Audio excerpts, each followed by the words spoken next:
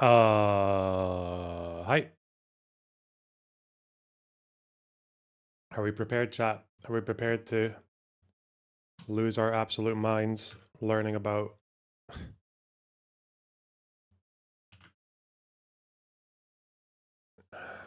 some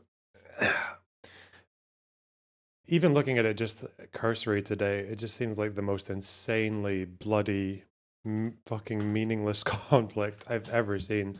The fact that it's all for like when you look into what it's actually for and like why it's happening, it's so depressing. God. But it's also interesting, I guess. If that's any fucking solace. 1 second.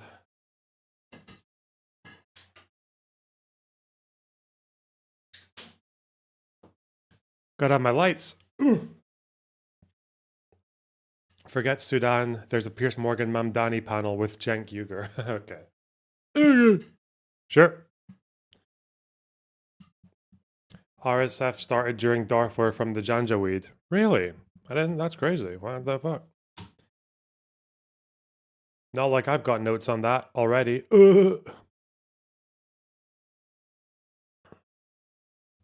And they're from what? They're mostly made up of like nomadic groups, aren't they? Mainly the Mohammed and Maharia clans in northern Darfur. The roaming peoples. Okay. What part of Gaza is Sudan? How can I help? Shut up. Shut up! Okay. First of all, I'm gonna wait a little minute before I start because I've got my software just about to finish the job, my archiving job. Look at this. This is the bulk of the work done now, actually, for this particular data. Where are we? Yeah, here. Look at it go. Look at it. Look at my script just archiving away. Wait, it's got one more, right? That's the only one. I've already done all the work in progress pages, but I just need to finish. Oh, there's it. That's it. It's done. Hey, because I made them all into work in progress pages yesterday. And now I believe that's all. This is every Islamic Jihad militant wing regular fire death since 1987 up until October 7th. Hell yeah. Listen, if you guys need obscene amounts of links archived, just come to me, okay? I got the tools. I got the tools. Look at the timestamps. It's still going. What's it doing? What's it grabbing? What are you? 1204. Oh, it's the last one. Okay, it's done. Hey, nice one. Done. Oh, it's just some of them were already archived, so it just passes it and then finishes. Yeah. Look at the timestamps on this. It's like less than 10 seconds each. It was grabbing them. It's pretty quick. Pretty quick. Because what it does is it puts it up to, it sends it to archive PH, and then archive PH will initially turn it into a work in progress, which is just this, but with a slash WIP slash the last five characters. And then after that, it just moves on to the next one. But the work in progress page will send you to the original page once it's done. So, hell yeah.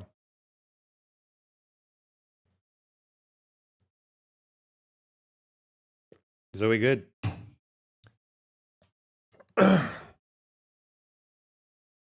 What a beautiful website. Shit. Learn what GitHub is and host your AI slop code for these humanities sociology students in here. I mean, I don't use GitHub or any of that shit, but I know that other people in my community do. So if there's actually, I mean, I just asked ChatGPT to help me with this, and it took fucking ages, to be clear. I had to really carefully walk ChatGPT through the entire process of what, because you can't just ask it to archive some stuff because it'll do it like a fucking idiot. It'll do it. They use some really retarded code that just opens the page and then tries to grab the final link and asks it if it's done within like less than 1 second, which is stupid.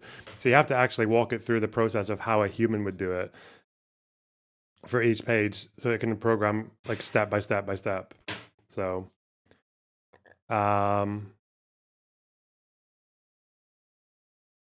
if anyone actually thinks it's useful though, because this is you could probably get it a bit quicker, but I was just being careful. But if anyone actually thinks this is useful, you can let me know and I can help you out. Easy enough.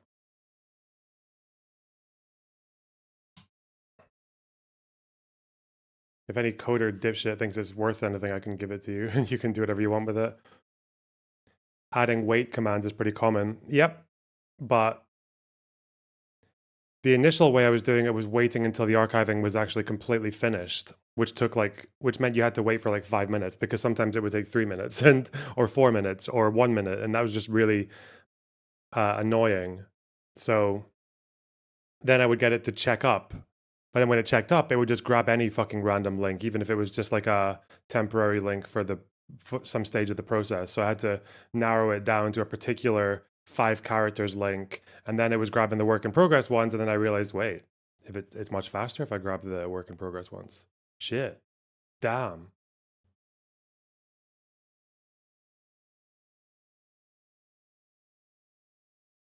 So we got it.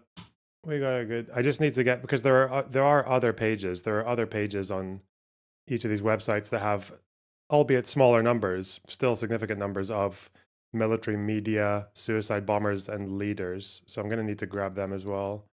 They have separate pages for suicide bombers. They get their own little category. Then after that, what you can do is probably just grab date ranges and attribute them to particular conflicts, like the Second Intifada or the Battle of Jenin or Pillar of Defense or Cast Lead. And then you'd maybe also have to go a little bit after the ceasefire of each of those because some people die of their wounds like a month later. But it would be pretty reliable to do that. Shit. We all good. And there's my Al Qassam one. All good too. Look at it go. Ooh.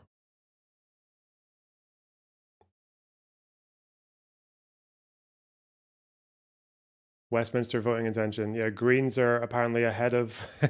This is one poll, but I think YouGov is giving similar numbers, if not the same.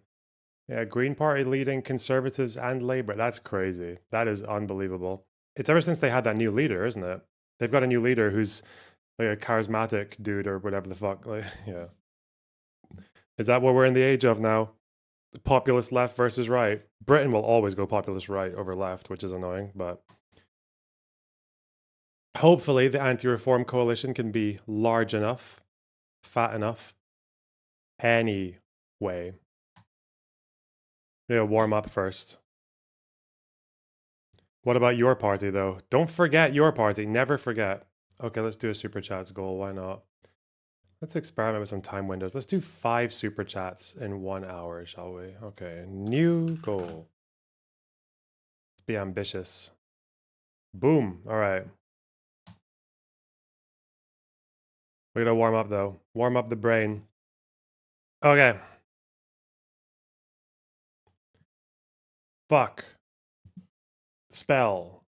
Presto. Wait, hang on. The chat. Go away. Audible. Suggest. Love. Mean. Abracadabra. Have. Pandora. Signify. Thank you.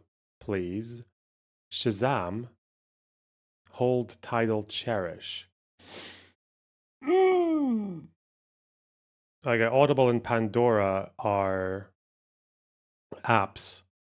Shazam is an app. Oh, is Tidal or Signify? These are music apps. Is Pandora not one, but Signify and Tidal might be? Okay, we got apps. Let's just leave that for now. Narrow it down. Well, you can love, cherish. Well, yeah, you can hold, you can have.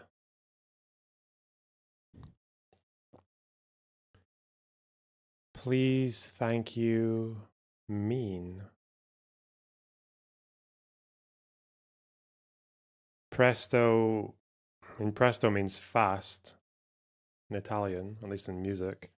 I don't know what else it means. Is presto also a fucking app? Oh no. Where does abracadabra go with? Because I don't think it goes with Shazam. Shazam goes with Audible and whatever the fuck else. Or does it? Well, you could suggest and you could signify. You could spell, I suppose, and you can mean. Like I mean this to clarify, right? Hey, indicate. Okay. Well, that means that signify is not. Does that mean it's Shazam, Audible? Where would abracadabra go then? Pandora and Tidal? Still not sure about that actually. Still not sure. Love, cherish, hold. I don't think a fourth one goes with any of those. Well, have. But would you really say you hold, you cherish, you have, and you love? It's like possessive, I guess, but I don't.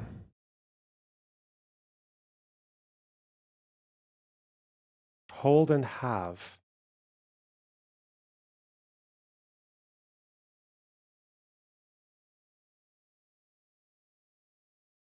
Not sure. I don't feel right. Doesn't feel right at all. Tash Gordon. Completely unrelated, I heard Tidal is a good alternative to Spotify. Right? Shut up. Thanks for the 10 euros. Yeah, I know the Spotify one. I'm just not sure about. It could. Well, presto is a musical term. Pandora. Pandora's box. I don't know anything else about Pandora. Pan. I wonder if it is presto because that one seems like it doesn't go with anything else. And it is a musical term. Fuck! Is it Pandora? Okay. Well.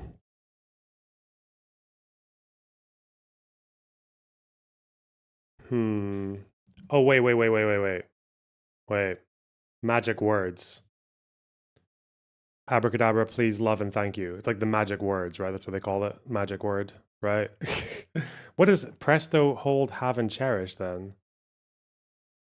Oh, shit. It is magic words, but I don't think love is necessarily a. Oh, is presto a magic word? Is that what they say? Presto? Huh. Why? What's hold, have, love, and. Oh, yeah, that is possessive. Okay, yeah. Vow verbs. Ooh, okay, well done. Well done. Good stuff, guys. Good stuff. Easy. No problem. Getting better at those.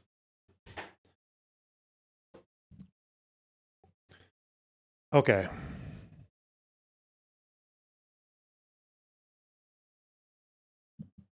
Bro, why the haircut? What do you want me to, do you want to just grow it forever? What the fuck? What?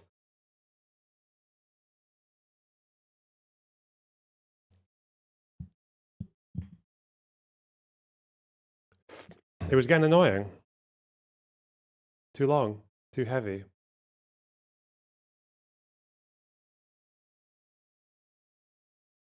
Let it grow, my dude. Well, I'm letting it grow right now. Anyway. Whew. Face gotten a little circular oblong. Well, that's usually what happens when you cut your hair when it's really long. It changes the dimensions of everything. This is why you'll never reach 5K concurrent. Wait, what? Why? Because I'm doing a research stream with short hair and New York Times connections.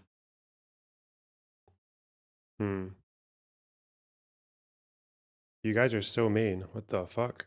Not great dimensions. Oh my god, what the fuck? Are you like this with everyone? Jesus. That's so mean. We're supposed to build each other up here. What the fuck? Dude.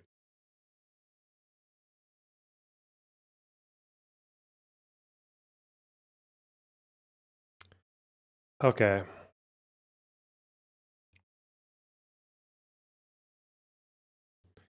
Man, I'm fucking tired. Do I just want to play video games?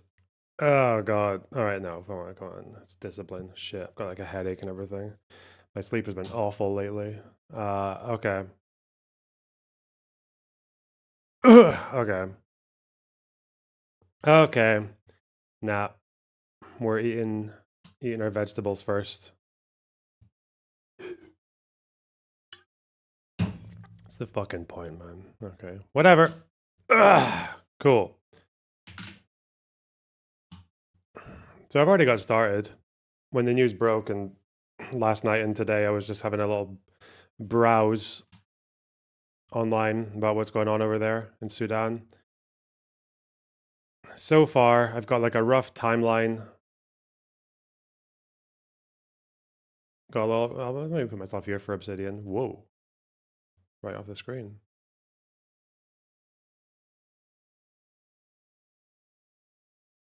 Yeah, we've got ourselves like a rough timeline ever since dating back to Ottoman rule, I guess. More like slash Egyptian rule.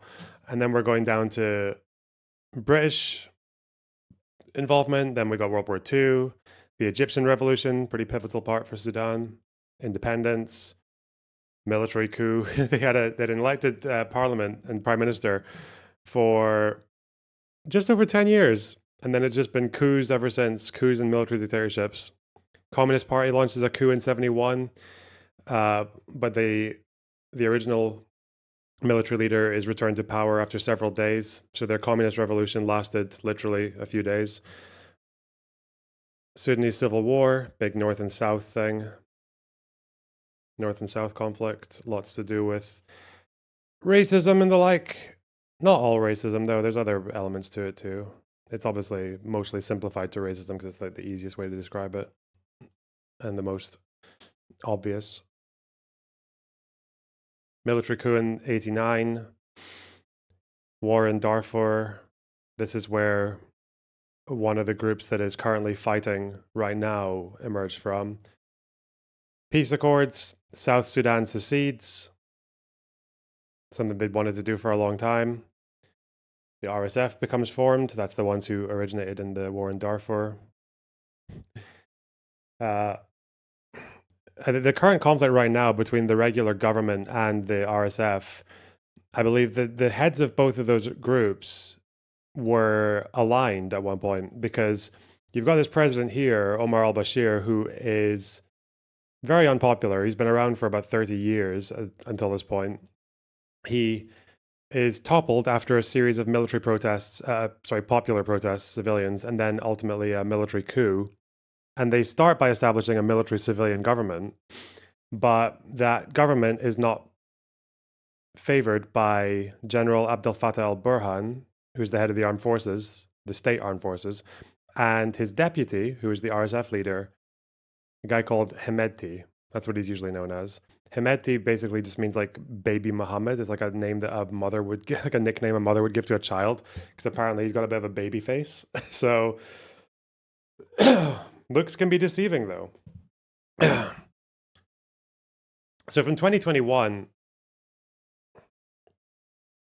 after this, you got this overthrow of the military civilian government, and then you've got the head of the armed forces and de facto president, along with the RSF, which is kind of like semi-independent from the government, but they're still supported by the government, and they were created in large part by the government, are at odds over control over money and everything else. And I think for this 2-year period, the regular government and military was trying to absorb the RSF into the army. They were trying to make the RSF part of the regular Sudanese army. The problem was that the RSF had become so strong and so independently powerful at this point that they were big enough to basically fight off the government. So there's a shooting outbreak in 2023. Both sides trade blame for who started it. I think it definitely started after the RSF members were redeploying around the country. The government saw that as a threat. But who fired the first shot? I don't think we actually know. But the RSF, which was like a de facto infantry of the state at this point, just seized most of the capital.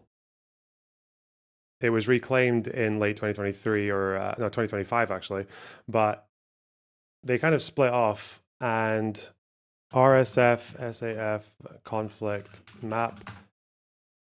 But it looks essentially like, I don't even know it. Let's go with Sky News. It looks essentially like this. You've got the regular government in charge of Khartoum along the border with Egypt and in control of the Nile over here. That's what this is. This is the Nile. Here you've got the RSF. They've just taken over Al Fashir in the south, which is where Darfur is. Well, that's the Darfur region.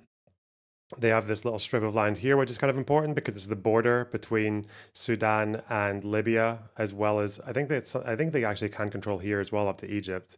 Chad, obviously, they've got a border with South Sudan.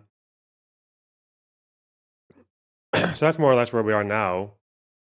The amount of abuses these guys are guilty of is kind of fucking insane. But war crimes, etc. So just this year, actually, the Sudanese armed forces got full control over Khartoum, which is the capital, but then it was followed up very shortly by the RSF taking control of this strip where the border is between Egypt and Libya. And then also they just recently captured Al Fashir, which is like the big city in the capital city in the North Darfur area. So basically like a power struggle between two people who were once more or less on the same side.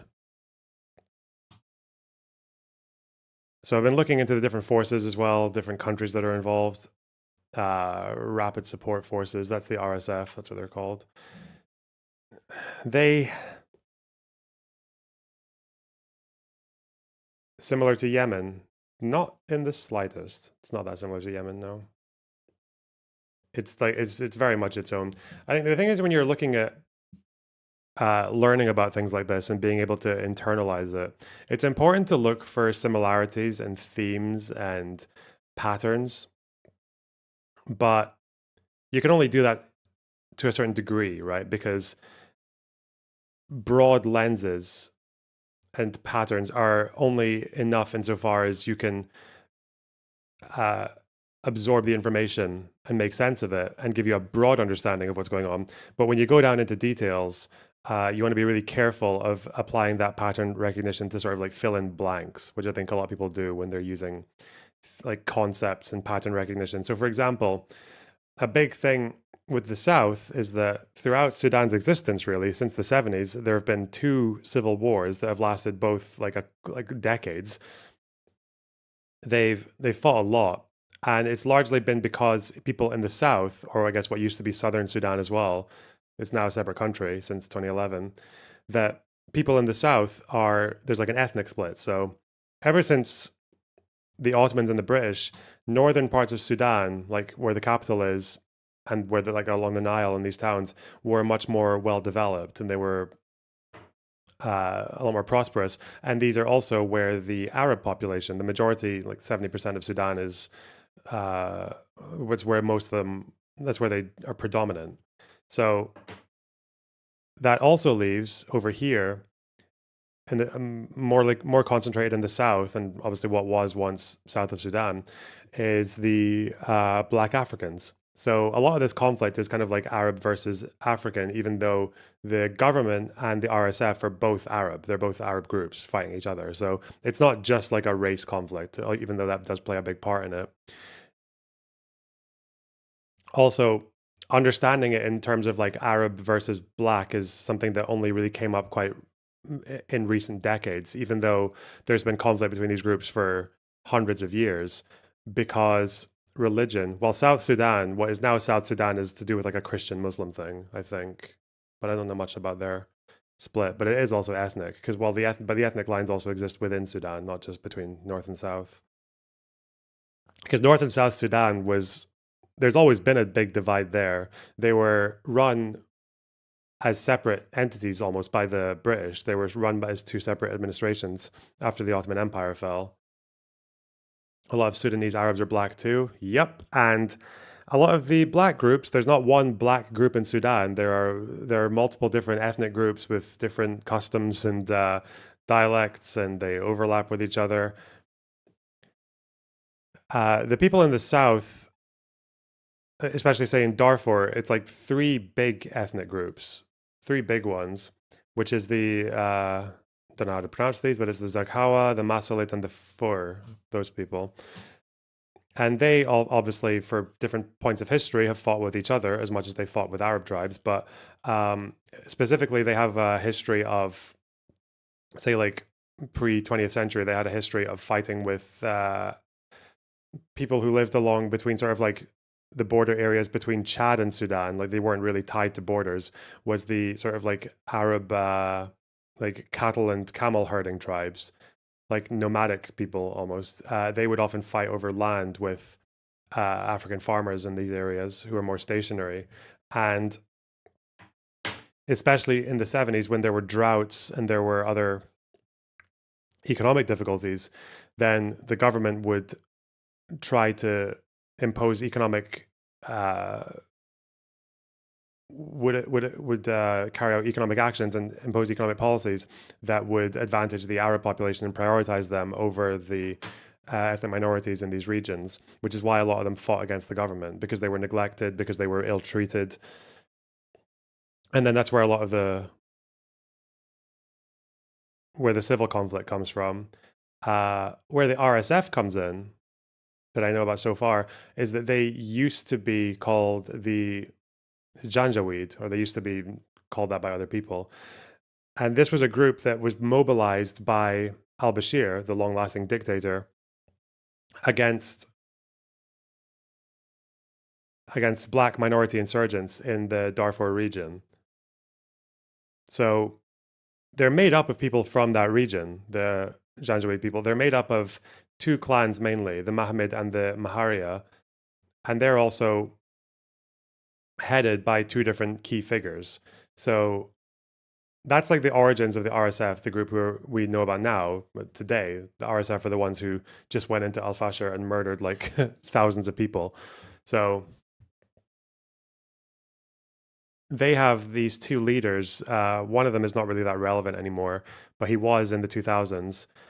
Musa Hilal, who was the chief of the Muhammad clan, he was part of the original forming of the Janjaweed militias, and he was accused of gross human rights violations and ethnic cleansing and genocide against the black minority groups in this region. He is now in jail. We'll find out why in a minute. And there's the other guy who's a lot more relevant now, Mohammed Dagalo, who is generally known as Hemedti, or is it Hamudti? I don't know. But it basically just means like little Muhammad, like because he's a baby face, apparently. He's got a baby face. So it's also like, I feel like gangsters say that shit about each other. But anyway, this guy is very, very, very interesting. He is a school dropout who became a small-time trader. He was one of the leaders from the Maharia clan, the two clans, the Hamid and the Maharia clan. He mutinied in 2007 because he thought that his soldiers were being ill paid or not paid at all by the government.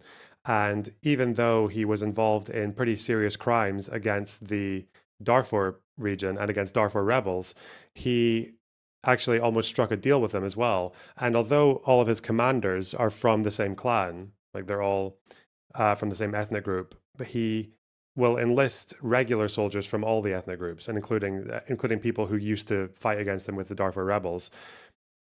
But he eventually was schmoozed by the government and got decent pay, and also got like rankings, like high rankings for his officers, which actually caused a bit of friction between them and the regular military, because people were getting roles that people in the military had been training for their whole lives and getting educated for, but they didn't. But they were kind of sidelined and surpassed by these valuable like mercenaries, basically in the South. They were incorporated at one point into the what was it? Into border intelligence after the fighting in Darfur.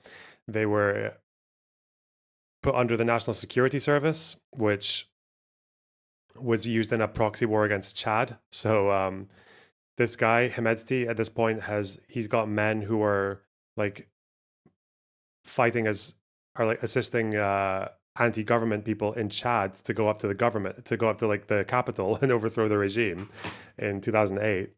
Uh, he was so favored and in such a good position that the president actually called him his protector. So they were used to crush rebel movements. Sometimes they were less successful than others, but they would crush rebel movements in the south, specifically in Darfur. And the big problem now was that in 2012, 2012, so you've got these two clans who are being mobilized by the government to deal with rebel groups. Like that's what they are. They're clans who are basically turned into mercenaries to deal with rebel groups, and they have done so in very, very brutal ways. These are the guys who are accused of committing genocide and ethnic cleansing and everything else since 2003. Now, they discovered gold, or gold was discovered in a region called Jebel Amir, which is in this western area, southwest, and North Darfur. And uh, this was in 2012. Now, in 2012, this is 1 year after South Sudan unanimously votes for independence to break away. And the problem is that most of Sudan's oil was in the south. Like 3/4 of it was in the south. So Sudan has just lost 3/4 of its oil supply to this breakaway in the south. So so when gold gets discovered in this ethnic minority region, and there's a gold rush, they're very eager to get their hands on it.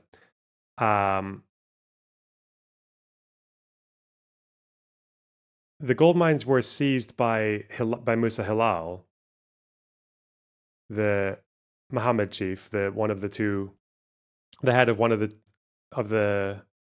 two clans that fought rebels in the south. He takes over these gold mines, and he sells the gold to the government, which then sells it on to Dubai.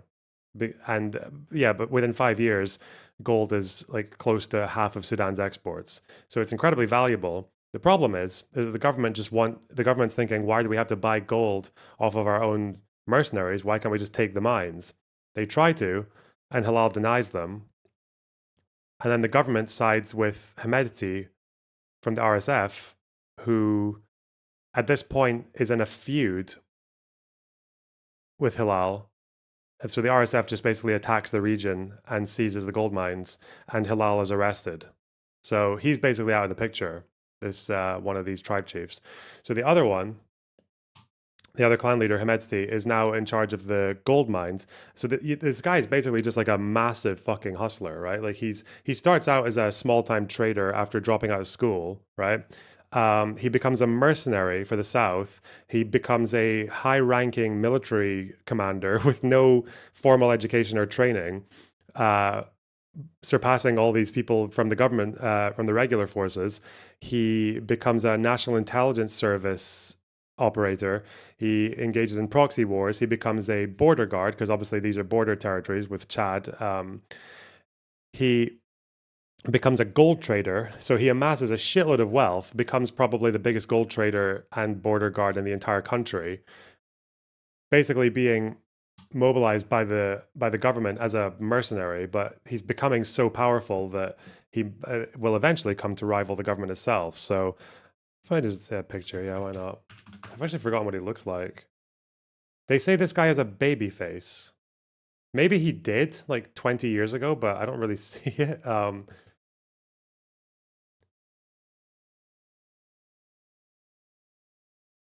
But yeah, this is your guy.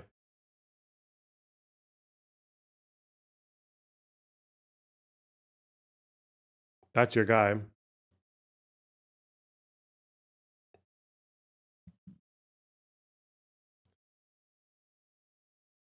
I'll maybe get two pictures up actually. You can see it a little bit. Why not? What else has this guy done? Is what him besides all the genocide air? Obviously, that's on his jack of all trades list. He recently, I think, he works with a Canadian PR firm to manage his image, which is quite incredible. His relatives have a company called Al Junaid, which deals with investment. It deals with mining, obviously. It deals with transport, car rentals, iron, steel. Uh, by sort of like the late 2010s, he's basically in control of like the largest budget in the country. He now has about 70,000 men under his command, and the command structure is still basically all Darfur Arabs, mostly people or predominantly people from his own clan. He has been involved in Yemen. He had a battalion, I think, dispatched to the borders. Well, both sides did actually. The regular army was dispatched to Yemen with one battalion, but he was also, or him and his guys were also dispatched to Yemen to cover the border with Saudi and also to fight in the coastline. So, and in 2019, he sent a brigade to Libya because he supports General Haftar, who is the Russian backed, Egyptian backed, he's backed by a few people, guy against the recognized Libyan government. So that's your one big figure. Now, to show you how intertwined a lot of this is, the other guy, the regular army guy,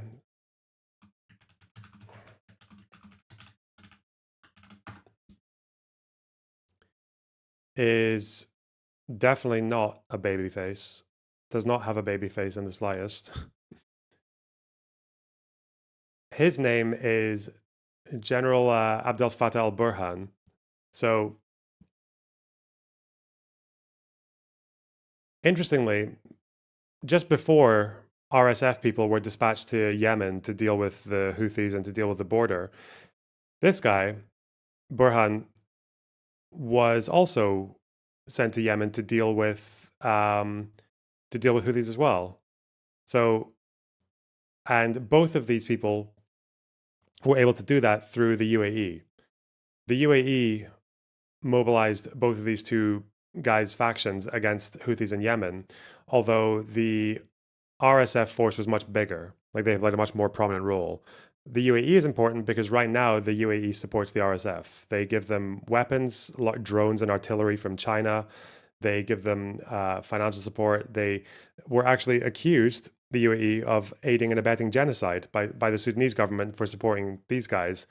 And the reason the case got dismissed in the ICJ was because when the UAE joined the Genocide Convention, they gave one reservation about Article 9, I think it is, where they didn't want to come under the ICJ's jurisdiction. So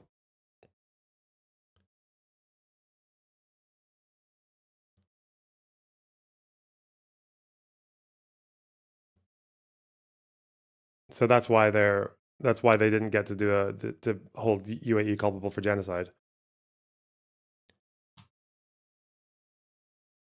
Now, the interesting thing about these two is that they were once on the same side, not even that long ago, or kind of. Like, obviously, the RSF was once a kind of like loose arm of the Sudanese government, or actually, they were fairly tight with the government at one point. And when the dictator of 30 years was overthrown and a military civilian government was established in 2021, I think. Wait, was it 2021 or was that when there was the coup? No, 2019. In 2019, they overthrew al-Bashir, and then they had a military civilian government for 2 years. But that military civilian government was overthrown primarily by these two because neither of them liked having a civilian government involved with what they were doing. So after 2021, that's when there starts to become a rift between these two because the RSF at this point has basically just become way too powerful for the regular army and the government to be comfortable with. The RSF has been weaponized for a bunch of different causes. They've been given special treatment by the government in a lot of cases. They've also been internationally supported. So at this point, they're like an infantry. They're like the de facto infantry of the country. Like they're the ones that could succeed on the ground and like taking control over a city. So they did. They took control over quite a bit of Khartoum in 2023, and it happened after a gunfight. We don't know who started it, but we do know that the RSF were redeploying across the country at around the same time, and this threatened the government. And then whatever happened in between that sparked the conflict that we have now. So, and all the while, you've got these black African, like the non-Arab minorities in the South who bear the brunt of all of this fucking nonsense between these two wankers and all these other countries involved with their mixed incentives and their geopolitical maneuvering, resulting in the worst humanitarian crisis of the present day. In this war alone, I think in the last 2 years, since the fighting started in 2023, I believe 150,000 people have died in this conflict, not to mention millions of people being displaced. There have been famines declared in, I think, several parts of the area now, the Zamzam camp in particular, where like with everything, right? With the 2+ deaths per 10,000 per day, all of that shit, right?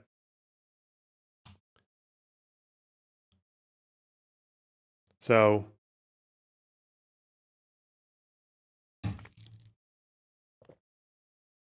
and that camp where the famine was declared, Zamzam, has just recently been destroyed by the RSF. Allegations of genocide come in as well, specifically against the RSF.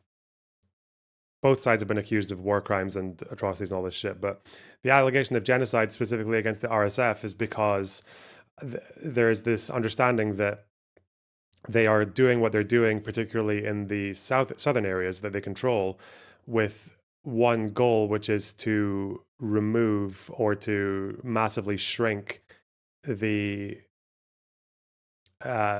non-Arab ethnic population in the region.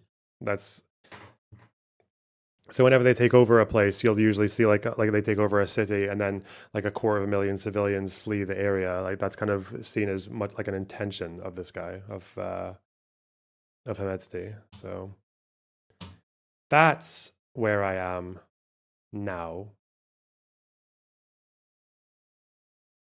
Doesn't Chad support the RSF? I don't know where everyone is on that, but I don't know about Chad. I know that RSF and Haftar support each other. Egypt supports the government. The UAE supports. Is that right? Does the Egypt support the government and the UAE supports the RSF? Does Iran support the government? I don't know actually where Iran is. I think Russia supports the RSF. China indirectly supports the RSF because they sell weapons to the UAE. UAE gets the weapons to the RSF. So I like your hair, you look more like my half-Arab son who is very handsome of course. whoa, Smiley face emoji. Joan, thanks for the 99.99. Thanks for the massive dono. I really appreciate it. God damn. A little research stream worthwhile, eh? Iran supports the government. So Iran supports the government, but China indirectly supports RSF. Does Russia support the RSF?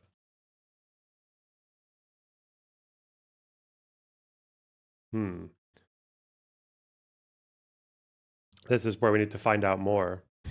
It's very, it's, Matt, it's so much of it as well. It's just like, it's just to do with other countries fucking proxy engaging. It's just Wagner. That's okay. That makes more sense. Yeah.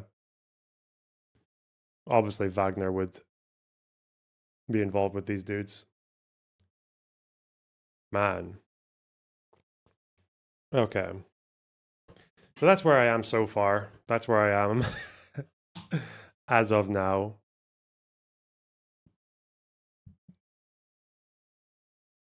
I guess what we can do is look at the events of the last couple of days and see what happened there.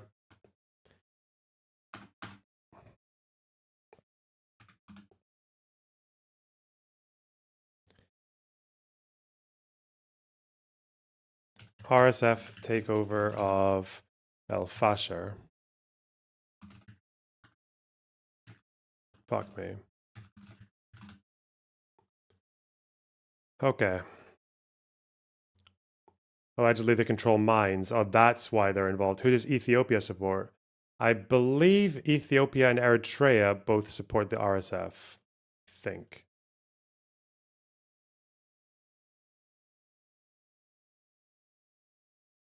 America has sanctions on both sides, although they do talk a bit more about the RSF. Blinken goes quite hard on the RSF, or he did when he was the guy.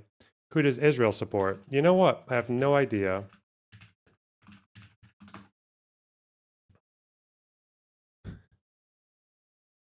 I know Israel has helped South Sudan with economic development.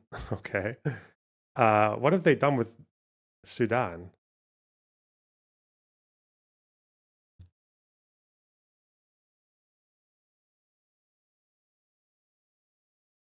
This is a wonderful article. Okay, the less Israel has to do with this conflict, the better. How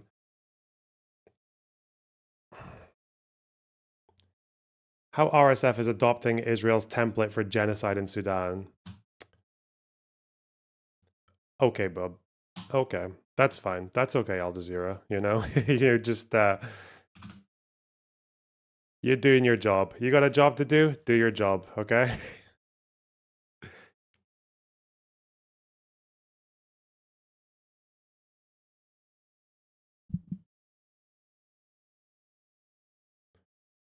Right. October 2025. They have zero confirmed involvement. I would think they've sold weapons to both sides. Okay. Interesting. Does Qatar support the government? I don't know. We'll get into that. We'll get into which countries are where for whatever reasons later.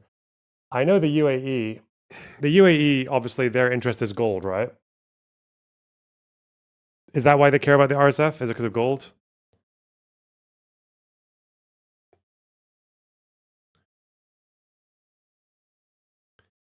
All right. This is so fucking brutal, man. Visible from space. Sudan's bloodied sands expose a massacre of thousands. Satellite pictures taken after the fall of El Fasher show evidence of mass killings. The hot sand around the Sudanese city of El Fasher is stained red with the blood of more than 2,000 massacred civilians. The pools of blood are so thick, the piles of bodies so exposed, that the ethnic purge allegedly committed by Sudanese paramilitary rebels is visible from space. Militia groups defending the city alongside the army alleged the Rapid Support Forces, or RSF, rebel group committed heinous crimes against innocent civilians and said most of the dead were women, children, and the elderly. A video purported to show a child soldier murdering a grown man in cold blood. Another supposedly showed RSF fighters executing civilians moments after pretending to release them. What do you mean from space? As in, there's so much blood in the fucking sand that they can see it from space. I think is what they're saying there.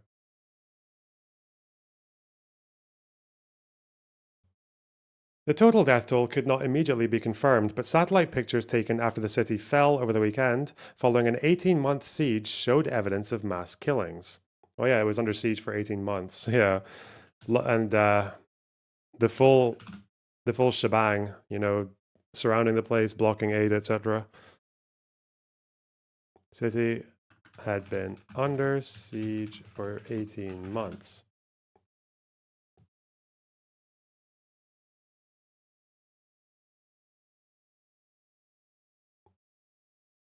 Is this going to be your distressing footage, etc. video?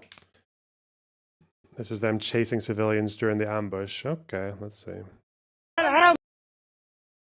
Distressing images.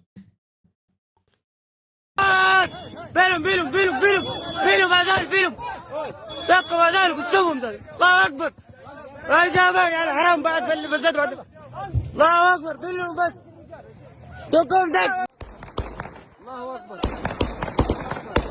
الله اكبر الله اكبر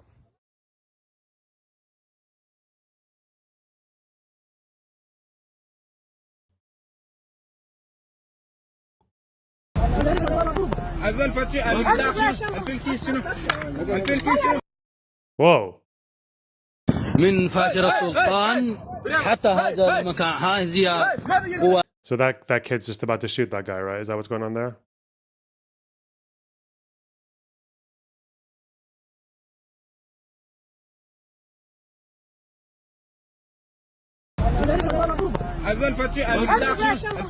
Yeah, that guy is his fucking voice isn't even broken. Jesus. Oh yeah, he's clocking his. Yeah, okay. من فاشر السلطان حتى هذا المكان هذه قوات الدعم السريع الله أكبر الله أكبر عمروا عيونكم ونظركم يا سادة. Let's not get a strike. This is a fucking news channel, dude. This isn't like Twitter. This is a fucking news site. I don't even have age verification in the UK here. Like, whatever.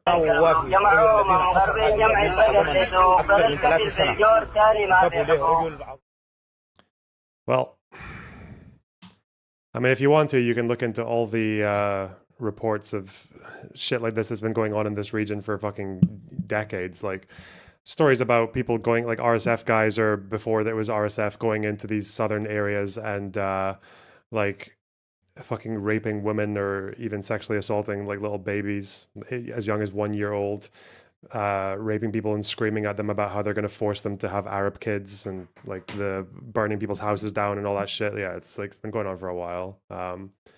There's not really any fucking holding back in these areas.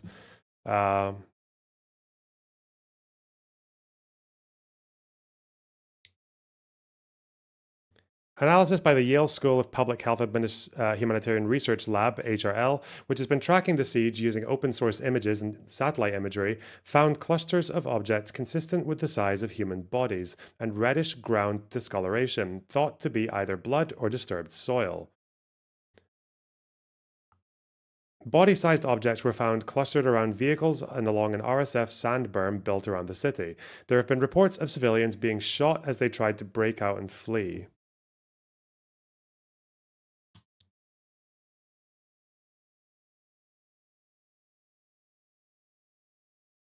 The lab said that it also found evidence of door-to-door clearance operations. It concluded El Fasher appears to be in a systematic and intentional process of ethnic cleansing of indigenous non-Arab communities through forced displacement and summary execution. More than 250,000 people had endured starvation and bombardment in the city after taking refuge in what was the last army stronghold in the vast Darfur region. Sudan's 2.5-year civil war has rekindled ethnic bloodshed in the region, with RSF fighters accused of massacring black African groups to take their land. The RSF is largely drawn from Arab militias and formed from the notorious Janjaweed, responsible for genocide and mass atrocities in Darfur 20 years ago. The RSF and other enclaves, including El Guinea in 2023, led to ethnic massacres of thousands of people. Refugees and aid workers have been warning for 18 months that similar atrocities were likely if El Fasher fell.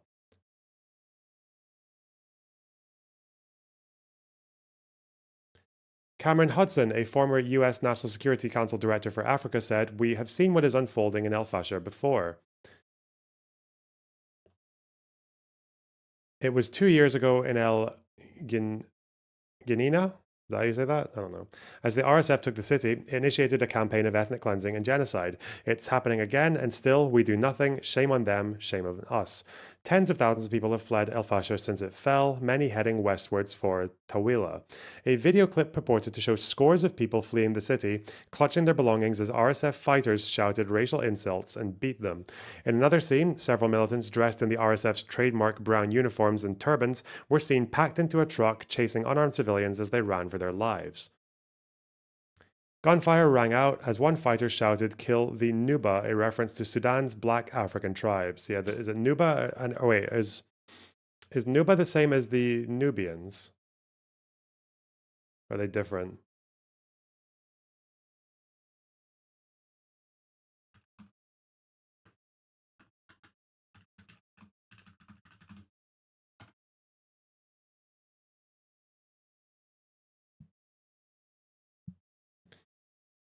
The commanders in charge of El Fasher's defense left 2 days before the city was overrun.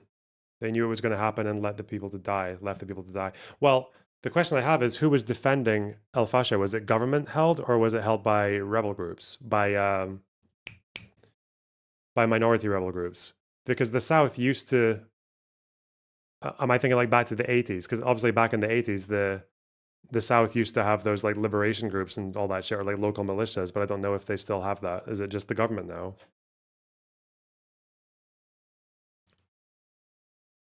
It was government held. Well, I guess Sudanese forces are here, so. Huh.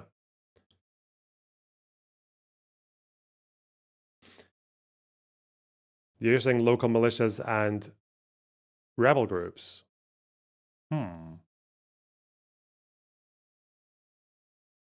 Mixed answers, I see. This is them celebrating the takeover.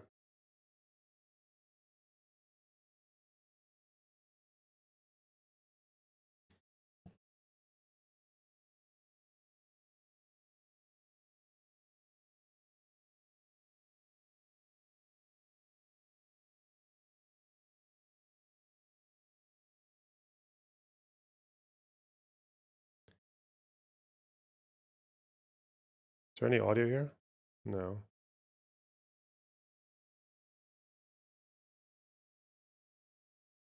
Are you for intervention in such cases, Loner? I have no idea who you would intervene. I guess you'd intervene on behalf of the government, but I have no idea if that. The thing is, I don't think RSF really have any. It's not like they represent some kind of like fucking oppressed minority or whatever. It's not like we say with Hezbollah where they're representing the Shiites who are otherwise neglected by the government. The RSF are led by people who come from nomadic groups that, you know, for a long time just kind of lived between the borders. Like they didn't even really recognize the borders between, like, say, Chad and Sudan. Like they were camel herders. So, and my understanding of them is that they were, for the most part, weaponized by the government to defeat the actual like oppressed minorities in the South, to put down revolts and things like that. So, but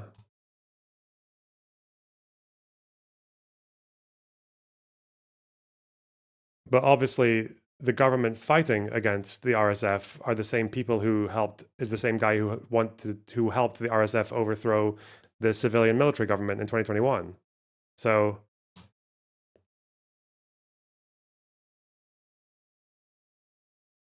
don't know.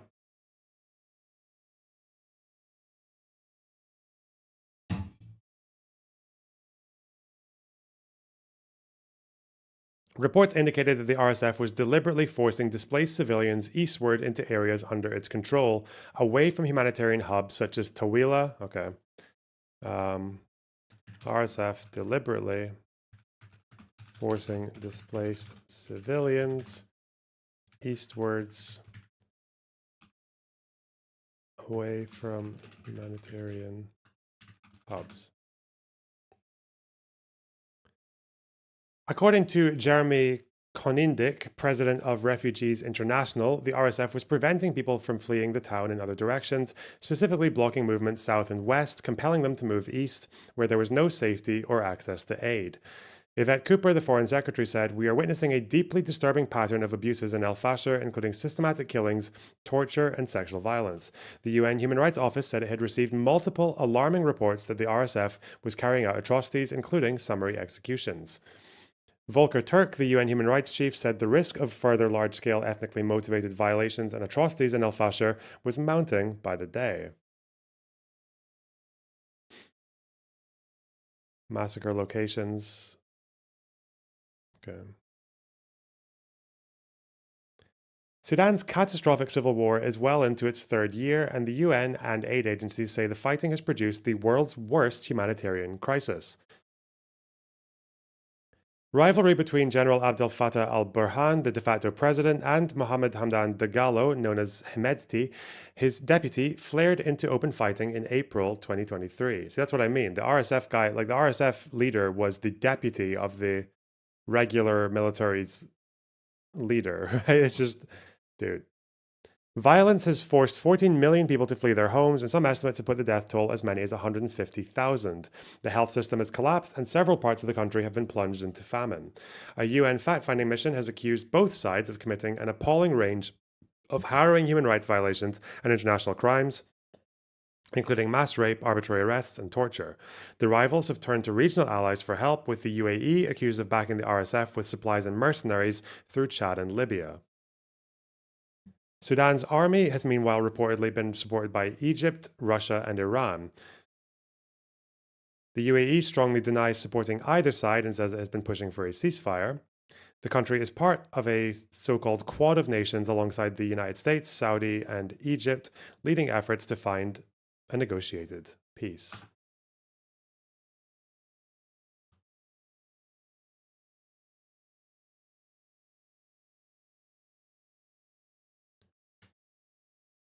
"2,000 civilians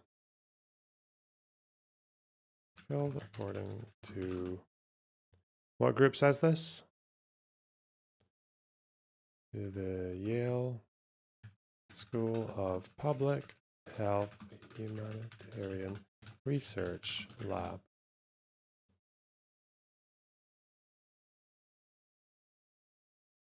It's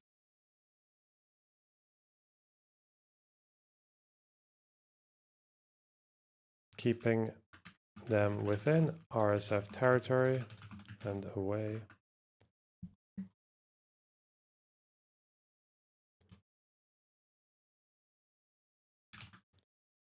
All right, let's see what else there is. I think Sky was claiming that 10,000 people had died. Let's see.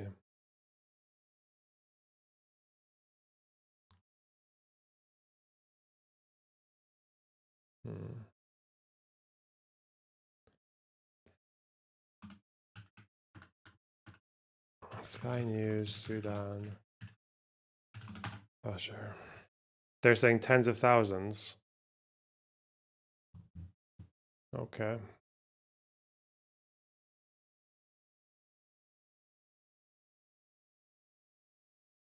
Not able to independently verify the claims. They're saying tens of thousands in 2 days. Analysts believe. Let's see. Warning.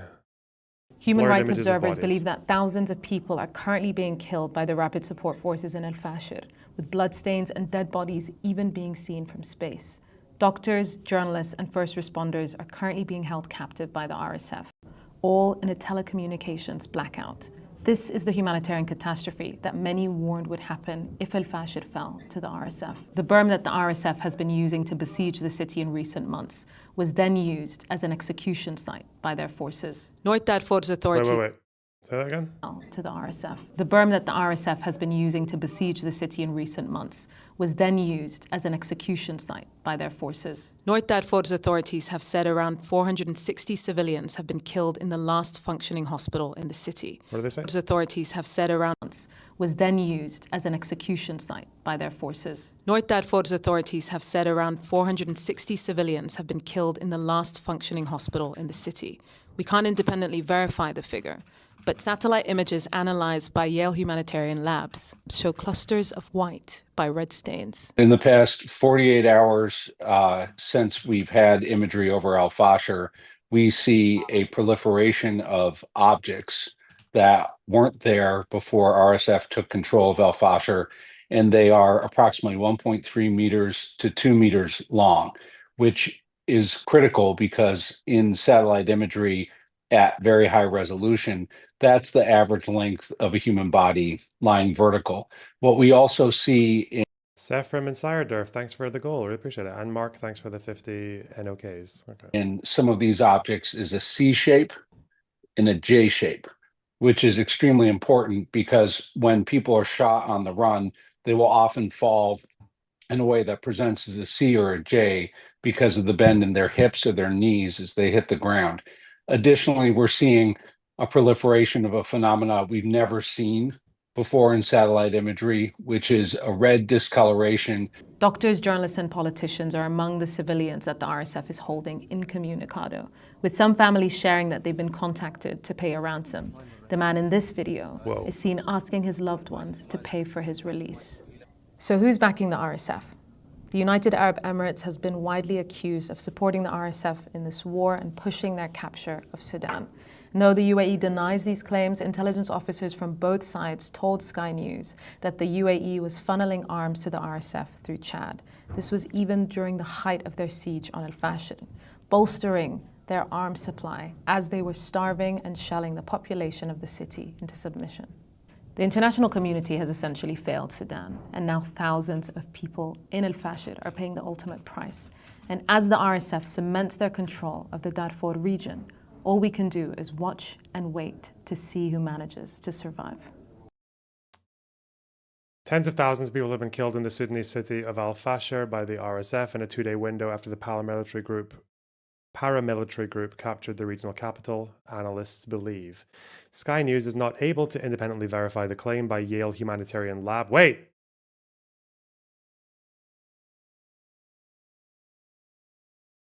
This is the same people.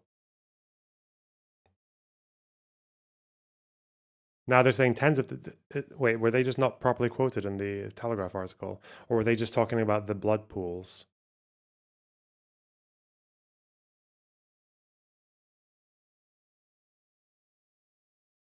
Or is it one day after? Is this 29th?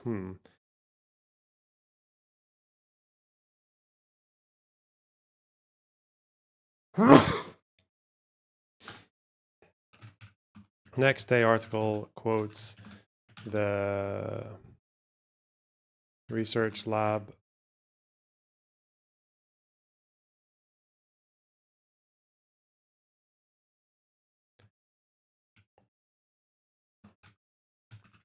Church group claiming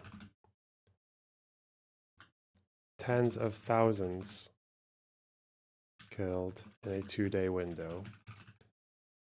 Tens of thousands in 2 days.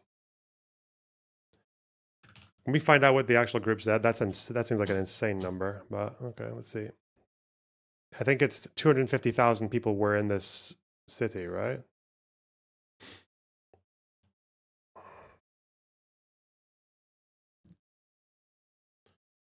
Nathaniel Raymond, executive director of Yale Humanitarian Lab, said, "In the past 48 hours, we've had satellite imagery over al-Fasher.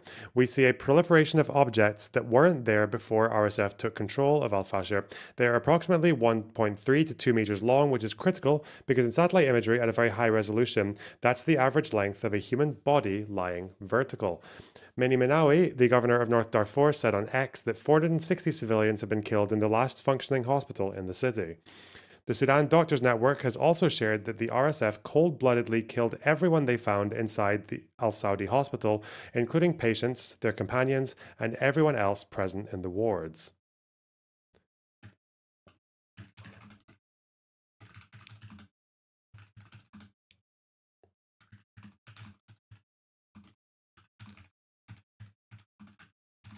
Everyone they found in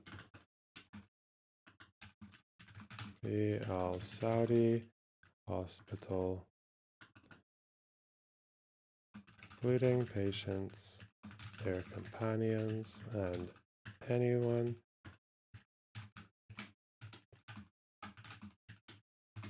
in the wards. Yeah.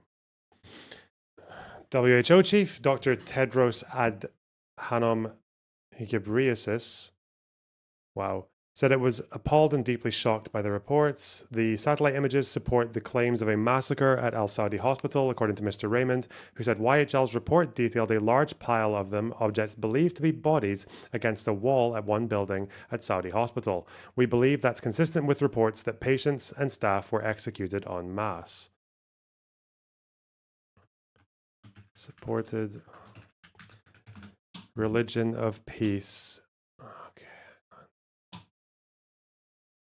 Get a new joke, you fucking piece of shit. Go back. 24 hours. 24 hours to learn a new joke. Okay. Supported YHL report of large pile of bodies against a wall. To be bodies against a wall at one building at Saudi Hospital. In a video message released on Wednesday, RSF commander Mohammed Hamdan Dagalo acknowledged violations in Al Fashir and claimed an investigation committee should start to hold any soldier or officer accountable. Like, remember, if you didn't hear me say, this guy,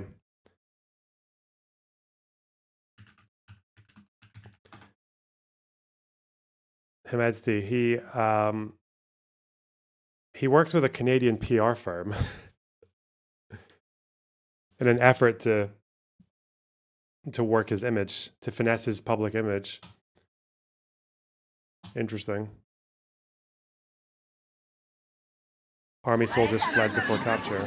Hundreds are pouring in from Al Fashir, the symbolic Sudanese city captured by the Rapid Support Forces, arriving at this safe zone, injured and terrified. So mainly our trauma cases, we see a lot of gunshots infected, unstable fracture, wounds infected as well. So those are the injuries and tortured. And the other hand, we see a lot of malnutrition. For example, all of the kids are malnourished, and even most of the adults one as well. So malnutrition and trauma cases mainly. How many people have come into Tawila over the last 2 days of RSF capture?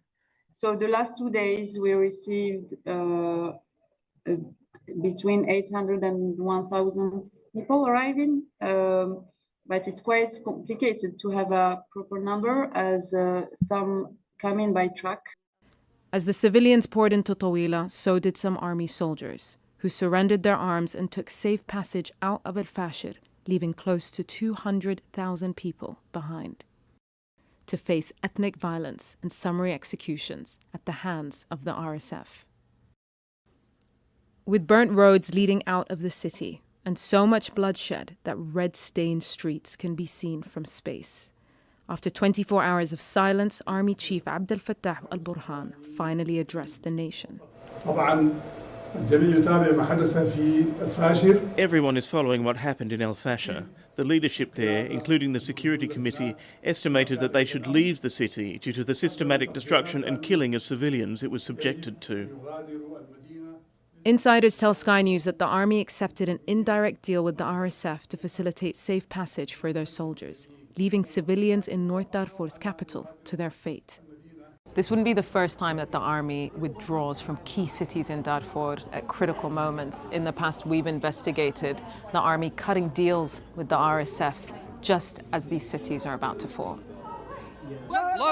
One of the first towns in North Darfur to fall to the RSF in this war faced similar brutal ethnic violence in the wake of military collapse, with the army abruptly withdrawing from Kutum's garrison. All of the army's intelligence withdrew before the attack. Soldiers were meant to be part of the defense. In North Darfur, we met a commander fighting for Al Fashir just weeks before it fell. Al Fashir is the ultimate symbol for us, he says. We tell our soldiers to fight until their last breath. Now, as the RSF celebrates their capture of the entire Darfur region, it's slowly emerging who stayed until their last breath and who left the city behind. Whoa. The commander is known for committing atrocities in Darfur in the early 2000s as a Janjaweed militia leader, and the RSF has been accused of carrying out genocide in Darfur 20 years on. Sources have told Sky News the RSF is holding doctors, journalists, and politicians captive, demanding ransoms from some families to release their loved ones.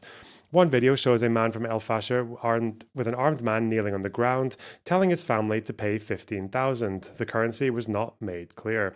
In some cases, ransoms have been paid, but then more messages come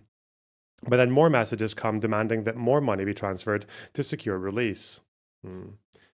Muammar Ibrahim, a journalist based in the city, is currently being held by the RSF, who initially shared videos of him crouched on the ground, surrounded by fighters, announcing his hometown had been captured under duress. He is being held incommunicado as his family scrambles to negotiate his release. Muammar courageously covered the siege of al-Fashir for months, enduring starvation and shelling.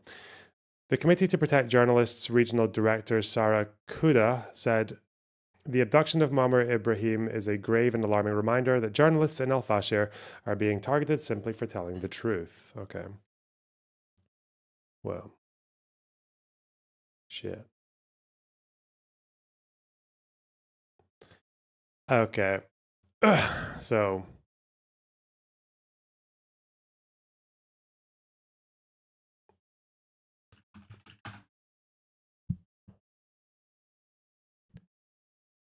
we're going to find out who backs who. The UN Security Council met and spoke about it for 2 hours yesterday. Oh, that's that fucking UN aid chief. Sky News item from an hour ago called "Is it Genocide?"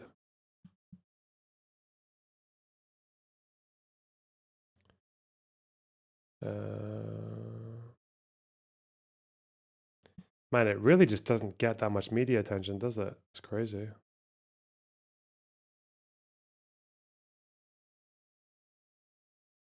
What we got here?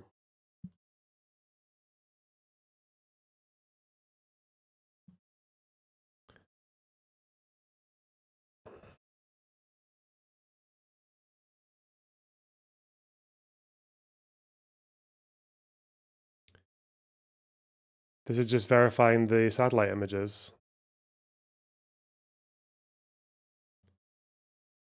Okay.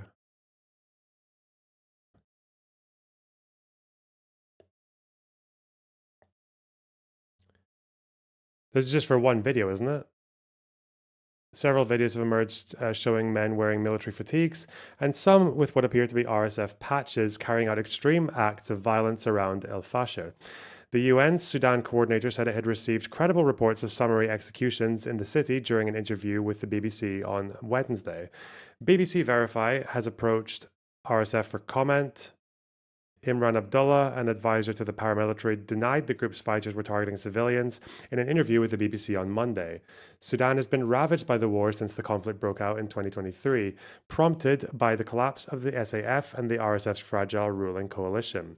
More than 150,000 people have died across the country, and about 12 million have fled their homes since then. Okay.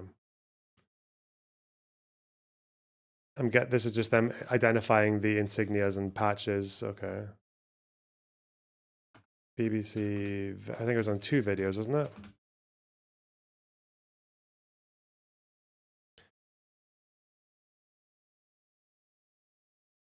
Most of the clips reviewed by BBC Verify are in dusty and sandy rural locations, making it hard to say where exactly they took place. However, we did geolocate one video showing the summary shooting of an unarmed man at a university building in Al Fasher. The clip showed an unarmed man sitting amid dozens of dead bodies in a hallway. As the video progressed, he was seen turning towards the camera, which followed an armed man who was descending the stairs. The fighter then raised his rifle and fired a single shot, knocking the unarmed man to the ground, where he lay motionless.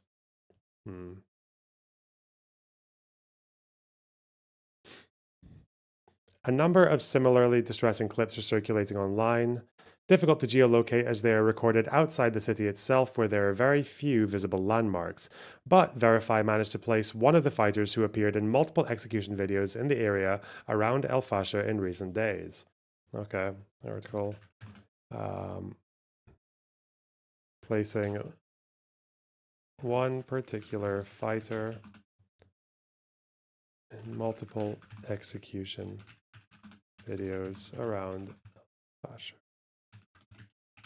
Okay.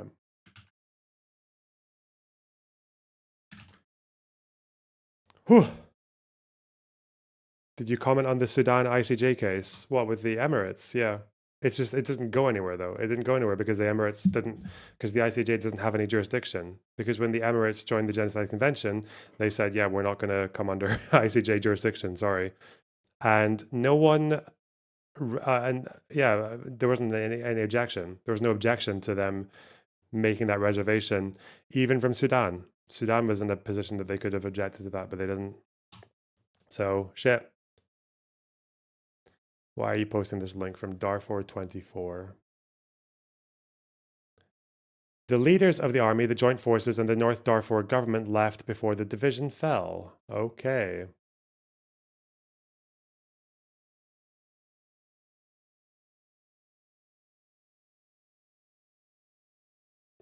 A Sudanese military source confirmed that the force withdrawing from El Fasher reached the town of Karnoy, located approximately 200 kilometers northwest of El Fasher, while the governor arrived in Tina.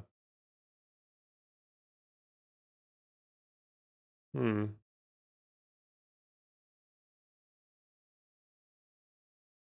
source added that the command and control commanders left in a separate group.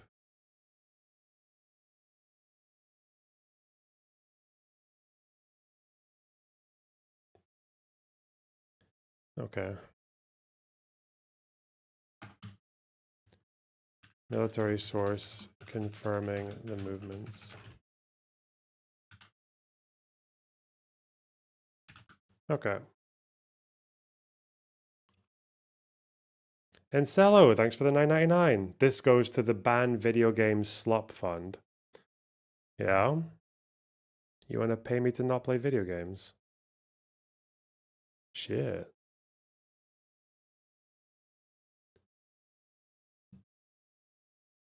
Guys, we don't need to compare this to Gaza. It's enough to know Israel is doing both of them. Shut up.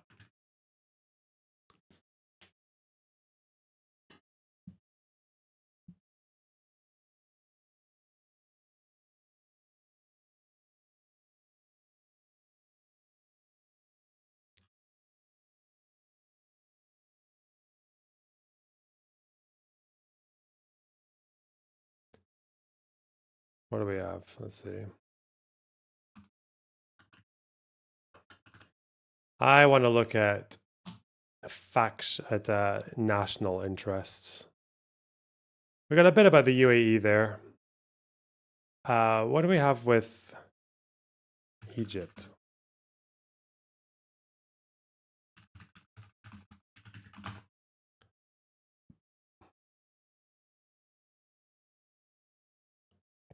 Ooh, Washington Institute. Wow, based.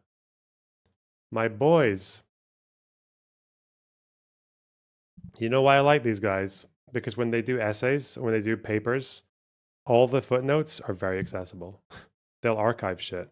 They'll archive stuff and hyperlink it. And the hyperlinks work. And that's honestly the least, that's honestly sets you apart these days from all the other wankers. Okay.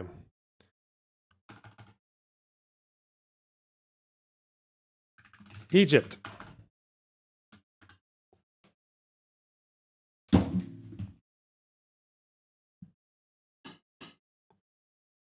They did the Ministry of Health thing. Yeah.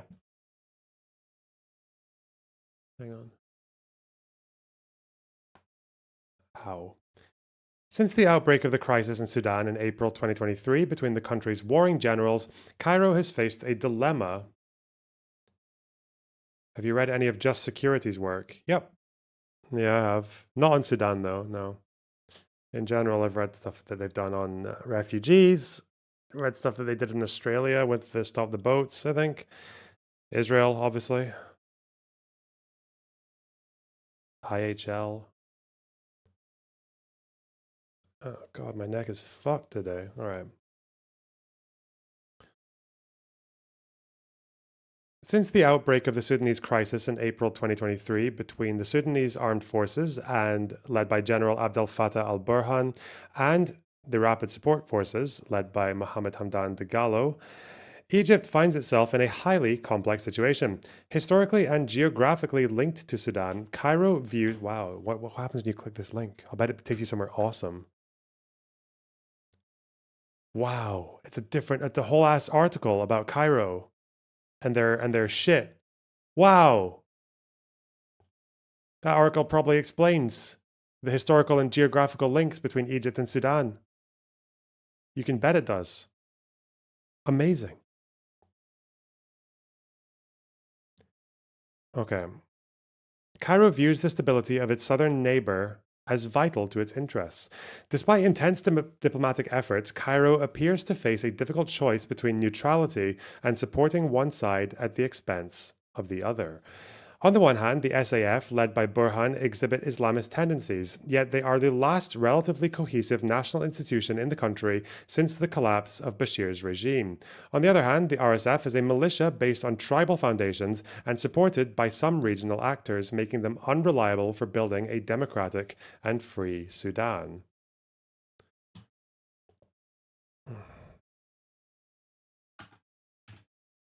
Exhibits some Islamist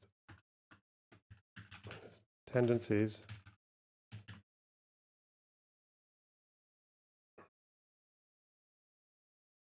But is also last somewhat cohesive national institution in the country.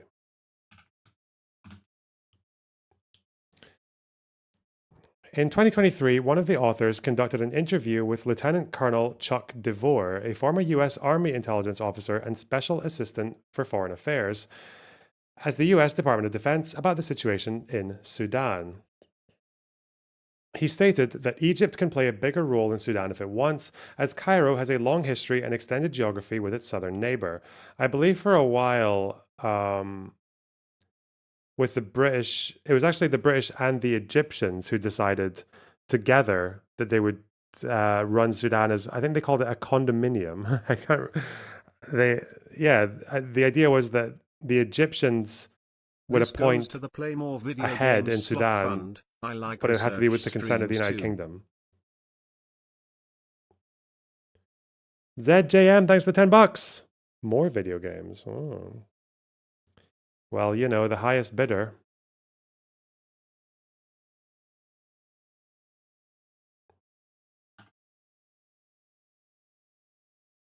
The highest bidder in all.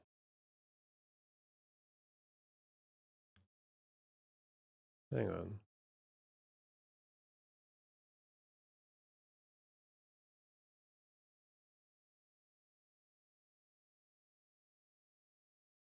You got 500 viewers for this gay ass research. That's cool. Ooh, okay, cute. All right. He called on the region not to wait for an American initiative to contain the Sudan crisis, saying, "Do not expect much from the Biden administration. The Sudan crisis is an opportunity for active regional players, especially Egypt, the UAE, and Saudi Arabia, to address the region's crises." However, recent indications suggest what appears to be a shift in Egypt's stance towards supporting the SAF, even if such moves have been tentative. Moreover, US rhetoric against the RSF has become significantly more targeted in recent months, culminating in former Secretary of State Blinken's recent announcement that the United States has determined the RSF has committed genocide. With some American encouragement from the current administration, Egypt's apparent shift could evolve into decisive intervention, which could help push towards a conclusion to a so far intractable conflict. Egypt has, in recent years, appeared to lean towards supporting the SAF, especially as the US, under Biden,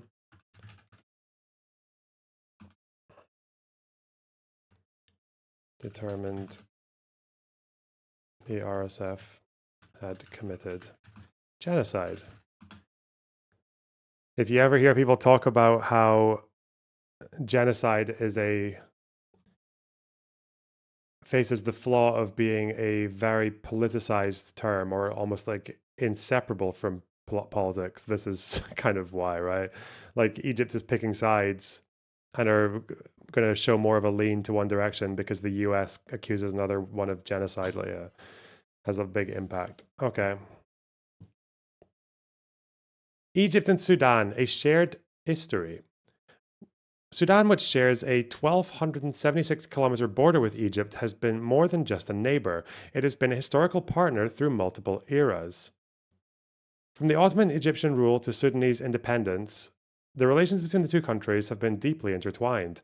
As such, any instability in Sudan directly affects Egypt's national security and vital resources, particularly Nile water. Oh.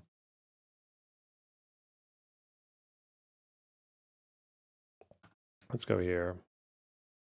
Shared history. Okay.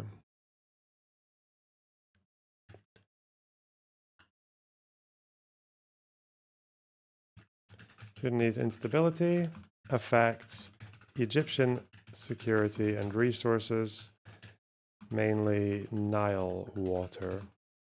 The Nile area is now currently controlled by the government, right? By the SAF. Prior to the outbreak of the war between the Sudanese army leader Abdel Fattah al-Burhan and his former deputy, the leader of the RSF, Mohammed Hamdan Dagalo, Egypt and Sudan conducted joint military exercises and coordinated their stances regarding Ethiopia's Grand Renaissance Dam on the Nile. Ooh. Isn't this one of the wars that Trump stopped? He claims to have stopped this war.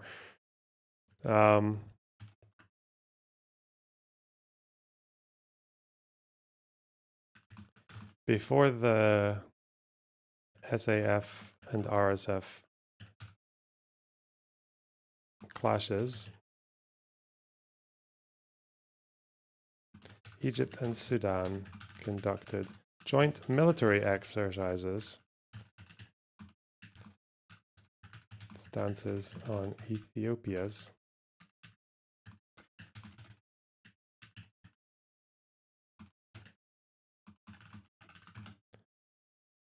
In March 2021, for example, the Egyptian army announced that Egyptian and Sudanese forces had conducted a series of military exercises as part of the joint maneuvers Nile Eagles II. This took place amid heightened tensions between Addis Ababa, Cairo, and Khartoum over the Grand Renaissance Dam issue. Now, Addis Ababa is capital of Ethiopia. Okay. J-Blaze. Thanks for the $4.99. So the Sudan condominium was a semi-autonomous region of an autonomous region. Yes, because Egypt was... Yes, Egypt was quite autonomous, yeah, from the Ottoman Empire. He claimed he stopped the war even though it wasn't close to happening, and he said that Egypt should have bombed the dam before it was finished. Wait, really? If you have a link to that, that would be funny.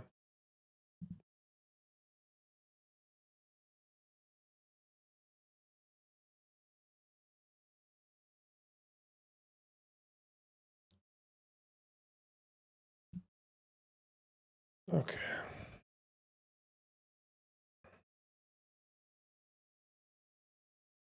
Since April 2023, Sudan has been experiencing a severe military crisis that began with escalating tensions between the SAF, led by al-Burhan, and the RSF, led by Hemedti. At the time of the conflict's onset, the Egyptian army had forces stationed at the northern Meroe base, highlighting Egypt's concerns for the stability of its southern neighbor.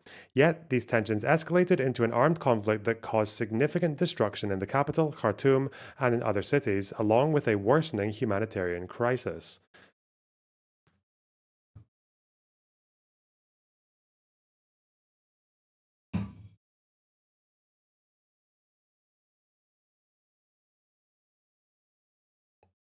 Is eating a young chicken different than eating a grown one? No. Unless the young chicken is an egg.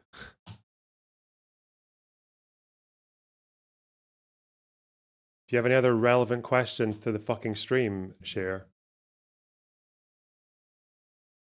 I want to just congratulate all of you. Words of pride after brokering an agreement between Sudan and Israel to normalize ties. But President Donald Trump's next remarks suggested a new conflict in the Mideast Africa region. It's a very dangerous situation because Egypt is not going to be able to live that way. And they'll end up blowing up the dam. And I said it, and I say it loud and clear. They'll blow up that dam, and they have to do something. Because they could have stopped it. They should have stopped it long before it was started. I said, how do you let it get built? And then you say they have a dam. Trump. Blow up the damn dam. I said, how do you let it get built? And then you say they have a dam. Trump preceded those words with actions. He ordered aid for Ethiopia to be stopped over its failure to respect a U.S. brokered agreement with Egypt and Sudan over the Grand Ethiopian Renaissance Dam. Ethiopia. Wait.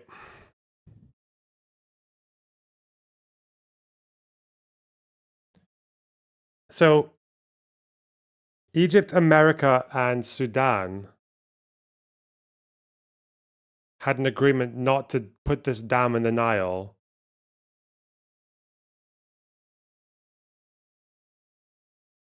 And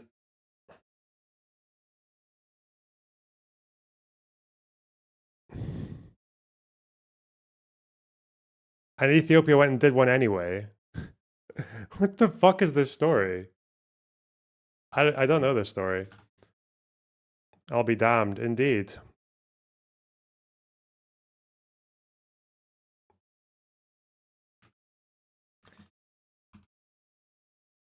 Trump famously said Egypt should have blown up the dam. The dam. He would later go on to claim this was one of the wars that he stopped.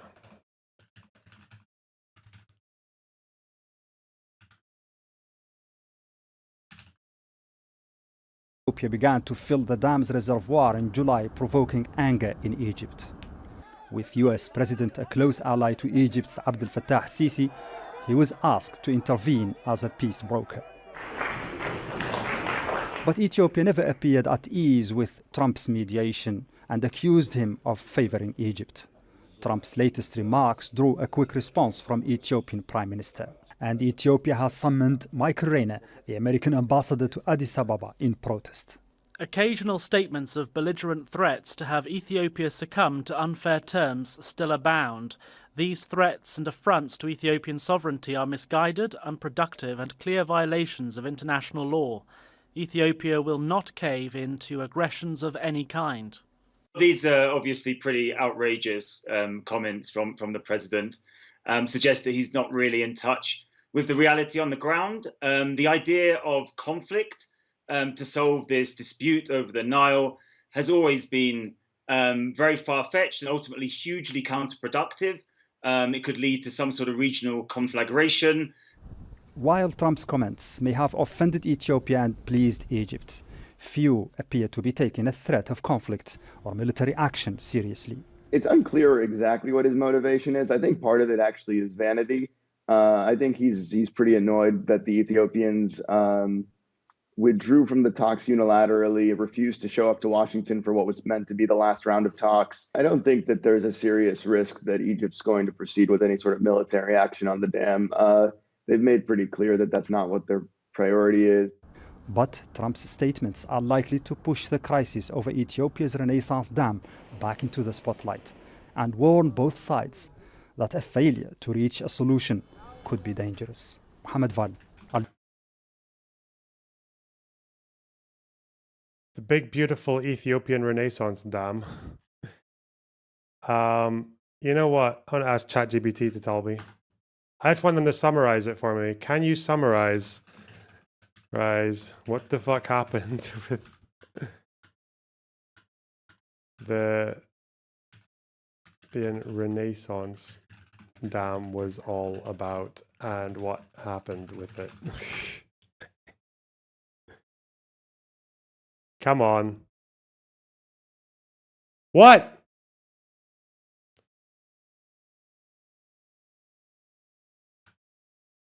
Like, let's not say what the fuck.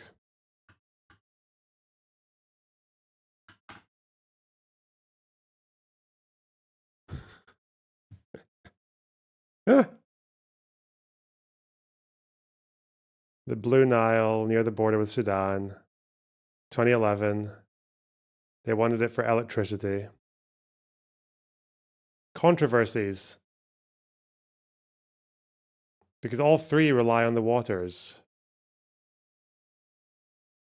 Egypt thought it would threaten their agriculture. Okay. I love it how I didn't understand my first question because I said, what the fuck? Banger.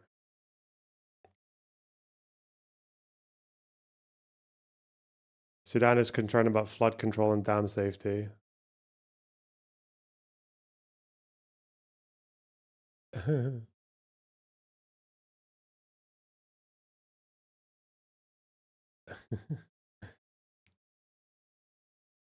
How was the situation resolved?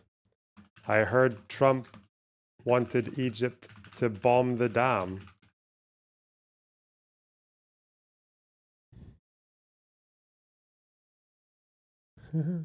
Sudan and Israel, they normalized relations. Oh. Trump criticized Ethiopia for continuing to fill the dam without an agreement. Oh, shit. It's a dangerous situation because Egypt's not going to live that way. They'll end up blowing up the dam. No evidence that anyone prepared to blow up the dam. Okay. And then they just mediated it. Ethiopia has continued filling the dam. Oh, so they're still doing it without agreement from Egypt and Sudan. They're still concerned. Hashtag. Okay. There's no binding agreement. Okay. Damn. Ethiopia just waving its dick around. And Trump doing nothing about it. Wow. What a fat fuck.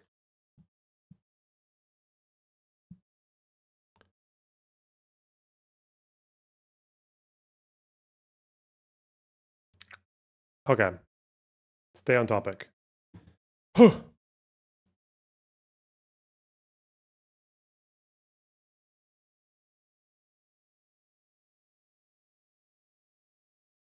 Okay.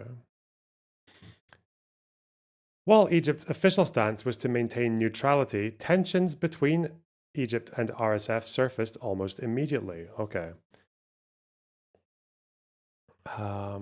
Official shifting stances. Egypt's official stance was to maintain neutrality. That April, the RSF released a video showing captured Egyptian soldiers amidst the fighting between the Sudanese army and the RSF. The soldiers were later handed over to the Egyptian government through the Red Cross.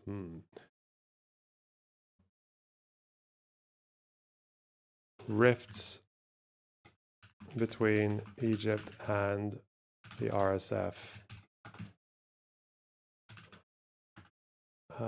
April 2023.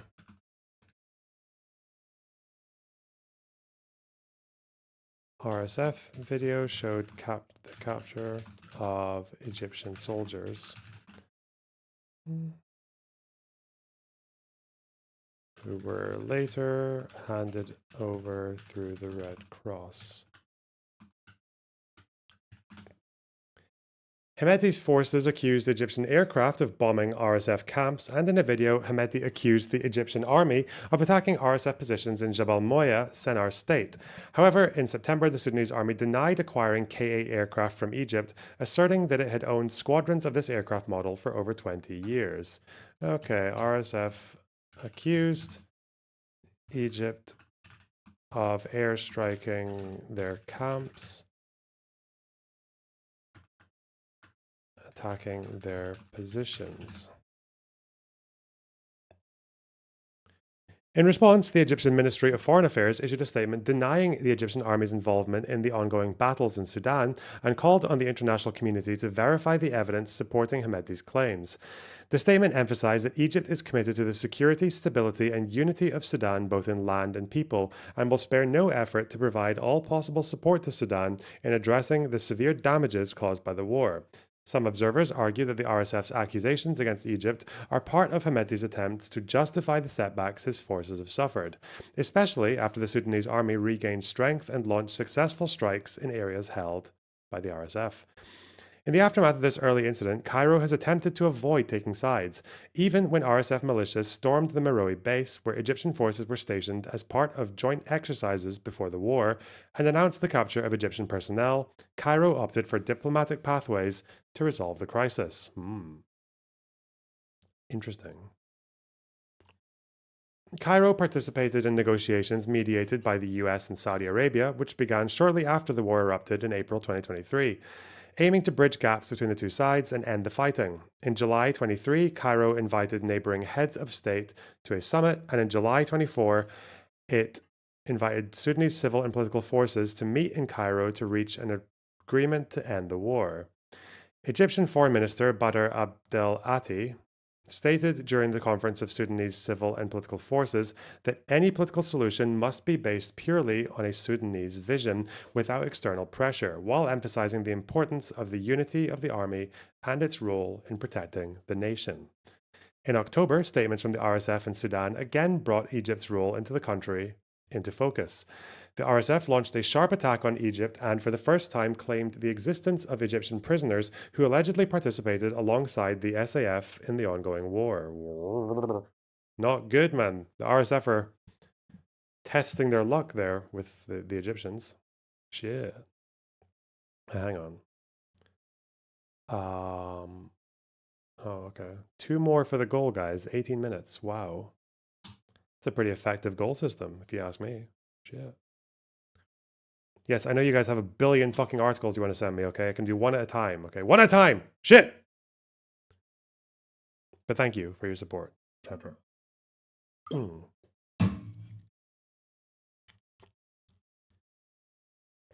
Specifically chlorine gas.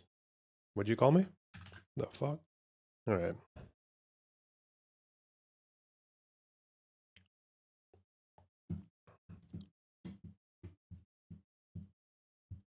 The RSF statement alleged that official Egypt has not altered its stance in favor of military institutions and regimes in general, falling into contradiction by supporting the Sudanese army, which has been completely hijacked by the Muslim Brotherhood in Sudan. Ooh. RSF statement accused Egypt supporting the Sudanese army, which has been complete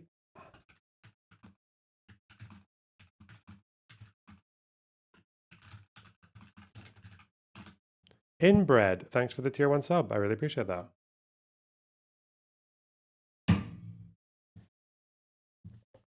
The statement added, the Egyptian government has never ceased providing military support to the army, including weapons, ammunition, aircraft, bombs, training and technical, political, diplomatic, and media support.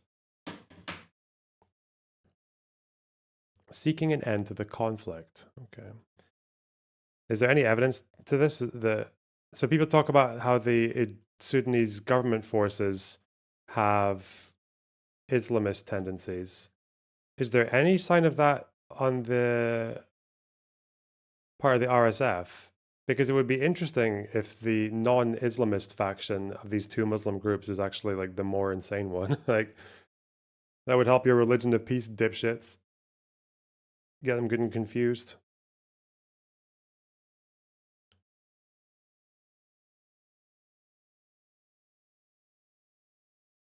This is the most memory-ass fucking clip I've ever seen in my entire life.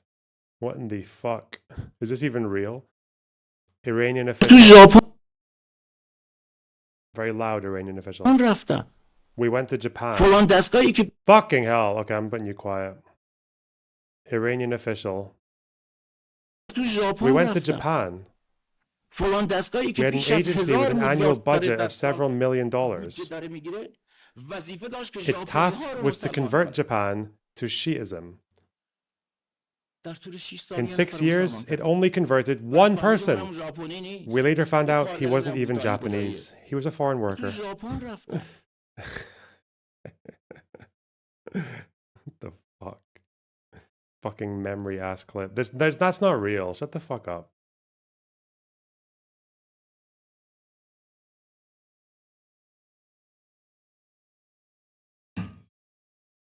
This is an Iraqi anti-Shia account. And who's this? Who's this guy?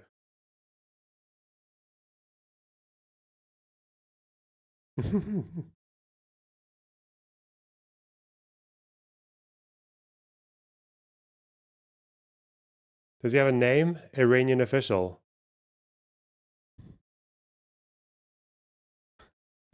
They're trying to rival Memory TV with that shit. Okay. Wow. He wasn't even Japanese. It's fucking amazing.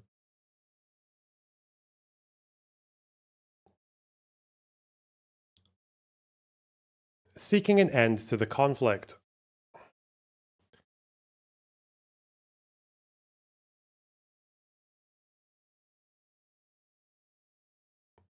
That is one Iranian state media channel. What? Okay. Do we know about this, that they tried to convert Japanese people? As the political landscape has shifted dramatically in the Middle East, marked by the collapse of the last Ba'athist regime in the region, Bashar al-Assad's regime in Syria, why is that important? Wait. With attention shifting to the larger conflict between Iran and Israel ahead of Trump's return to the White House on January 20th, Sudan's fierce and ongoing conflict between the SAF and RSF militias shows no sign of reaching a conclusion. Research conducted by 4 American universities estimated that approximately 130,000 Sudanese have died, directly and indirectly during the current war, which has been ongoing for 18 months. The research considered the current conflict in Sudan as one of the deadliest globally, but it remains among the least covered by media, despite its alarmingly high casualty figures. The repercussions of the war have placed enormous pressure on Cairo. The influx of Sudanese migrants and refugees has strained Egypt's limited resources, caused numerous societal crises, and escalated anti-immigrant rhetoric. Okay.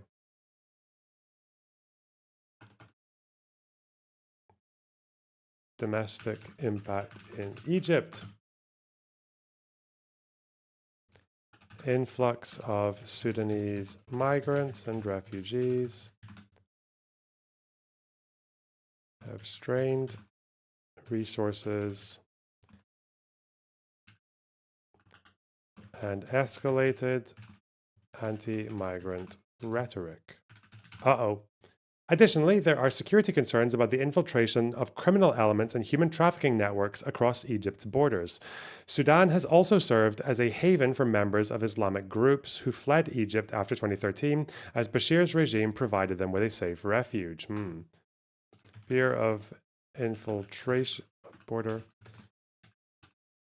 operations as al-Bashir's government had made Sudan a haven for Islam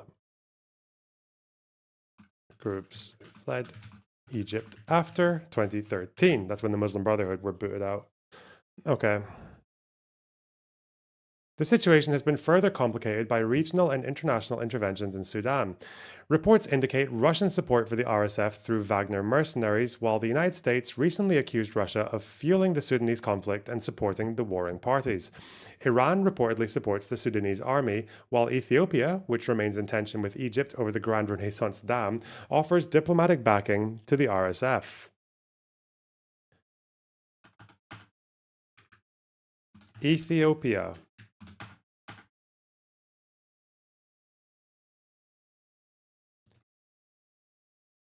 has remained in tension with Egypt over the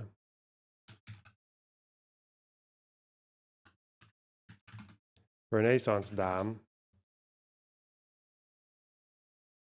Sorry, the Grand Renaissance Dam.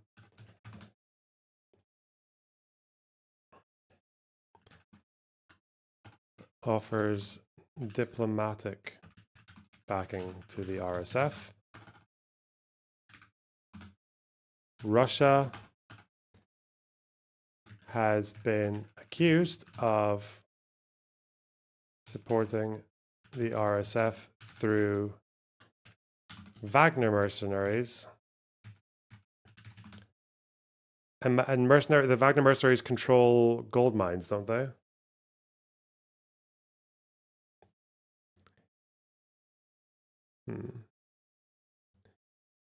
This dynamic places Cairo in a precarious position. Oh wait, Iran as well. Wait. Did they mention Iran? Seems to support the Sudanese army. The continuation of the war threatens to escalate security and humanitarian issues on Egypt's southern border at a time when the country is already grappling with significant challenges, including the Gaza war and instability in Libya, which border Egypt to the east and west, respectively. Allowing Sudan to fall under the control of externally backed tribal militias represents a direct threat to Egyptian national security. The presence of extremist elements and armed militias near Egypt's borders heightens security risks, especially with the possibility of infiltration by criminal networks and human traffickers. On the Sudanese army side, its alliance with Islamic groups fighting alongside it has raised concerns. Reports of Iranian support, particularly after Burhan's visit to Tehran, underline the involvement of both Russia and Iran in backing different sides of the Sudanese conflict. This will inevitably prolong the war and further destabilize the region, adding significant burdens to Egypt and leaving Cairo with difficult options. United States of America, okay. Did I put them in yet? No.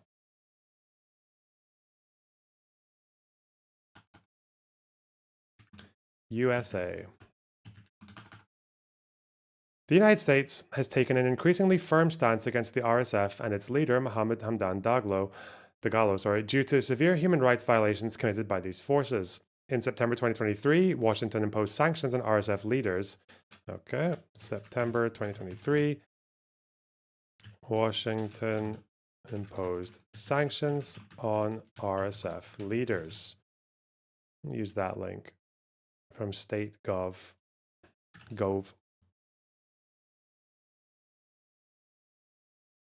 Leaders accusing them of extrajudicial killings, torture, and other human rights abuses. Recently, former U.S. Secretary of State Antony Blinken declared that the RSF and allied Arab militias had committed crimes against humanity and ethnic cleansing. He affirmed the United States' commitment to holding those responsible for those atrocities accountable. U.S. sanctions were also imposed on Hemedti himself. In November 2024, U.S. Congress adopted a resolution classifying the RSF and allied militias' violations in Darfur as genocide, calling for accountability for those responsible. November 2024, Congress adopts a resolution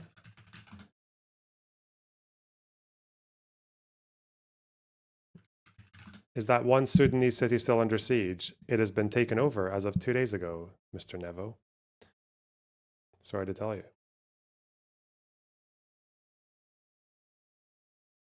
It would be nice instead of research stream, you would include the actual topic and stream title.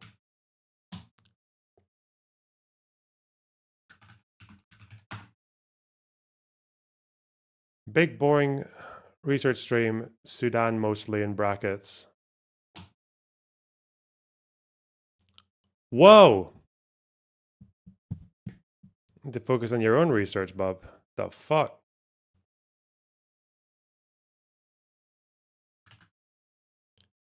God damn it. Please have a Hassan-style crash out of that chatter. No, I can't, because they're not trans or black.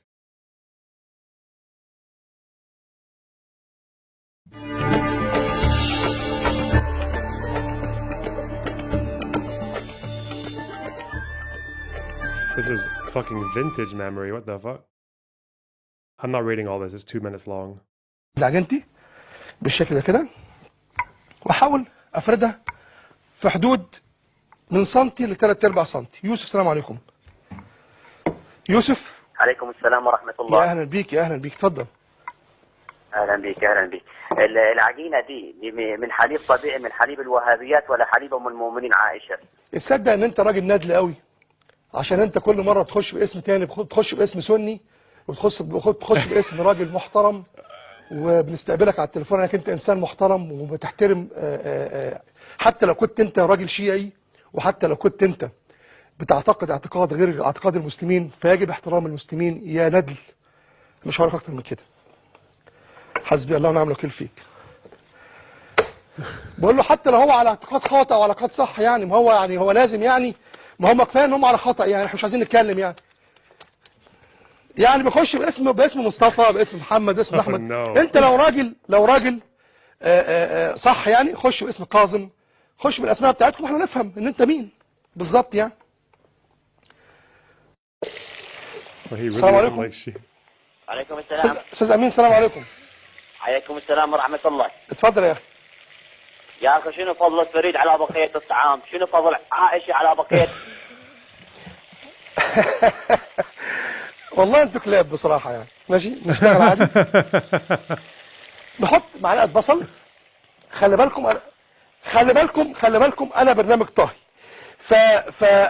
يعني انت لو عايز تخش بحجه وكلام من ده وتتكلم، كلم شيخ، كلم برنامج شيوخ يعني، عشان الشيخ يقدر يرد عليك كويس، ويقدر يعني باذن الله يعني يظبطك يعني. فخلينا في الطهي بتاعي وخلينا في برنامج الطهي، ولكن عايز اقول لك حاجه. He's quick on his feet though. He's taking him on. واحده بس، والكل الشيعة تتصل يعني، لو حد اتصل وما اتصلش بلاش كفايه يعني، كفايه اللي في قلبنا من ناحيتكم، فما بلاش تكتروه يعني، خلونا كده ساكتين عليكم. لان لو في حكم اسلامي صح يعني، انتوا مش هيكون لكم وجود ان شاء الله. واو. واتقوا الله كده وخليكم كويسين يعني. انا عشت في العراق 4 سنين ونص، كان اجمل ايام حياتي، والله يرحمه صدام حسين، الله يرحمه، ما كانش مطلع عليكم صوت. Jesus. How does he know he's Shia? I don't think he does. I don't think he does. That could have been Sundowner for all we know. I think that's probably the kind of thing he does. That's what he's doing now that he's offline, now that he's touching grass.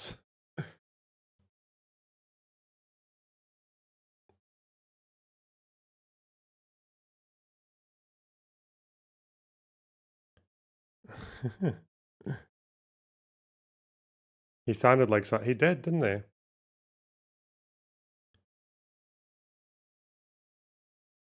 There we go.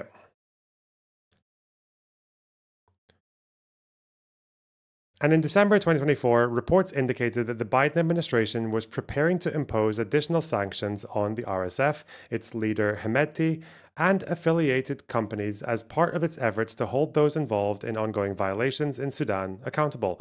This alignment suggests that Egypt's initial cautious stance resonates with the US position to a significant extent.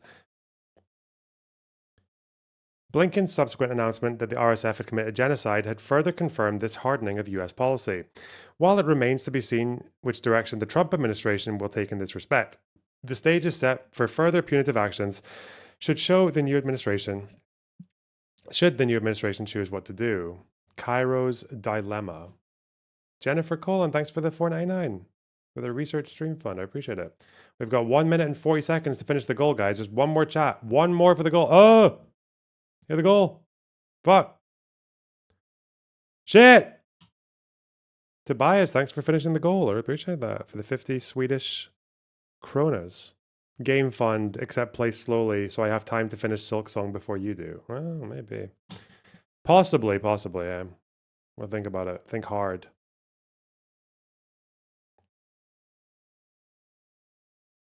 Will I do another 1 hour, 5 chats goal? Let's do it. Why not? It seems like the 1 hour timers are. You understand that I'm trying to figure out what influences you people, you fucking weird freaks. I'm trying to find out what makes you, how I can influence your behavior. I don't normally get this much love on a research stream, least of all. I was considering not streaming today. I wasn't feeling it in the slightest. Yo.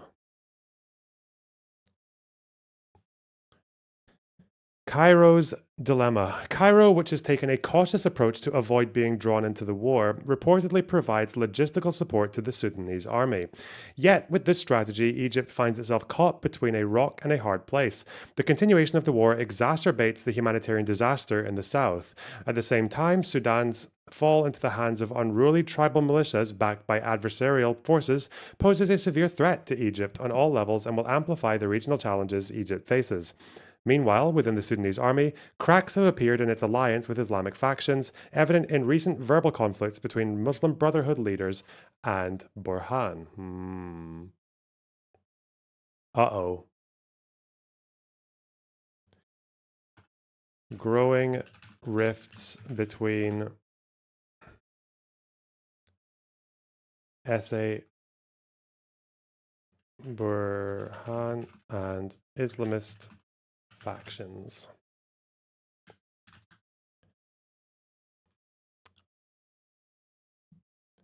ZJM, thanks for the $5. I agree with Tobias. Slow Silk Song gameplay, please. Well, I'll think about it. I'm going to be slow anyway, because I've never played it before. What the fuck? Cairo should take bolder steps to support the Sudanese army and ensure the cessation of regional support for the RSF. This is their recommendation now, okay. Strengthening coordination with the United States and European countries would be essential to impose stricter sanctions on armed militias, providing greater leverage towards ending the conflict. Egypt can further enhance its cooperation with neighboring countries such as Saudi Arabia and the UAE to coordinate regional efforts to stabilize Sudan, though these efforts will undoubtedly have their own complications. In the event the war ends, Egypt can play a key role in rebuilding Sudan and ensuring the stability of its political security institutions. Meanwhile, while Egypt finds itself facing tough choices in addressing the Sudanese crisis, and despite the cautious approach it has adopted so far, decisive intervention may be necessary to protect Egyptian and regional interests. Securing Sudan's stability is not only a humanitarian necessity, but also a strategic factor for maintaining Egypt's security and the security of the southern Red Sea amid increasing regional and international complexities. Okay. Good article. Why not? Sick. All right. UAE is definitely like the most notorious player here, though, aren't they? The most wretched. What to say? The EU had some role in this as well. I think it's because they were supporting border control to stop people coming into.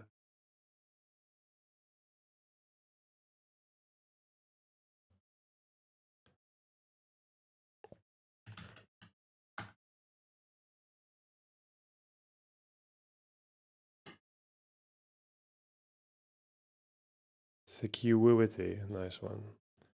Absolute banger. What was I saying? They were coordinating with, I think it was Libya or was it Sudan as well, to do with border stuff, but I think it turned out that that was giving, that was basically allowing, it was effectively supporting the RSF because they had control over the border. I don't remember what's going on there though. I can't remember. Oh, we need to remember USAID, Sudan Emergency Kitchens, obviously. That's a big one.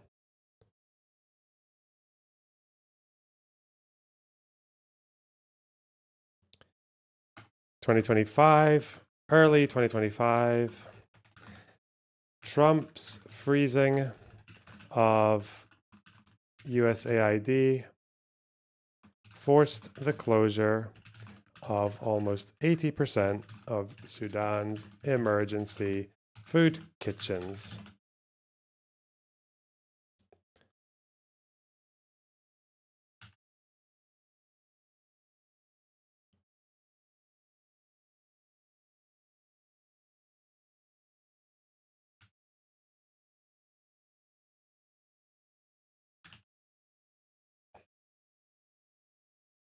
Whoa.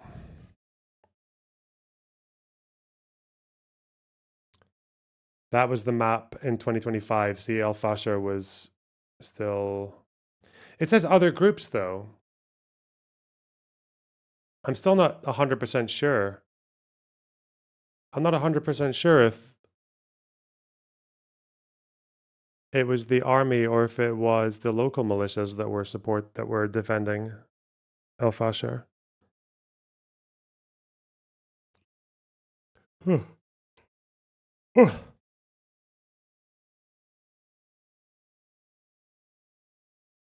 This is from 2023, Egypt. Kind of all the same stuff that we've already done though. All right, I'm having a little break though. It's been a good bit so far, okay? We're doing all right. We'll do UAE next. Okay. Oh,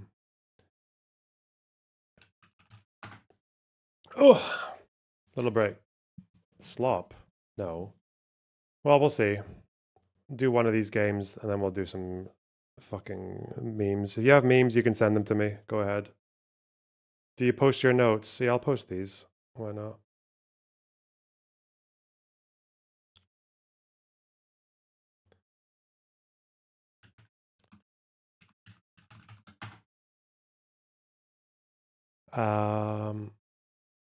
Fresh quality. Lux. Feeling. Smart. Wise. Bar. Prince. Belle. Cute. Tramp. Mole. Air. Fresh Prince Bel Air. Mermaid. Mood. Rascals. Now, the fact that Belle has only one... Wait!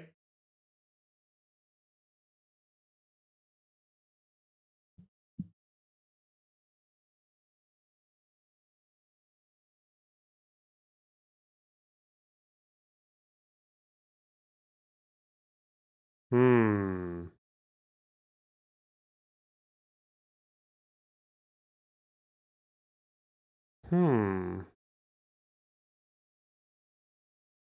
Interesting.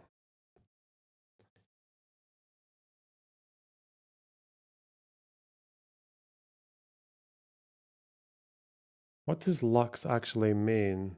I know it's a name in like some films. Doesn't it mean light?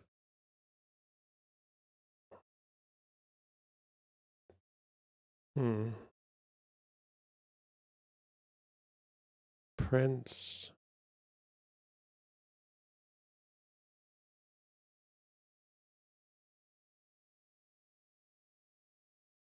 Well, Disney films, there's a prince, there's a tramp, there's a mermaid. Is there rascals? In Disney film, or is there a mole? I think there's rascals. The little, yeah. Okay, well, cute. Mood. Just like what fucking Zoomers say. Smart, wise.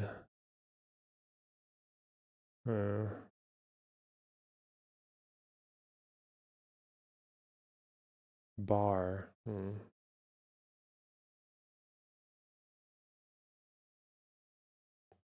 Oh, that bell thing is really annoying because it makes me want to do Fresh Prince Bel Air, but you can't. Okay, fresh.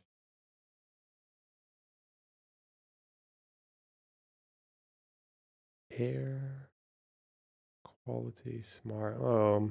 Like products can be quality, they can be smart, they can be fresh. Not wise, right?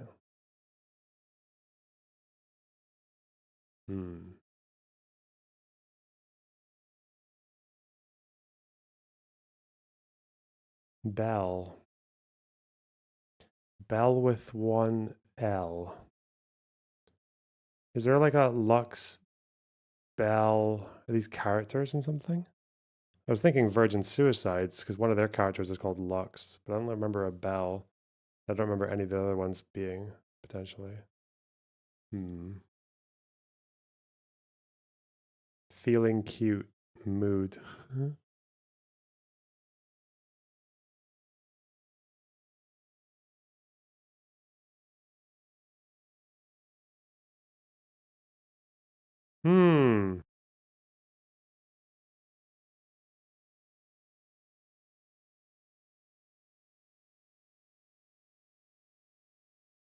Freshman, barman, Wiseman. I don't know. Feeling must be okay. This seems right. Oh, an air. You can have an air and a quality. Okay. Okay. So it's two easier ones now. Oh, the blue is the second hardest one. Huh. Lux. Deluxe.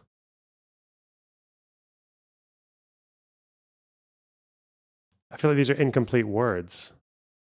Not names. Fresh. Smart. Cute and wise. Why not? Okay. What the fuck does this mean then? Units. Okay. Why not? Why not?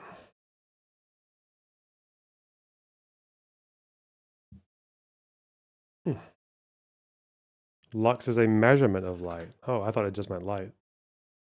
Huh. Okay. Right.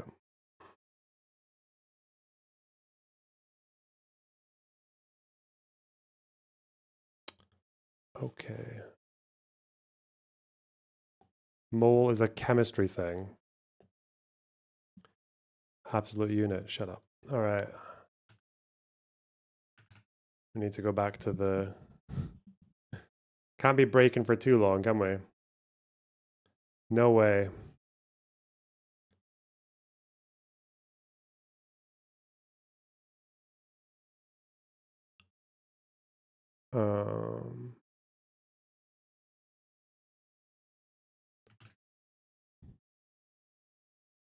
What is our boy saying?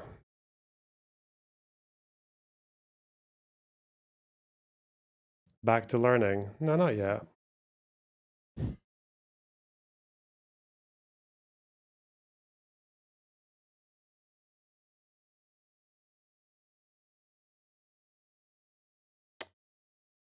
Actually, maybe we will. There's not really that much.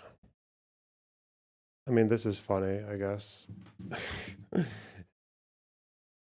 If also slightly disgusting. It can be both at the same time, right? Certain type of left-wing ideology. The belief that ideas don't really matter and that we're really just warring groups that must clobber each other over the head, which is why you're seeing the increased violence there. I think you saw this not only in the horrific assassination of Charlie, but in the reactions that came afterward. You know, as the scene was unfolding, a Democrat... Actual fucking demon cunt, man. Analyst Matthew Dowd on MSNBC, the left-wing cable outlet, blamed Charlie Kirk. He said, quote, "Hateful thoughts lead to hateful words, which then lead to hateful actions." The New York Times reacted by publishing the assassination-related musings of Hassan Piker, a prominent left-wing streamer who has suggested the assassination of Senator Tom Cotton and who has said, quote, of conservatives, "Kill those mother effers, murder those mother effers in the street, let the streets soak in their effing red capitalist blood." I could go on and on with... He was talking about landlords, but okay. You know, far be it from me to get accuracy out of these fucking freaks, but okay. Reactions, we all saw it. And they're reflected in other public opinion surveys relating to approval of violence. So it would appear that this is not merely a matter of some fringe actors, some extremists who simply have an emotion. You mentioned someone on MSNBC saying something that's just fucking true, that isn't actually even that... It's definitely not a sackable offense. And then you've got Hassan Piker. Oh, and it appears to me that this is actually not really, this is far from just a couple of fringe elements. This is actually really just a widespread infection within the entire democratic liberal movement. Fucking hell, man. You had a streamer and an MSNBC guy, one of whom wasn't even saying anything that bad. Fucking hell. Emotional problem, as has been suggested here today. This would seem to be clearly an ideological issue at every level of the American left, which needs to be addressed accordingly, or else we're just twiddling our thumbs. We are not doing anything to solve. Allow me to ascribe Hassan Piker's fucking words to the entirety of everyone who opposes us. Nice one, Michael. Nice one. Problem. Yeah, if those same things arose in the context of someone in the right of center universe, what would be the reaction? Would there be a self-correction in place, set in motion as a result of the media response? There is no question, Senator. Fucking, what a sleaze bag. there is no question. Trump would say, what about Antifa? No, I don't want to watch a Vox video. Thank you very much. Okay, thank you though. Fucking demon, man. Actual mollusk. Ugh.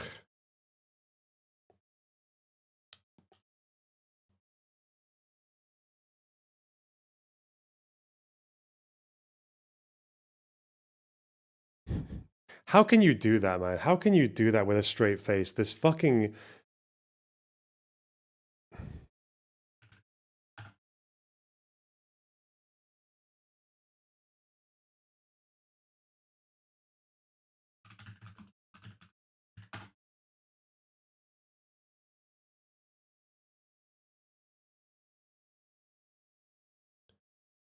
Like, how can this fucking disgusting, writhing fucking mollusk, this demon cunt, sit there and say, well, when I present to you the words of a known streamer, Mr. Hassan Piker, I believe he calls himself, yes, and the words that he said that emanated from his gullet 6 years ago.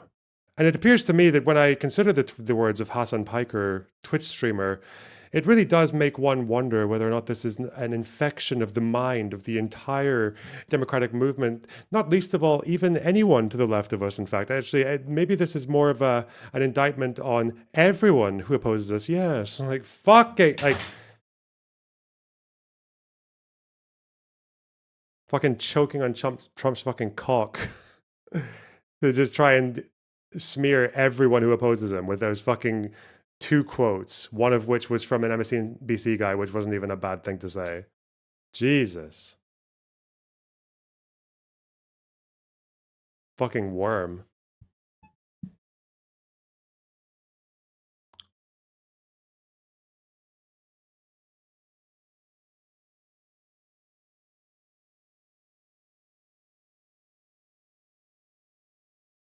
There is footage that is easily accessible showing Wagner mercenaries being captured by Ukrainian special forces in Sudan. Interesting.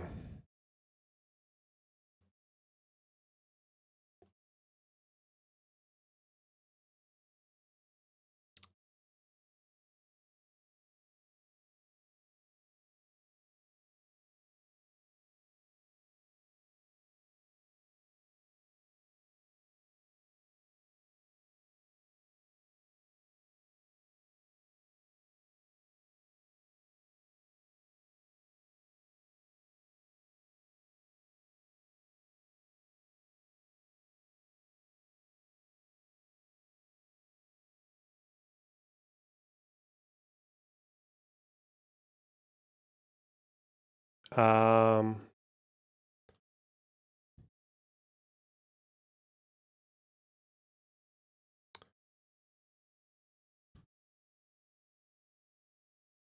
What is wrong with Apostate Prophet? I think he deleted a tweet. But he was saying something about how he was done with Israel or whatever, or he wasn't going back. I think I've done enough for Israel.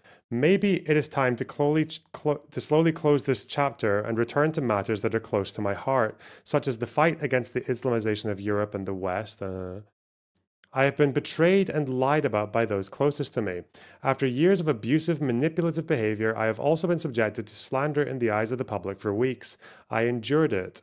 All I get in return is more hate and hostility. Enough is enough. Apparently he was complaining about fucking Israel. I don't know. Whatever. Dude.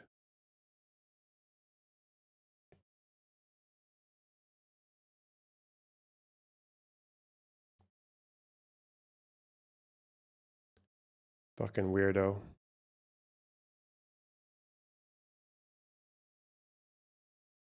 Okay.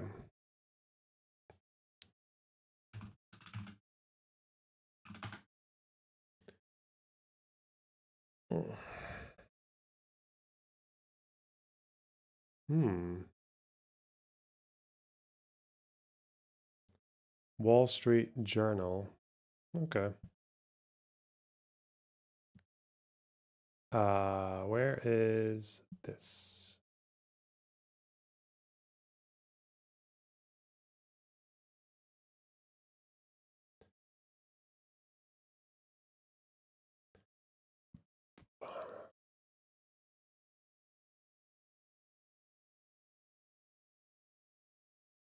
Hmm.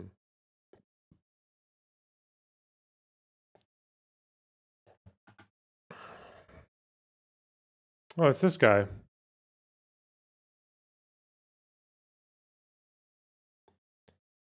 By the way, the second half of the Drew debate was wild. He just fucking melted. He clearly didn't want any immigrants, period, but didn't have the backbone to say it.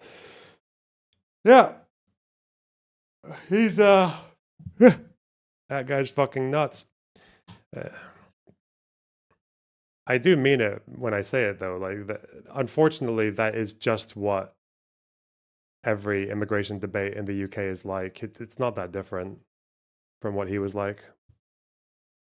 It is not a rational position to have immigration as your top issue in the United Kingdom. I said it before, and I'll say it again. The only way you can have immigration as your top issue in the UK is if you are racist. Like, it's the only way. Or xenophobic, sorry. Well, wouldn't want to throw a false accusation out there. Oh, God. But let me just ask you, if I can, about something else which is coming into us in the last few minutes. This is about immigration to the United States, one of Donald Trump's favourite campaign themes, of course, in the election. He has set the refugee admission ceiling at 7,500 for next year, for the fiscal year 2026. That is the lowest cap on record. That's according to a White House document that's been published. No doubt the administration will be trumpeting that. They certainly will, but it is a very, very controversial move. In the document which was published on the website of the Federal Register, they said explicitly that of those 7,500 refugees, the vast majority would be white South Africans. Over the last few months, we've seen repeatedly, including in the... Fucking crazy, man. What the fuck? 7,500 for the United States, and they'll mostly be white South Africans. What a fucking joke, man. Where actually just global fucking politics is going to be decided by what a bunch of insecure, drooling, fucking dipshit, unimpressive fucking men saw on their Twitter feed the day before. That's it now. That's the world we live in. What's the point in any of this, man? What the fuck?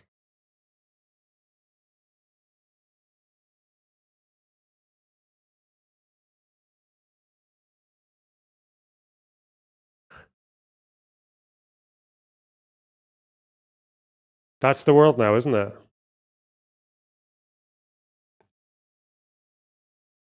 An Oval Office kind of encounter with South African President Cyril Ramaphosa. The Trump administration repeat claims, which they've provided no evidence that white South Africans are facing genocide in their country. Already, refugee advocates who have seen this move coming for quite some time have said that this is very unfair to other persecuted minorities around the world. Even former U.S. allies in Afghanistan and in the Middle East, they're essentially not allowed to come as refugees, and the Trump administration has opened the door very specifically to this one group of refugees from South Africa.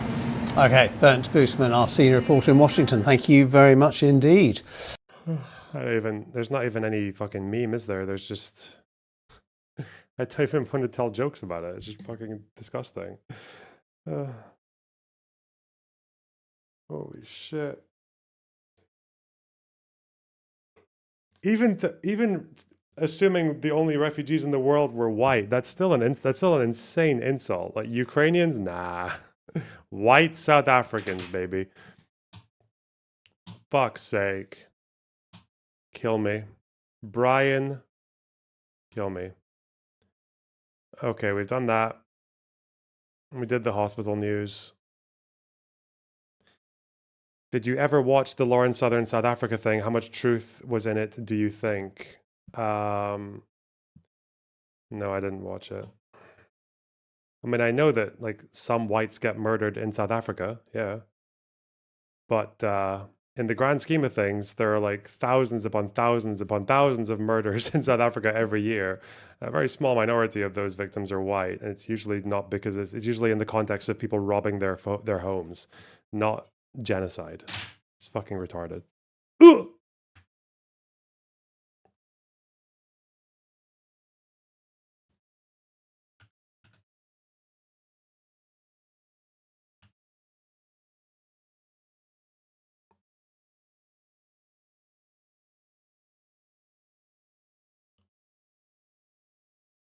Okay, the UAE.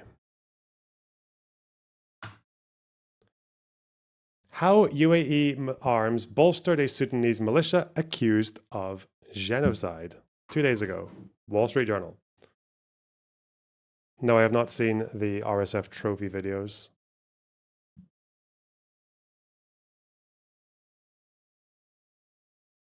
I still haven't done my age verification, so unfortunately, my gore diet has been incredibly fucking low lately.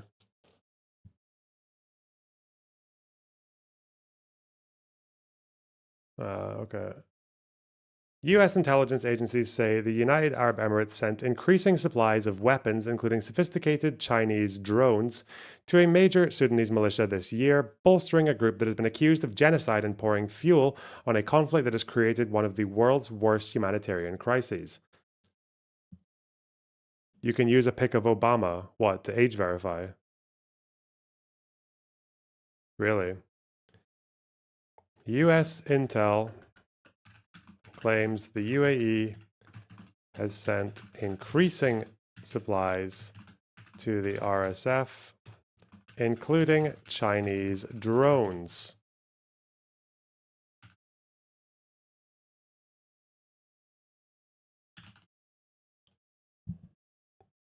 Separate reports, including from the Defense Intelligence Agency and the State Department's Intelligence Bureau, show an increase in the flow of material from the UAE to the rebel rapid support forces since the spring, according to U.S. officials familiar with the intelligence.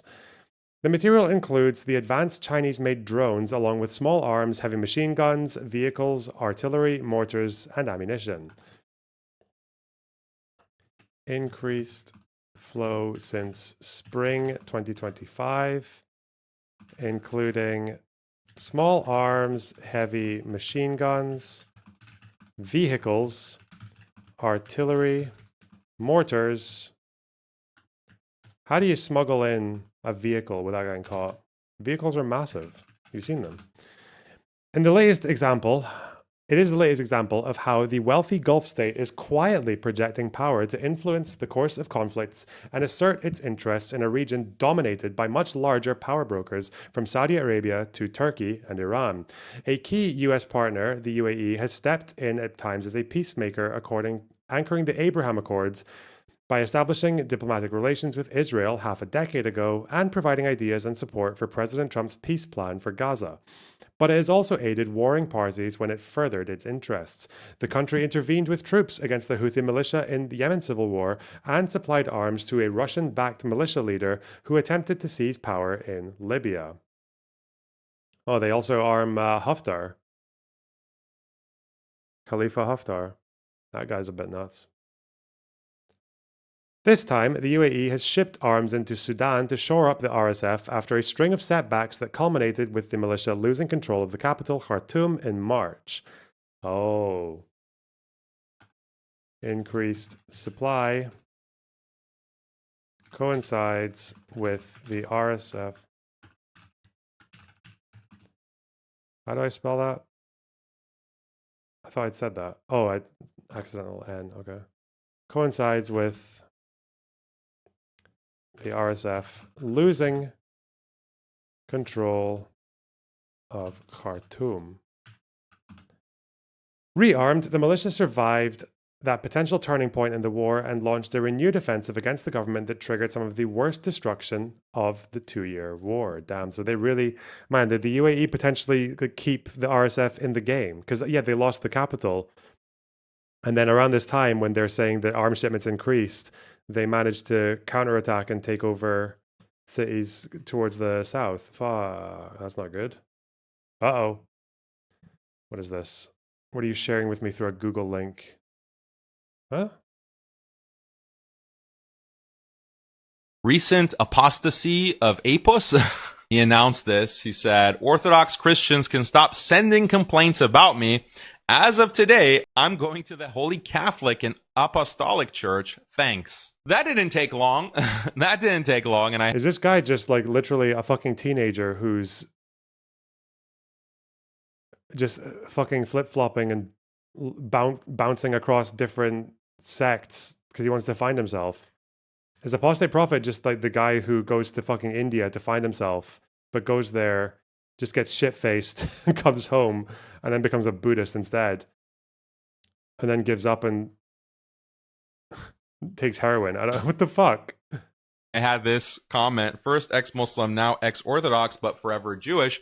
One of these latest interviews, Tucker Carlson is interviewing an Orthodox nun, Orthodox Christian nun. Yeah. And she's talking about how badly the Jews in Israel mistreat the Christians, and how can any Christian support the genocidal Zionist state. He starts attacking... Uh-oh. He did still say he loves Israel, but just not as much as he loves Europe. Well, good God. What a mess. Anyway. Not my fucking problem. Dude, just get a hobby. Just play play video games. I don't...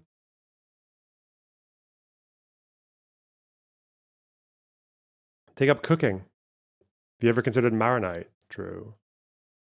The RSF campaign included an expanded assault on North Darfur State, where the militia tightened an 18-month siege of the regional capital of El Fasher, cutting off tens of thousands of people from adequate food and medicine. The militia's forces overran a key Sudanese army base and town over the weekend, leaving them in control of much of the city.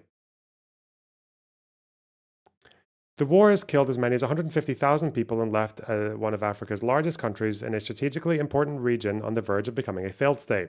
The Biden administration had accused both sides of war crimes and the RSF of genocide and crimes against humanity, including rape and ethnic cleansing. The UAE's shipments of weapons have frustrated US officials hoping to contain the war. The latest rounds of talks hosted by the US to arrange a ceasefire ended Friday in failure. The war would be over if not for the UAE, said Cameron Hudson, a former chief of staff to successive US presidential special envoys for Sudan. The only thing that is keeping them in this war is the overwhelming amount of military support they are receiving from the UAE, he said of the RSF. Okay, this is an American official who's not in government right now. Cameron Hudson, former US chief of staff to successive US presidential special envoys for Sudan. The only thing that is keeping them in this war is the overwhelming amount of military support that they're receiving from the UAE. The increase in UAE weapons deliveries was corroborated by Libyan, Egyptian, and European officials familiar with the situation. Okay. Allegations corroborated by Libyan, Egyptian, and European officials. The UAE's foreign ministry said it strongly rejects the suggestion that it is supplying weaponry to any party involved in the ongoing conflict in Sudan. A spokesman for the RSF said allegations it is receiving weapons from the UAE are just rumors spread by the government. The State Department said it was committed to achieving a durable peace in Sudan, including securing a truce and ending external support for the fighting. The Defense Intelligence Agency declined to comment. The US has never formally called out the UAE publicly for its role in arming the RSF, but it has broadly condemned foreign actors for arming both sides in the conflict without naming specific countries. Trump doesn't want to upset his Gulf Arab buddies, does he? His Gulf Arab fucking drinking buddies. Let's see. The UAE is betting on the RSF to help protect Emirati interests in Sudan. The country is strategically located on the Red Sea, where the Sudanese government cancelled a $6 billion Emirati port deal last year and has had vast resources of gold, much of which has historically been exported to Dubai. Yeah, Dubai, I think, is like the main purchaser of gold in Sudan. The UAE has invested billions of dollars in the country. The war began more than 2 years ago. This is just background. Numerous foreign powers have poured arms and funding into the conflict, including Russian mercenary groups and powerful Middle Eastern countries. This is US intel just reiterating.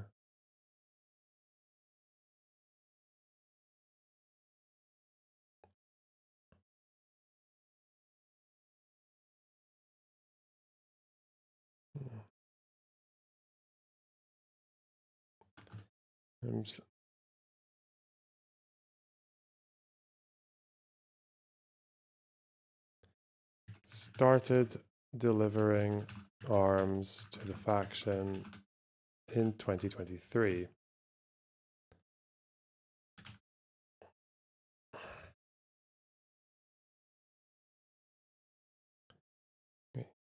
The UAE claimed the cargo had a humanitarian purpose. In recent months, the Emiratis have ramped up flights transporting weapons through Somalia and Libya from where they were transferred to Sudan by road, US, European, and Arab officials said. The arms have helped the RSF step up the fighting.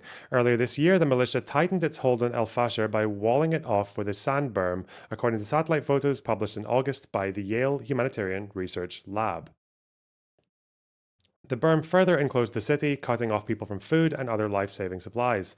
It also intensified its attacks. In September, an RSF strike killed dozens of people who were praying in a mosque in El Fasher, according to United Nations officials. Famine is gripping camps of displaced people in the city and other areas of Sudan, according to the Integrated Food Security Phase Classification, that's the IPC, a group of international experts that analyze hunger crises. The RSF said Monday it had seized control of the city from the Sudanese armed forces. If confirmed, it would be the militia's most important advance in many months. The Sudanese army now controls Khartoum, strategic Port Sudan on the Red Sea, and other parts of the east, while the rebels hold the western and central regions. The State Department, in its genocide declaration in January, said the RSF had committed systematic murder of men, boys, even infants based on ethnicity. The UN and Western officials have accused both sides in the war of widespread abuses against civilians, including summary executions and torture, according to a report in September from a UN fact-finding mission. In these fractured theaters, weak governance and corruption enable a small, wealthy state like the UAE to wield disproportionate influence, said the executive director of the Century, which investigates conflict finance. Damn. Well, shit. Both sides, both sides, both sides. I didn't know people could have 6 sides. What?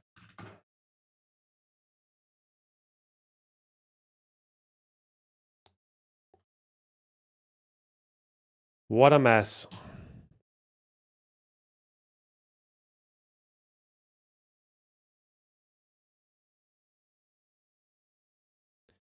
I heard there's more lore on the ongoings in Sudan, but you have to play Silk Song to find out. Are you guys that desperate for me to play fucking Silk Song? What's wrong with you?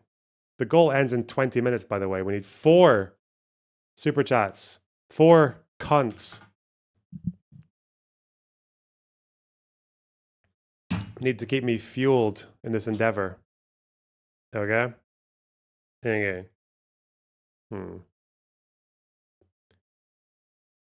Oh, hostage bodies. Hamas returned 2 today.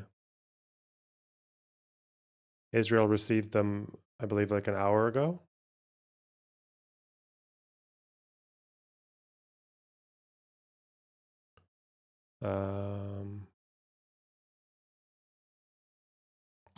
One minute.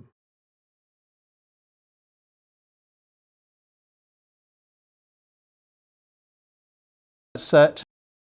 Did they get the right ones this time? Well, we'll find out soon. Because I'm guessing the Israelis will be looking into that right now.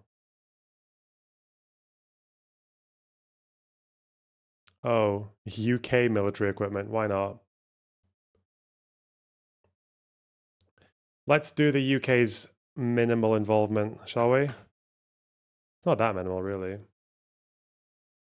UK. A Guardian exclusive.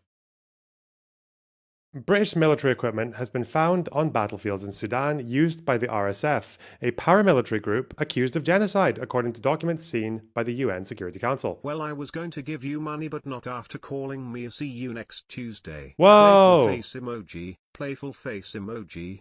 Thanks for the $20, Melinda. Little do you know that you just gave me money, you dumb fuck. All right.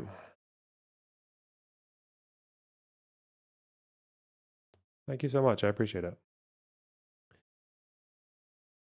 UK manufactured small arms, target systems, and British made engines for armoured personnel carriers have been recovered from combat sites in a conflict that has now caused the world's biggest humanitarian catastrophe. The findings have again prompted scrutiny over Britain's export of arms to the United Arab Emirates, which has been repeatedly accused of supplying weapons to the paramilitary RSF in Sudan. Okay. UK manufactured small arms, target systems, British made engines for APCs have been covered from combat sites.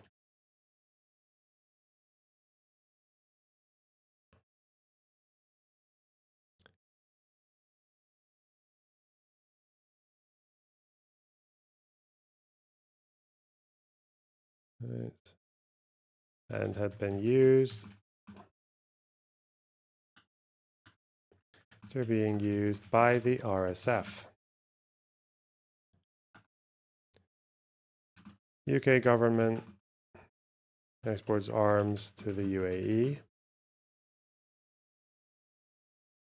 Months after the UN Security Council first received material alleging that the UAE may have supplied British-made items to the RSF, new data indicates that the British government went on to approve further exports to the Gulf state for military equipment of the same type. Ooh. Months after UNSC first saw this evidence, and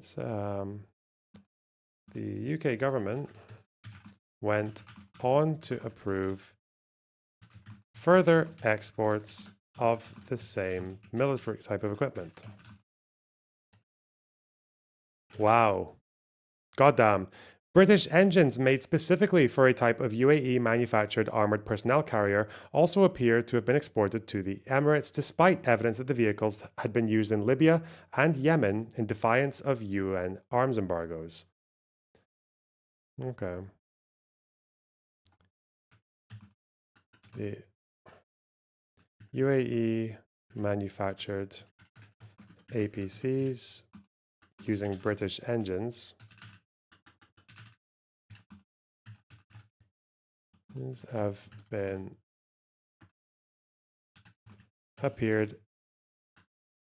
used in Libya and Yemen in defiance of UN arms embargoes. Wow, not good, bro. The UAE has repeatedly denied allegations it gives military support to the RSF. Now in its third year, the war between the RSF and Sudan's military has killed at least 150,000 people, forced more than 12 million to flee their homes, and left nearly 25 million facing acute hunger. Both sides are accused of war crimes and the targeting of civilians. The UK military, both sides. The UK military equipment found in Sudan features in two dossiers of material dated June 2024 and March 25, and seen by the Security Council. Both were compiled by the Sudanese military and claim to present detailed evidence of UAE support for the RSF. Evidence that the UK continued supplying military equipment to the UAE despite the risk it could end up fueling Sudan's ruinous conflict has prompted deep concern. Mike Lewis, a researcher and former member of the UN panel of experts on Sudan, said, UK and treaty law straightforwardly obliges the government not to authorize arms exports where there is a clear risk of diversion or use in international crimes.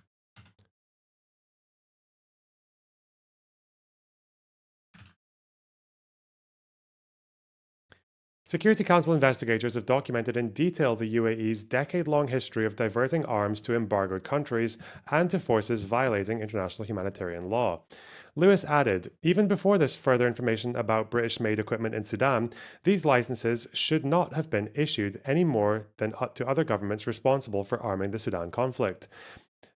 Abdullah Idris Abu Garda, chair of the UK-based Darfur Diaspora Association, which represents Sudanese from the western region of Darfur, called for an investigation into the issue.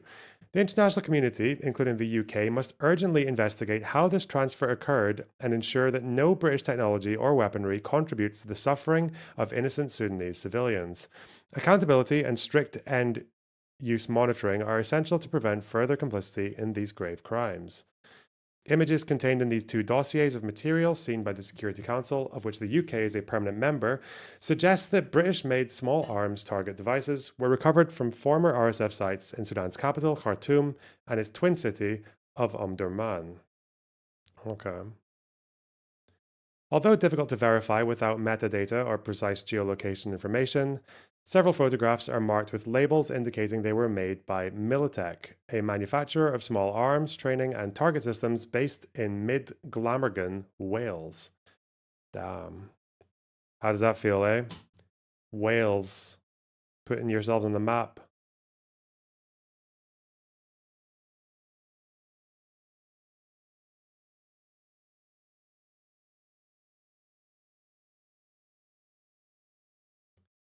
Damn.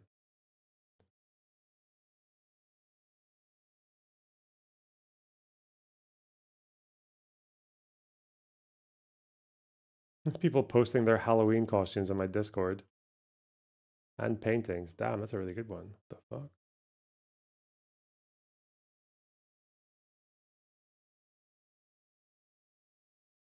That's not how you pronounce Glamorgan. Oh, I'm sorry. Is that better? Is that a better Welsh accent? No, I don't think I've seen anyone dressed as Charlie Kirk. ZJM, thanks for the 5 gifted subs. Appreciate it. Thank you so much. God damn. 12 minutes for the goal, guys. 3 super chats needed for the goal. 12 minutes. 12 minutes. All right.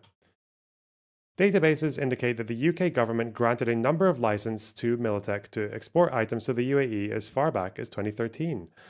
New information also reveals that between January 2015 and September 2024, the UK government issued 26 licenses for the permanent export of the UAE military training devices in the ML14 category, which covers Militech's products. These licenses were issued to 14 companies, including Militech. The government had refused to disclose which licenses were granted to which companies. The licenses indicate that on 27th of September 2024, 3 months after the UN Security Council received images alleging the presence of ML14 rated small arms equipment in Sudan, the UK government issued an open individual export license for the same category of products to the UAE.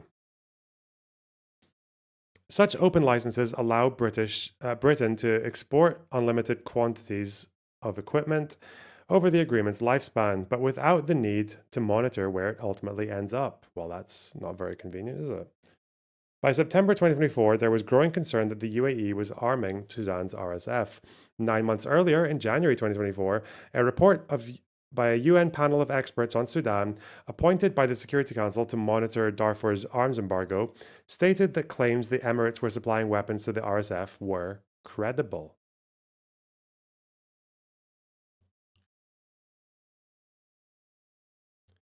Years earlier, the UK government had also received evidence that the UAE-based firms could be a diversion risk for small arms accessories. 3 years earlier, the UK authorised exports of UK-made night vision sights to a UAE business, which were subsequently procured by Taliban fighters in Afghanistan. Militech was contacted but declined to comment. It is understood that all of its exports are licensed by the relevant UK authorities, and there is no wrongdoing by the company. Images in the dossiers seen by UN diplomats show Nimr Abjan series armored personnel carriers allegedly captured or recovered from RSF positions. The Nimr Abjan APCs are manufactured in the UAE by the Edge Group, a primarily state-owned arms conglomerate. A photograph in the 2025 document shows the data plate from the engine of a Nimr APC marked Made in Great Britain by Cummins Inc. Cummins. And indicates it was manufactured on the 16th of June 2016 by a UK subsidiary of Cummins, a US firm. Damn. Edge and Cummins just fucking shooting their payloads all over the place, eh? What a mess. By 2016, the UK government was aware that the UAE had supplied Nimr APCs in violation of a UN arms embargo to armed groups in Libya and Somalia. Evidence published by the Security Council stated that the UAE had supplied armored vehicles to Zintani militias in Libya in 2013. There appears to be no UK license data to indicate when the British-made engine for the Nimr vehicles was exported because they are not solely designed for military equipment and do not require a special license. I see. Just the engine, eh?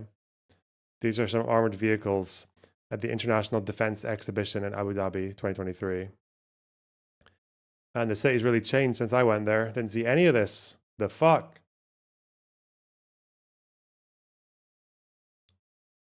Look at the state of these people, man. Fucking arms traders.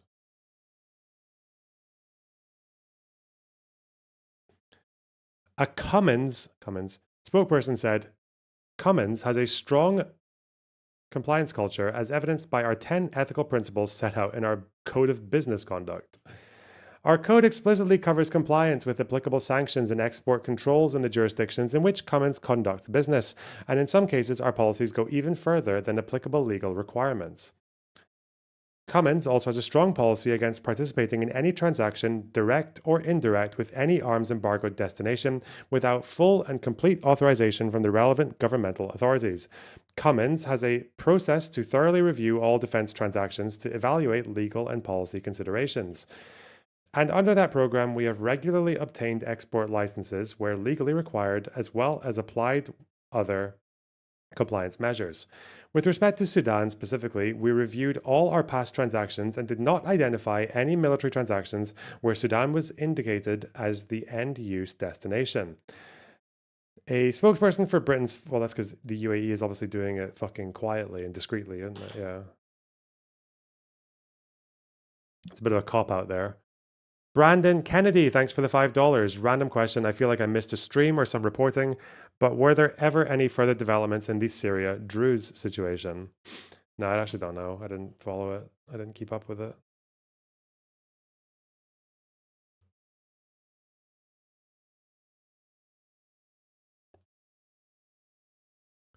With respect to Sudan specifically, we reviewed all our past transactions and did not identify any... Okay. A spokesperson for Britain's Foreign, Commonwealth and Development Office said, the UK has one of the most robust and transparent export control regimes in the world. All export licenses are assessed for the risk of diversion to an undesirable end user or end use. We expect all countries to comply with their obligations under existing UN sanctioned regimes, the FCDO said.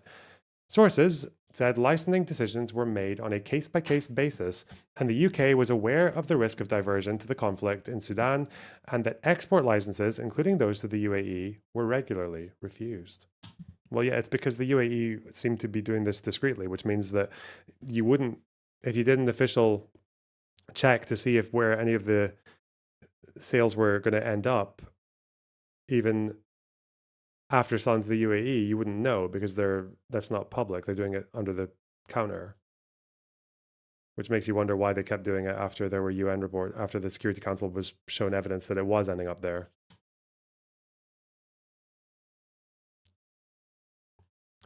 Who knows? Crazy. Hope you're well, Mr. Box. I'll be a lot more well when that super chat goal is filled. God damn. My lifeblood. Cold hard cash. Minerals. What's this? Oh yeah, Prince Andrew losing his title. Thank you to His Majesty, the King and to HRA. Look at his fucking face, man. This guy's a fucking state. Ugh. What a mess. What a human mess.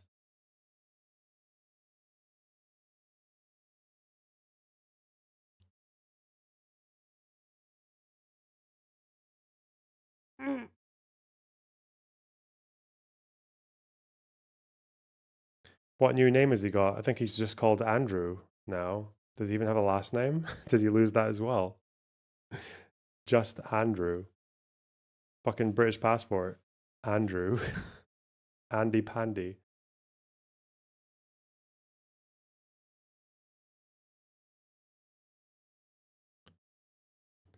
Why do we still have a royal family? Just because people like it, I guess. That's really the only reason. People like it, and people who don't like it don't dislike them enough to bother to get rid of them. It would be Windsor, I know, it's a fucking joke. But I just wonder if he loses that as well. That's also a joke. Obviously he won't lose his fucking last name. That's not a thing.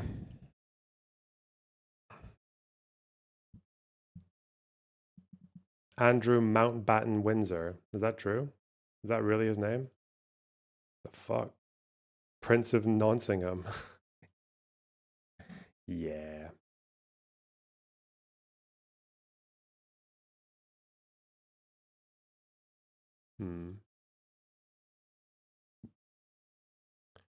Be right back. I need to get some more caffeine.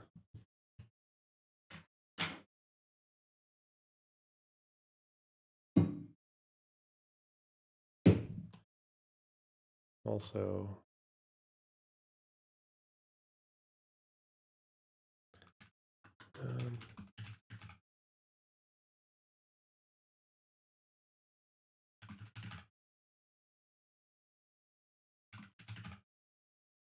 where was the other link that I had? There was another link that I had. Be right back. They're destroyed or captured. 66 multiple rocket launchers. Armada Rota 2024. Oh, is that this website? Militant groups in Gaza and the West Bank. No, wait. What? Qassam. 59 makeshift. Qassam. These are not Israelis. An Israeli rocket launcher would not be called Qassam.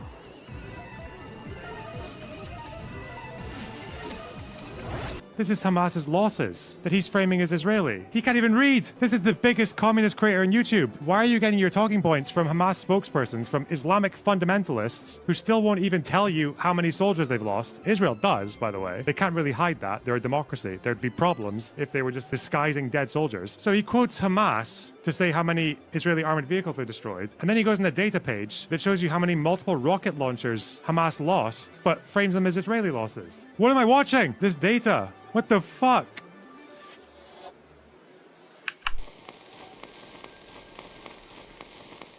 Changed. Hopping on your last leg, on your last limb. The rules of war have changed.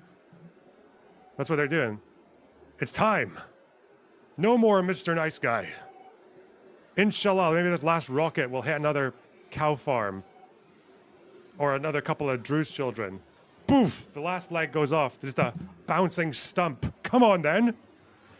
Come on then, 'tis but a flesh wound. Beirut, come get us in Beirut, let's go. Don't mind the civilians next to it, they don't get a hat. They're with us, right? Guys? It's just me and you, old boy. Come on then.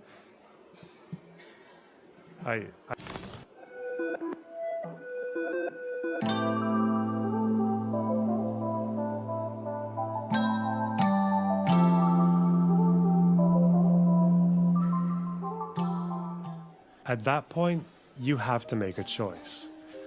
And that choice should be to ban all the queer people. An oath of allegiance to the Houthi. Does he know? Were you going to answer my question about the salute? What the fuck?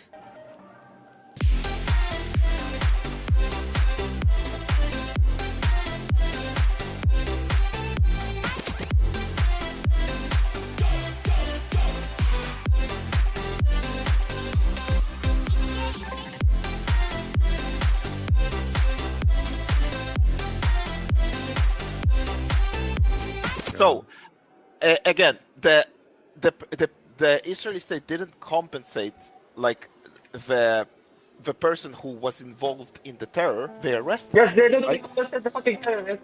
If he got injured, if he was shot by a Palestinian, and he, son of a bitch, deserved to be shot and lynched by a fucking Wait, was mob, the guy that was actually burning he would attacking be Palestinians get compensated. shot? I Sound did the guy have a who, different the subject. Israeli settler that was attacking Palestinians, March did he for get Turner. shot? No, he did not get shot, but he could have been. I thought I heard a bit of good news. You know what? I might as well go to fucking Hawara and shoot the very first settler that comes my way. What are you talking about? I'm talking about fucking fun. in a video game.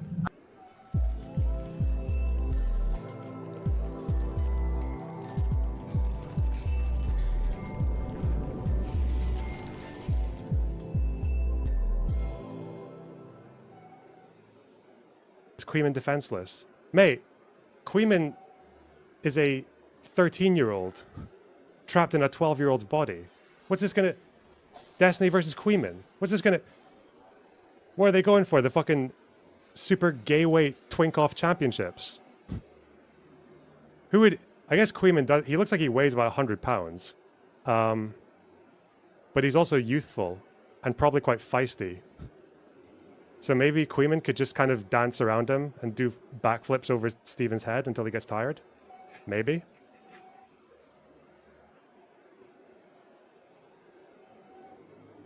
What a state.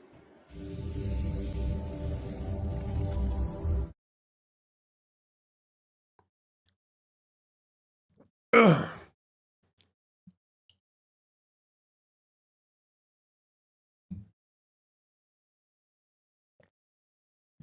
Wikipedia is fast. They've already got him as Andrew last name. What?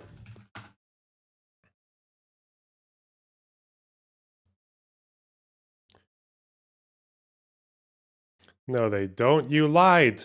It says also known as Prince Andrew. Andrew Mountbatten Windsor. What a fucking cunt, man. Scum of the earth. Woo! Okay.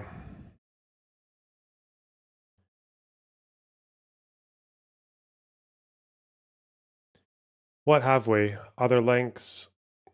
Put in some BBC articles here. Timeline. Factions.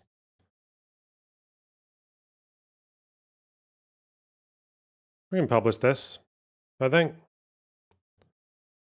I'm a bit cagey about publishing notes just because people see them before they're complete and they fucking spurg the shit out over which things I've chosen to read and which not.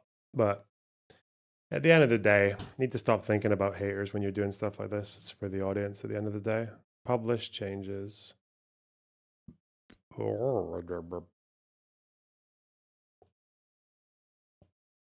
New. I need to organize these fucking notes because it's eventually gonna... It's becoming a bit unmanageable now with all this stuff. There you go. They're published. I think that's a good day's work on Sudan. Not bad, not bad. That's good for one day. Is Hutch debating that Tony... Do you believe? I just said you no, didn't know. I'm not trolling you. You are. Do you believe that Plattner is a Nazi? That's no, I don't think Plattner's a Nazi. Where did this start? Well, This so why sounds should he epic. be disqualified from This the sounds race? You tell me. based and epic. That reminds me of someone. Where have I heard that before? He's not there, is he? Politician? I can't think of the name. I don't know. Undermined the ability of our government to respond to the All true your notes. For free? No way. us. I feel like you're Not great, Okay, Tony. here we go. not great. Why not? Because of you and your messages. I feel blackpilled. I feel like you're misunderstanding what I'm trying to say. I don't think I am. Okay, let me try to explain where I think the misunderstanding is. You're saying that you think it's 10,000% for certain that we know definitively that he lied. Mm-hmm. And I'm saying that there is enough wiggle room that we can't definitively say that he did lie. I agree with you that I think it is very likely that he lied, that he knew what it was. I've seen the Jewish Insider thing. I've seen the CNN thing. I've seen all this stuff. I'm familiar with it. I do believe that he lied about it, that he knew what it was beforehand, but we can't say that absolutely definitively. And you still That's my disagreement. And you still support him over Mills. I don't know much about Mills. I do think it's weird he had a Nazi tattoo. But you're thinking You're thinking about it. Well, yeah, I am thinking about it because, like, the thing is, why? The problem with, I'm trying to explain. The problem with these Nazi things isn't just the symbols; it's with the ideas and the statements and the things that he would believe. And an issue with Plattner is that we have years of his Reddit history, and there's nothing in there that indicates he's a Nazi. Do you think that's the problem that I have with Plattner? I think the problem you have with Plattner is that he is a leftist populist and that he has this tattoo. You think my problem with Plattner is because he's a leftist populist? Yeah, you don't like leftist populists in general. Why was I gassing this guy up for 2 months? Whoa! On Uh-oh, carveball. Fuck. I don't know. Why were you?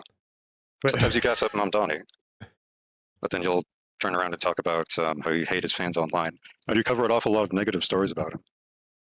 About him? About Mamdani? I don't think that's true. Well, I've seen them. I don't know what to tell you. Mamdani's well, what have you seen? Mamdani's a good candidate and a good campaigner with some fucking weird ideas and weird statements that's worth calling out, no? Haven't you talked about the anti-Semitism things? I know you've talked. And what do you think I said? Yeah. What do you think I said? What are you talking about? Well, you just said that you saw me talking shit about Mamdani personally. Like, what did I say? No, I said you were covering stories about Mamdani that were negative, and I think you have an overall perception of Mamdani that is negative. What is this based on? Well, it's sort of a long story going back through the Live and Learn appearances, discussions with Pisco, discussions with Econoboy, about how people believe that Mamdani and other people who are progressive and more left-wing represent more of a future of the party. What does that? I think that makes you. I think that makes you uncomfortable. What does that have to do with Mamdani? That's a conversation about the left. Well, it's a conversation about the direction of the party. That's not a conversation about Mamdani. I don't know. Mamdani is part of that conversation. People point to Mamdani as an example because Mamdani has gained such massive international attention, and he's a very charismatic figure. Okay. People point to this case and they say, it sounds like, well, and I could be wrong. It sounds like, and I could be wrong, that you have an entirely incorrect assessment of what my issues are these days. I spent 2 months gassing up Plattner, like showing my audience. They'll confirm this. I know that there's a lot of people in probably both chats. Well, no, people are mad at the. Got a fucking Yeet post, did we? I got a few of these now, LSF and Yeet. Cracks up at... Oh, the Hassan degree thing.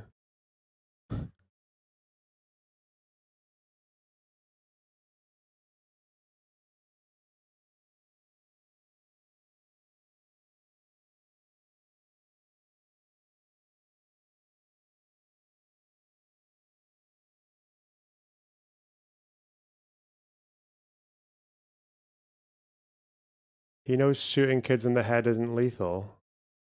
Huh. I'm sure I said, yeah. What? What the fuck?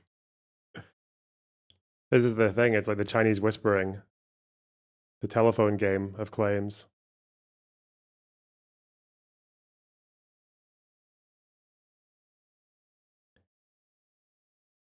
Man, the fucking molding is so epic.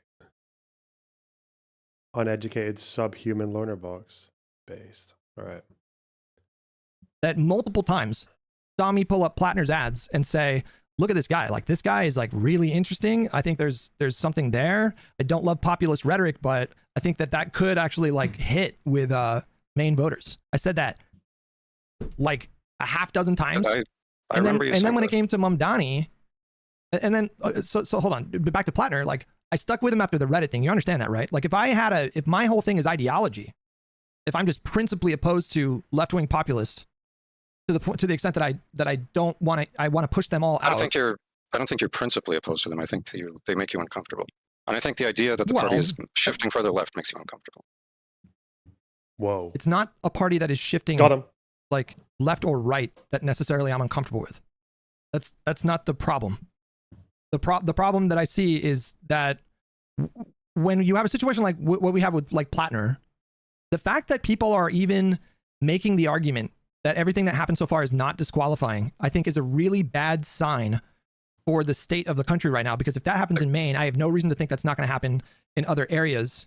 And I think I explained myself pretty clearly. Like we've seen the right wing do this with their candidates so many times and blow races that they had no business losing. And that's been a pretty big advantage for the Democrats in the era of Trump. Like we've got to be very, 99%, just like the party of grown-ups, which is a pretty stark contrast. The real question I have is can you uninstall Hollow Knight, but it still saves your where does your progress get saved? Does it get saved to my computer or does it get saved to Steam? Because if I'm going to get Silksong, I would probably want to just uninstall Hollow Knight. No? Your progress gets saved to documents. Steam should save it on its cloud. That's what I would have thought, yeah. But you need to have cloud enabled. Ooh. Okay. To the shit show, clown show that we've seen from Republicans. And I feel like how do I see that with Plattner is potentially a sign of things to come of us just squandering that for no discernible reason. I cannot for the life of me understand. It should be enabled automatically.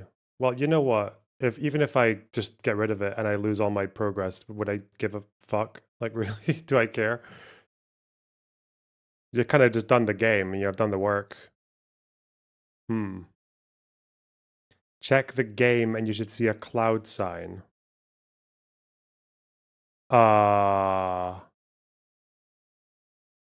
Where? Can someone screenshot it and show? Because I want to show this on screen, obviously. Scroll to top, add to favorites. Is it in settings? You've unlocked 57% of achievements. Wow. 43 to go. No way. I'm not that autistic.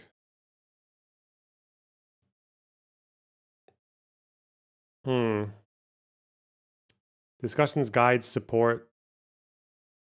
Cloud next to the play. But oh yeah, cloud status up to date. That means it's fine, right? I can just uninstall it whenever I want. Okay. Do I want to get Silksong though? Or do I want to just, focus on my career? Decisions.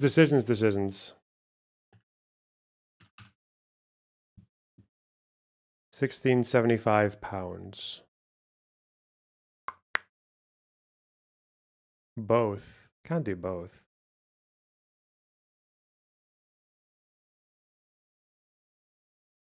Silksong takes more hours. For sure. When you uninstall a game, the local saves are generally not removed. Oh, okay. I've already done Celeste, Jane. I actually completed Celeste the day before October 7th. I remember that because remember when everything changed. The attachment that people have to this guy after fucking 2 months. You don't know shit about this guy, and the more we learn about him... Hang on. I have been looking at... Please don't tell me that I don't know shit about the guy. You don't? What do you know about this guy? But he just told you not to say that. I've read his Reddit comments, I've looked through his ads, I've looked at his campaign. I've written about him before. Did you know anything? But did you know anything about this guy 2 months ago? Yes, I've been hearing this guy's name for a long time. What? Where did you hear this guy's name? On your stream, I think.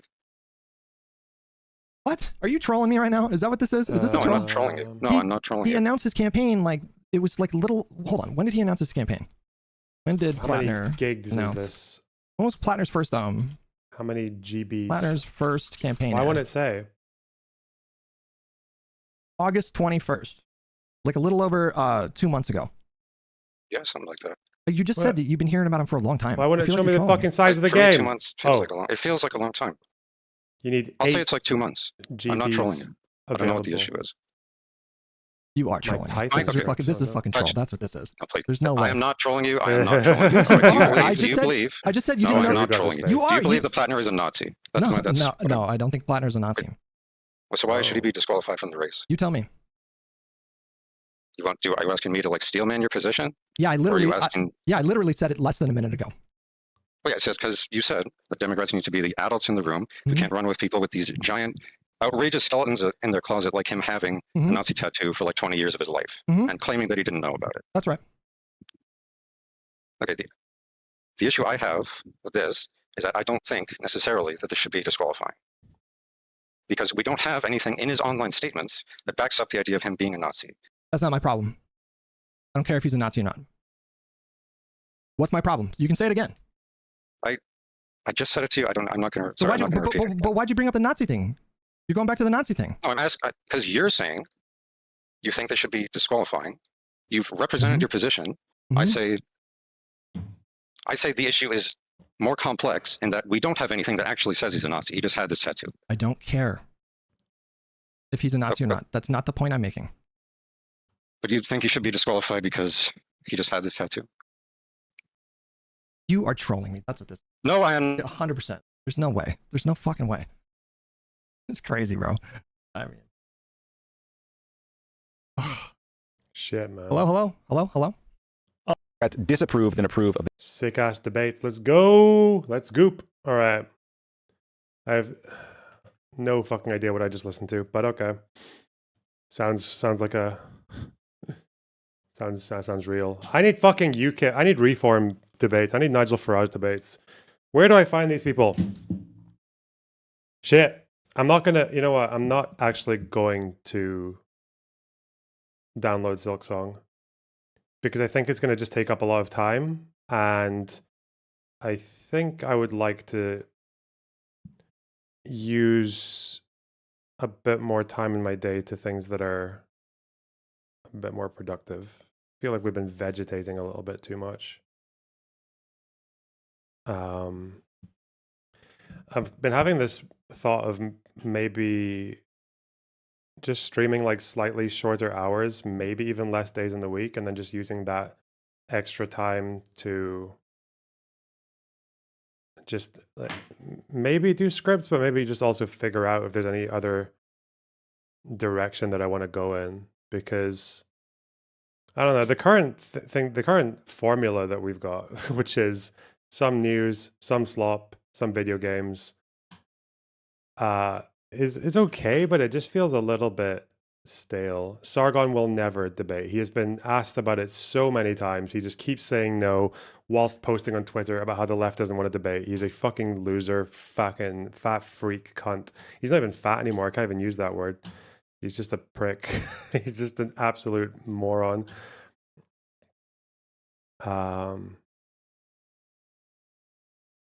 All the crazy bongers are on TT. What the fuck is TT?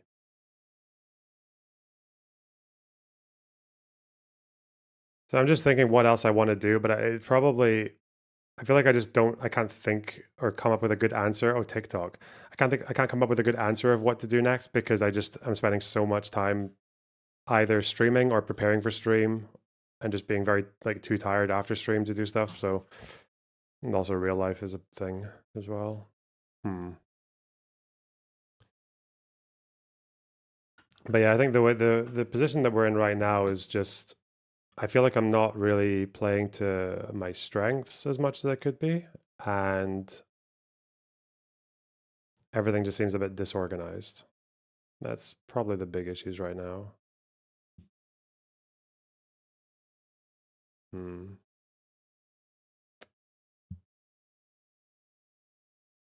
That's called having a job. Yeah, I mean, I'm saying I could do this, like, and it would be fine.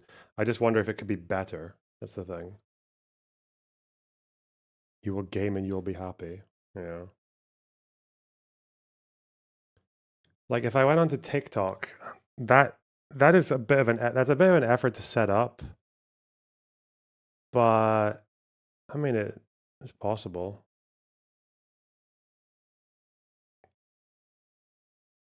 I could just get a fucking camera and a microphone and go into the streets and look for reform voters. I mean, not in Scotland though. You'd have to do that in England.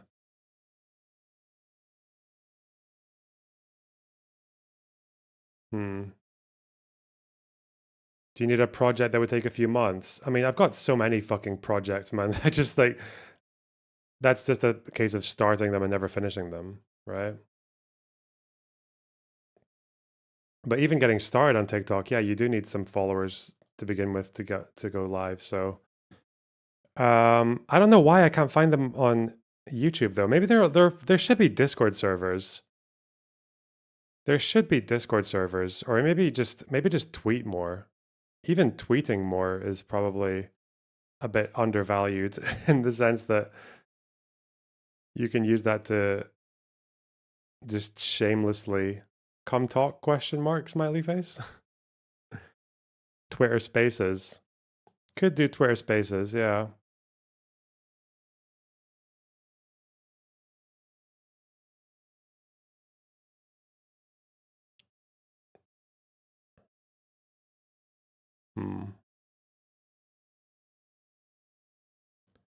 Yeah, we'll see. Pisco did that in every MAGA replies. Yeah, I know. Yeah.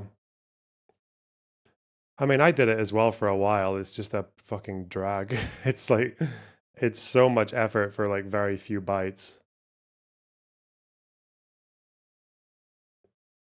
Even like getting those guys onto my feed and finding out where they are is difficult too.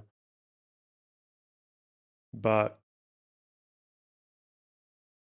yeah, I don't know.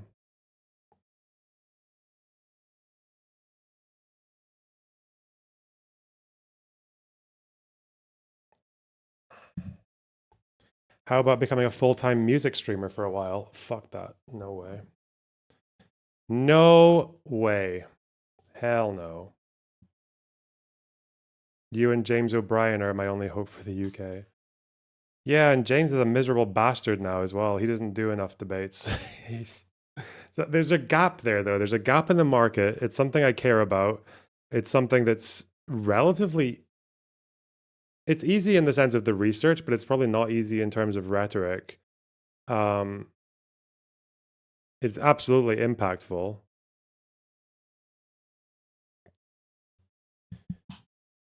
Just got to find a foot in the door.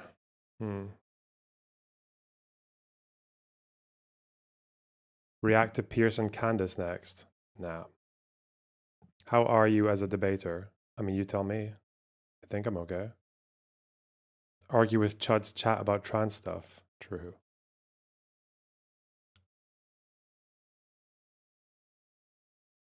James is way too doomer now. I mean, I don't blame him. Obviously, we are in that age where the political discourse is dominated by unimpressive, annoying, insecure men who just decide policy based on the fucking whimsical reaction that they have to whatever they last saw on their social media feed.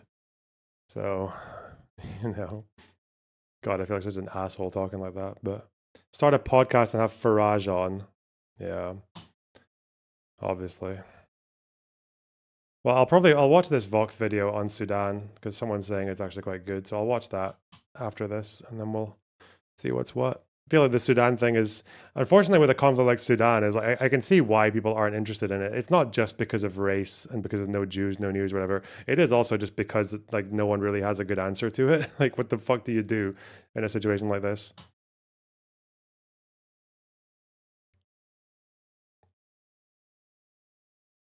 Anyway, swing, rattle, can, conversation, throw, thread, ruffle. 1 second. Sudan is too big and complicated. It's not even that it's complicated. It's just that it's fucked. It's just tragedy after tragedy. Okay, bye-bye chat. Also, you can still super chat me if you want me to read your messages. Okay, right. Ruffle, silo, rocker, cradle, chat. Chat, that's you guys. Chain, roller, spool, hammock, phase. Well, you can rattle, you can throw, you can ruffle, and you can phase. You can't really... Can't you really ruffle? Ruffle feathers? Maybe. Yeah, okay. Rocker, like your head, or like a sleeping, like a rocker, a swing, a hammock.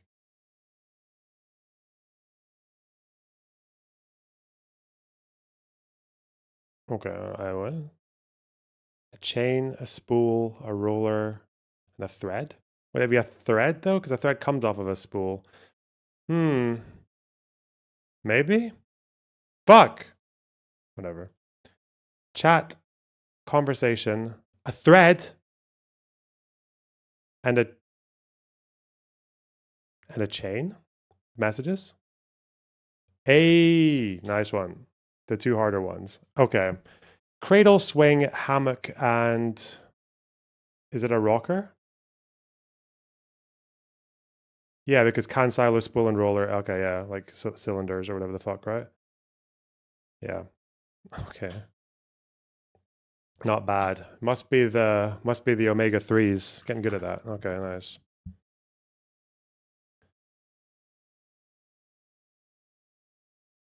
Fucking H3 Halloween special. There's dog hair in my Out! mouth. Out! Yeah, I gotta get rid of this. Hey, place, Ethan.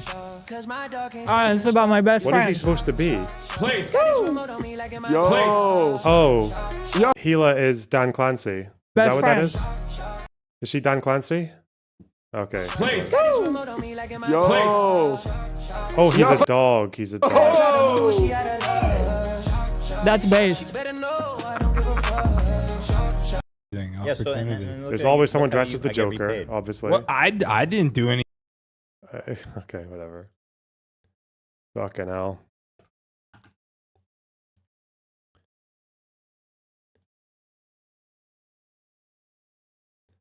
Right.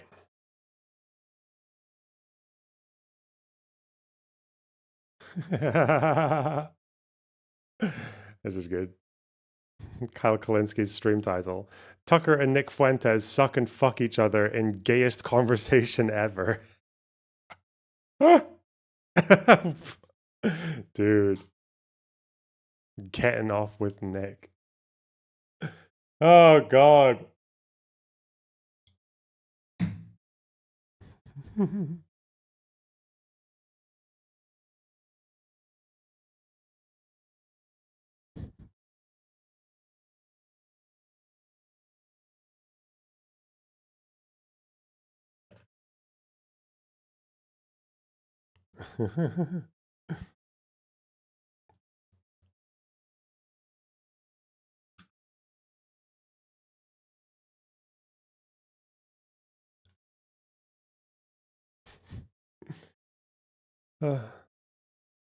Okay.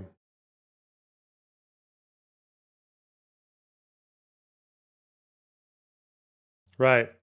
Let's see what Vox has to say. On December 19th, 2018, a revolution started to spread throughout Sudan. After decades of living under President Omar Bashir's brutal military regime, civilians pushed back. They wanted a democracy in their country. A few months later, this man and this man helped take down Bashir in a coup, and then promised protesters the future they had demanded. 4 years later, the same two men are now at war with each other, tearing Sudan apart, killing hundreds of civilians. So how did Sudan go from this to this in such a short time? And how did these two powerful men go from partners to enemies? Clashes in Sudan intensified by the Rapid Support Forces. Sudan has a long history of coups. Leader after leader has been brought down by military officers. The country's official military, now known as the Sudanese Armed Forces, or SAF, has held tremendous power in the country for nearly a century, and they started using that power soon after Sudan gained independence from Anglo-Egyptian rule. Sudanese flag now replaced the flags of those two nations. The first successful military coup happened in 1958. Abdullah Khalil, a retired military officer and sitting prime minister, overthrew his own civilian government to put Sudan under military rule. About a decade later, Colonel Jafar Namairi carried out another successful coup, bringing down a short-lived democracy. Then, in 1985, Namairi was out, This military officer took him... They missed out the 70s. They missed out the communist coup. There was a communist coup in the 70s that lasted a few days, and then Nimeri came back. That was Sudan's communist revolution. ...down and later installed a new democratic government. 4 years later, Colonel Omar Bashir took down this government and appointed himself as the new head of state. But Bashir ended up being different from those that came before him. Given the pattern of military takeovers, Bashir knew he might suffer the same fate as previous leaders. So he used a strategy called coup-proofing, where he'd surround himself with protectors, but would keep each one in check so they couldn't overthrow him. It started with the SAF. Throughout his regime, Bashir bolstered the army and maintained a strong relationship with them. He relied on them heavily to crack down on an ongoing civil war in southern Sudan, where SAF and allied militias brutalized civilians on his command. Then, with the army busy in the south, another war started taking shape in the west. Darfur was in crisis. People here were historically neglected. Lack of medical supplies and necessary goods and little representation in Sudan's government left them feeling agitated for years. So, in 2003, while large portions of the army were tied up in the south... This is where, remember what I said at the very beginning of the stream, if you were there, you might not have been. I was talking about how using kind of like broad lenses of analysis can be quite helpful for remembering things and for understanding things in a kind of broader context, but it can also limit you in the sense that it can like, you need to be careful not to use those concepts to just infer patterns into the spaces, right?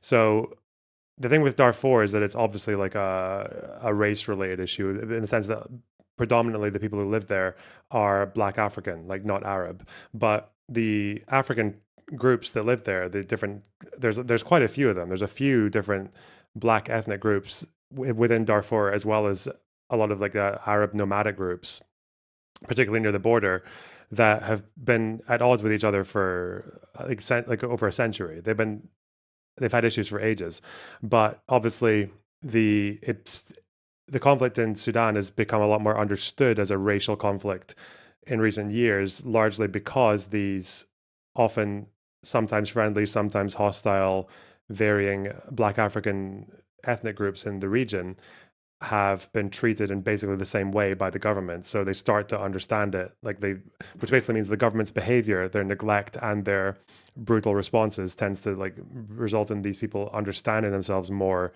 as part of a racial group rather than like a collection of different ethnicities. But they are very much understood to be disadvantaged for not being Sudanese Arab. Rebel groups attacked troops in this city in Darfur. And Bashir, in recognizing that this rebellion was taking place, instead of relying on the Sudan Armed Forces or SAF, the conventional military, he instead decided to rely and arm local Arab militias in the region that were known as the Janjaweed. This group was brutal and focused on wiping out Darfuri rebels and civilians at Bashir's direction. Satellite imagery shows that the Janjaweed is likely responsible for destroying over 3,000 villages. SAF troops in Darfur were responsible for destruction there as well. Both groups are accused of mass killing, rape, and the targeted displacement of civilians. And these are both groups that are fighting each other now. So the SAF is the government official military, and Janjaweed has become the RSF, which was obviously alongside the government for basically since the 2000s, up until just recently, where they've been at war with each other. Together, they killed thousands of Darfuris. The events in Darfur showed Bashir how to keep his power, and he turned to the Janjaweed in search of another protector. Among the Janjaweed militias, there were a couple of men Bashir trusted and tried to bring into the central government. But there was one particular Janjaweed leader that Bashir trusted the most, Babyface. Mohammed Hamdan Dagalo, or Hameti. Bashir called him my protection, particular play on the Arabic word Himayti, which is my protection, versus Himeti, which is his nickname. By 2011, the long and gruesome civil war here ended, with South Sudan gaining independence, leaving Bashir in a weak position. And soon after, Sudan's economy tanked. This is also where South Sudan was where about 3/4 of the oil was. So they lost 3/4 of their oil just like that with that vote. Many of the oil resources that sustained the country were based in the south, which was no longer under Bashir's control. To strengthen his power, Bashir gave Hemeti and the Janjaweed official status as a paramilitary force called the Rapid Support Forces, or RSF, in 2013. At first, the group was placed under the NIS, Sudan's intelligence agency, also one of Bashir's protectors, even though they were supporting the SAF in the ongoing war in Darfur. Then, in 2017, he passed a law placing Hemeti directly under his command, making it clear that the RSF's main purpose was to protect him. To maintain the RSF's loyalty, Bashir gave Hemeti financial autonomy and allowed him to take control of some of Darfur's gold mines, smuggle weapons and minerals into places like Chad and Libya, and send troops into war-torn regions in exchange for money. At the same time, Bashir continued to let the SAF have a hand in major industries like weapon production and telecommunications. So basically, Hemeti comes from this sort of like nomadic, almost like, I think they're quite similar to Bedouin, I think. But yeah, they're like a nomadic Arab group from largely, I think, camel herders. And they're utilized largely to quell uprisings in the Darfur region. And because of gold being discovered in that area in 2017, and also just because of their function of being close to that region, because he comes from that group, that like nomadic Arab group. I can't remember what the ethnic group's name is, but he's like he's from one of the clans. And they're in a very unique position because they've obviously been living in this region and been at odds with a lot of the other tribes and clans in that region for like over a century. So he's been very valuable to the government, but to the point that he gets financial autonomy. He gets to make a shitload of money running these gold mines, and also from sending and selling mercenaries around the Middle East and North Africa, and also just being given all these extra privileges because he is so valuable to the leader that they effectively just become like a rival to the official military. So yeah, it was kind of an accident waiting to happen in that sense. While Bashir was busy making these two forces richer, civilians continued to struggle. Protests broke out in 2018 amid a really bad economic crisis. That's when Bashir faced his biggest challenge, putting his protection scheme to the test. The ultimate trigger was the government's budget, which allocated about 60 to 70% to the security sector, which included Bashir's protectors, while Sudanese people struggled for basic needs. This led to the biggest revolution in Sudan's history. Spontaneous protests broke out in different parts of the country, and then they shifted to Khartoum, in the capital city. Bashir refused to leave office. The RSF, SAF, and other security sectors backed him and cracked down on the protesters who ultimately wanted democracy. But protesters didn't back down for months, and it became clear to the RSF and SAF that Bashir's leadership wouldn't be as useful to them anymore. So on April 11th, 2019, they made a move that surprised civilians and Bashir. SAF commanders colluded with the RSF's Hemeti and removed Bashir from power. Protesters celebrated Bashir's removal, but they didn't trust the men who made it happen. A day after the coup, Abdel Fattah Burhan, a former regional commander in Darfur, took charge of the SAF. Together, the two men gained control of Sudan. People saw them as complicit in the violence in Darfur all those years ago, where they worked together, one as a member of the Sudan Armed Forces, one as a militia leader on the same side against large proportions of the population of Darfur. And soon, the two men turned on protesters. When pro-democracy protests kept intensifying in Khartoum, Hemeti and his forces started cracking down. On June 3, 2019, the RSF killed over 100 people at a sit-in protest, and other massacres continued throughout the country. After this, these countries were forced to step in to help put Sudan on a democratic path. The United States, with its Arab allies, the United Kingdom, Ethiopia, and the African Union, pressured Sudan's military and protesters. What country is that that's outside of it? Is that Mauritania? Or is that Mali? I think this is more than one country. I don't think any country has that exact shape.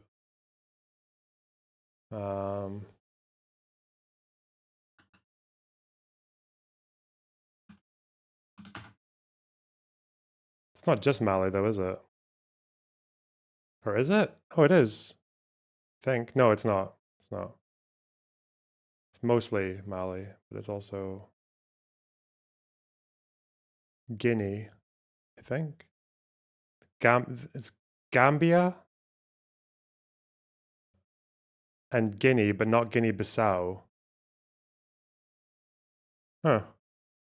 And is it also Burkina Faso? Is it? Here. This is Ivory Coast. This is Senegal? No, Sierra Leone, Liberia. Senegal. This is Guinea-Bissau. Senegal is around this area. Huh. Interesting. Kingdom, Ethiopia, and the African Union pressured Sudan's military and protesters to accept a power-sharing agreement. In this new deal, representatives from both the military and protesters would be part of a transitional council. In this plan, the military would have control for 21 months and civilians for 18. That meant the military would eventually have to hand over power to civilians to run the country. And neither of them The wanted problem that. was, despite warnings from protesters, these two military men were put in charge of the council, with Burhan as chair and Hemeti as vice chair. At first, the council acted in line with the agreement and installed a new prime minister, Abdullah Hamdok. But after multiple military interventions by these leaders, like a staged coup in October 2021, Hamdok resigned in January 2022. That made Burhan the de facto leader of Sudan, and Hemeti as his number 2 again. But Hemeti was never quite comfortable with playing second fiddle, especially because he had amassed this fortune and had positioned himself to play the role of statesman almost better than Burhan himself. As Burhan developed personal alliances Yeah, when they say statesman, I think just recently the RSF have actually set up like what was kind of like an official opposition government, like they hadn't done before, which means like it seems that they're preparing for either partition or to just go to war for the entire thing. Leaders in the Middle East, Europe, and Asia over the years, Hemeti did the same, using his riches from the gold mines to build relationships with powerful individuals in those countries as well. After another year of protests, the US, UAE, Saudi Arabia, and the UK pressured Burhan, Hemeti, and protesters to sign another deal. On December 5th... How much is a bar of gold? Like the big chunks. the big kilograms.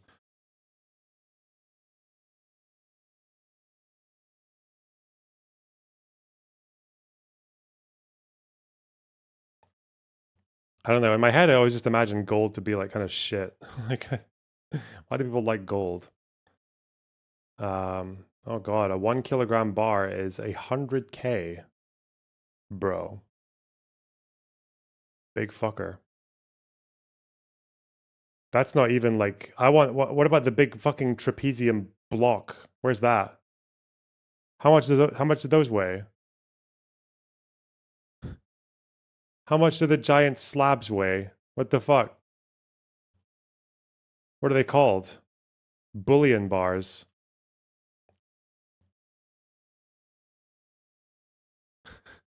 Who the fuck buys this shit? What the fuck?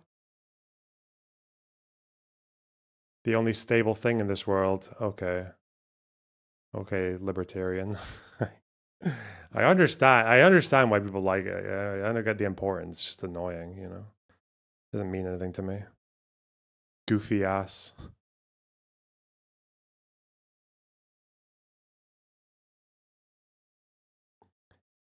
It is at an all-time high for sure.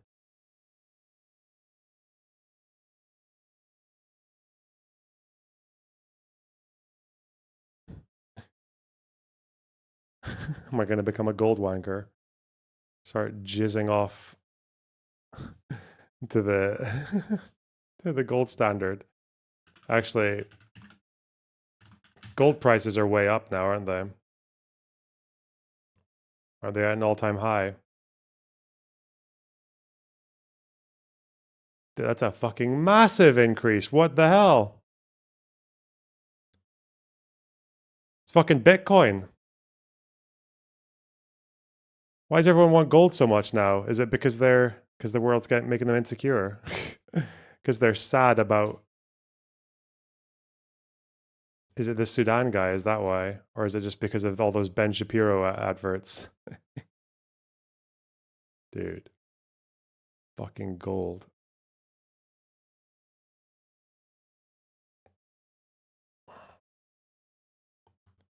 And people being so fucking insecure about the economy and about their life.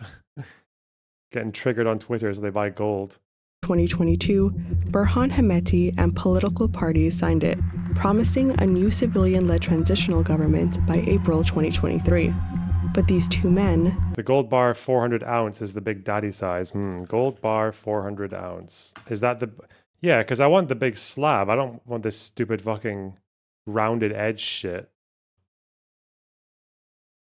I want this. How much is this?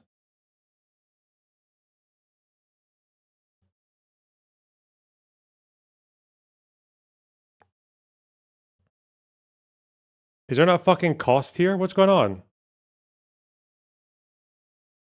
It doesn't even look right, though. I don't want this with the stupid rounded edges. Why would I do that? I want this. Where do I get this? This block. Where do I get the fat block of gold? I want my firm trapezius edge. Come on. Excuse me.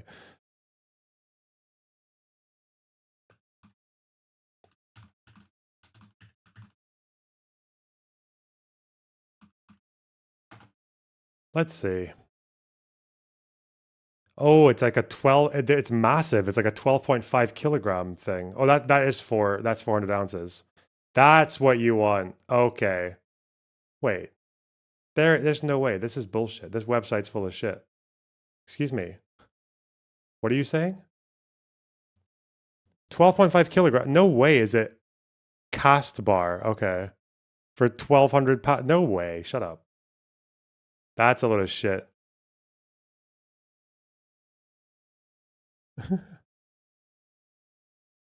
I thought, why is the other website like 100K? Why is it so varied?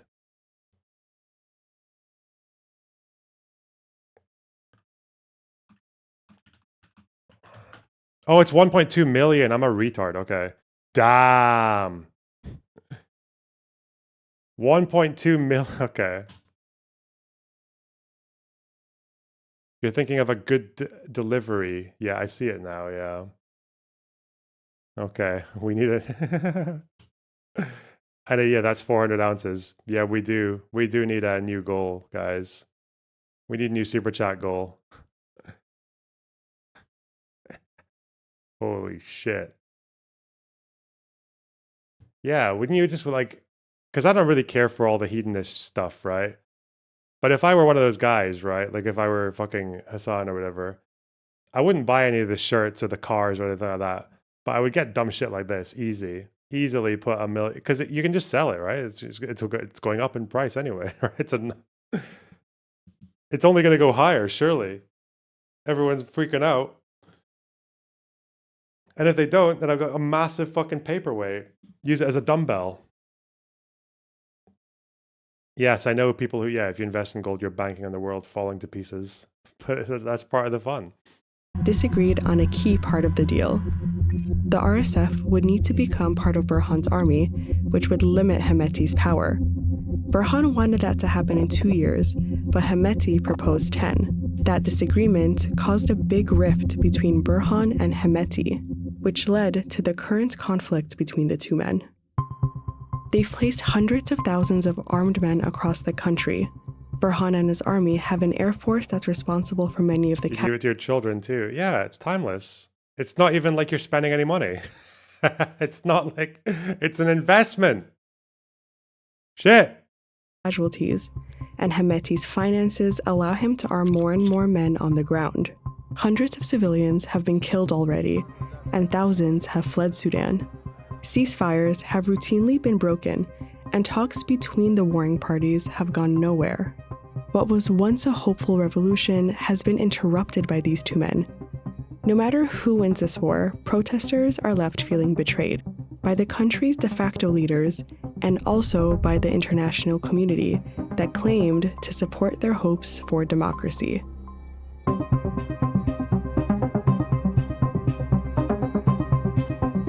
was a decent video. I felt like that, based on what I've read, that seemed like it was summarizing things pretty accurately. Okay. My new arc is going to be a speculative gold hawker. Hell yeah.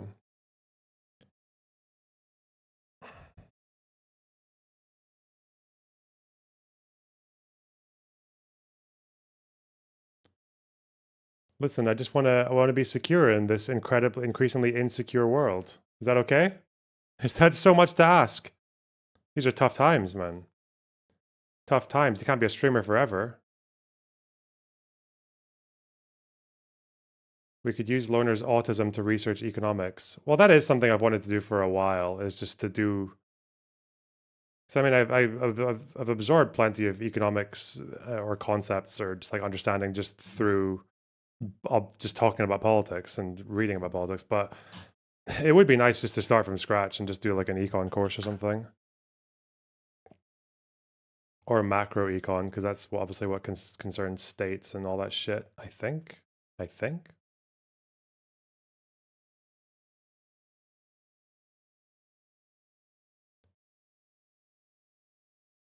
Gary, yeah, for the Gary economics debate. I've got Gary in one ear and Farage in the other, so I've got to destroy left-wing economic populism and also right-wing anti-immigration populism. Let's go.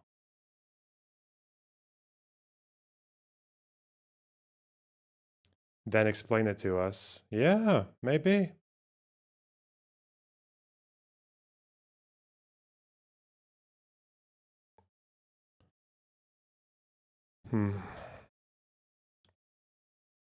You should buy a bar of rare earth mineral metal.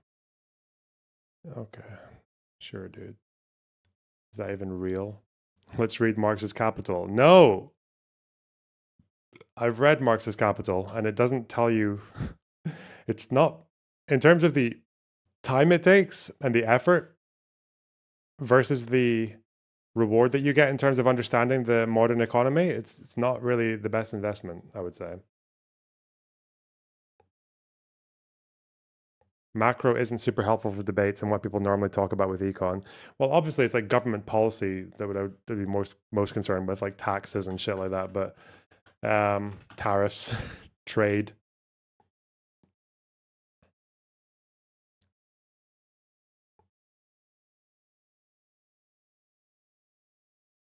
Yeah, I'm told you read Das Kapital and then you just end up buying gold.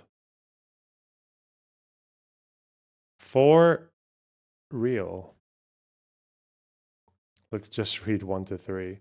I only read 1, to be fair. Volume 2 and 3 looked boring as fuck. And 1 was kind of boring as well. Don't kid yourself, okay?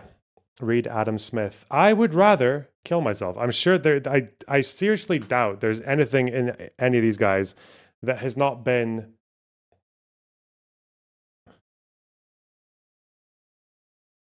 that has not been turned into something a lot more fucking understandable and more easily digestible in modern education, right? Barring the stuff they said that was nonsense. I did not know that Adar did a fucking react to Fauda. I did not know they did that. What the fuck? An Israeli and Palestinian react to Fauda. I did not know he did this 4 years ago. What the fuck? Can you even do that? You couldn't watch the whole thing though, could you? It seems like they just watched a bit of it and then stopped because of ads. What the hell? Anyway. Traveling Israel, what's he saying? I defended Israel for the last 2 years. Big mistake. Oh no, he's going to talk about how fucking oppressed he is, isn't he? Oh shit. They came from my family. Let's hear Israel it. for 2 years, and I was wrong. That was a big mistake. Or it's rage bait. He's just gonna troll, right? I talked about history, facts, and values. I explained Israel's position rationally. But I was wrong. This isn't about Israel, and it is not even about the Palestinians.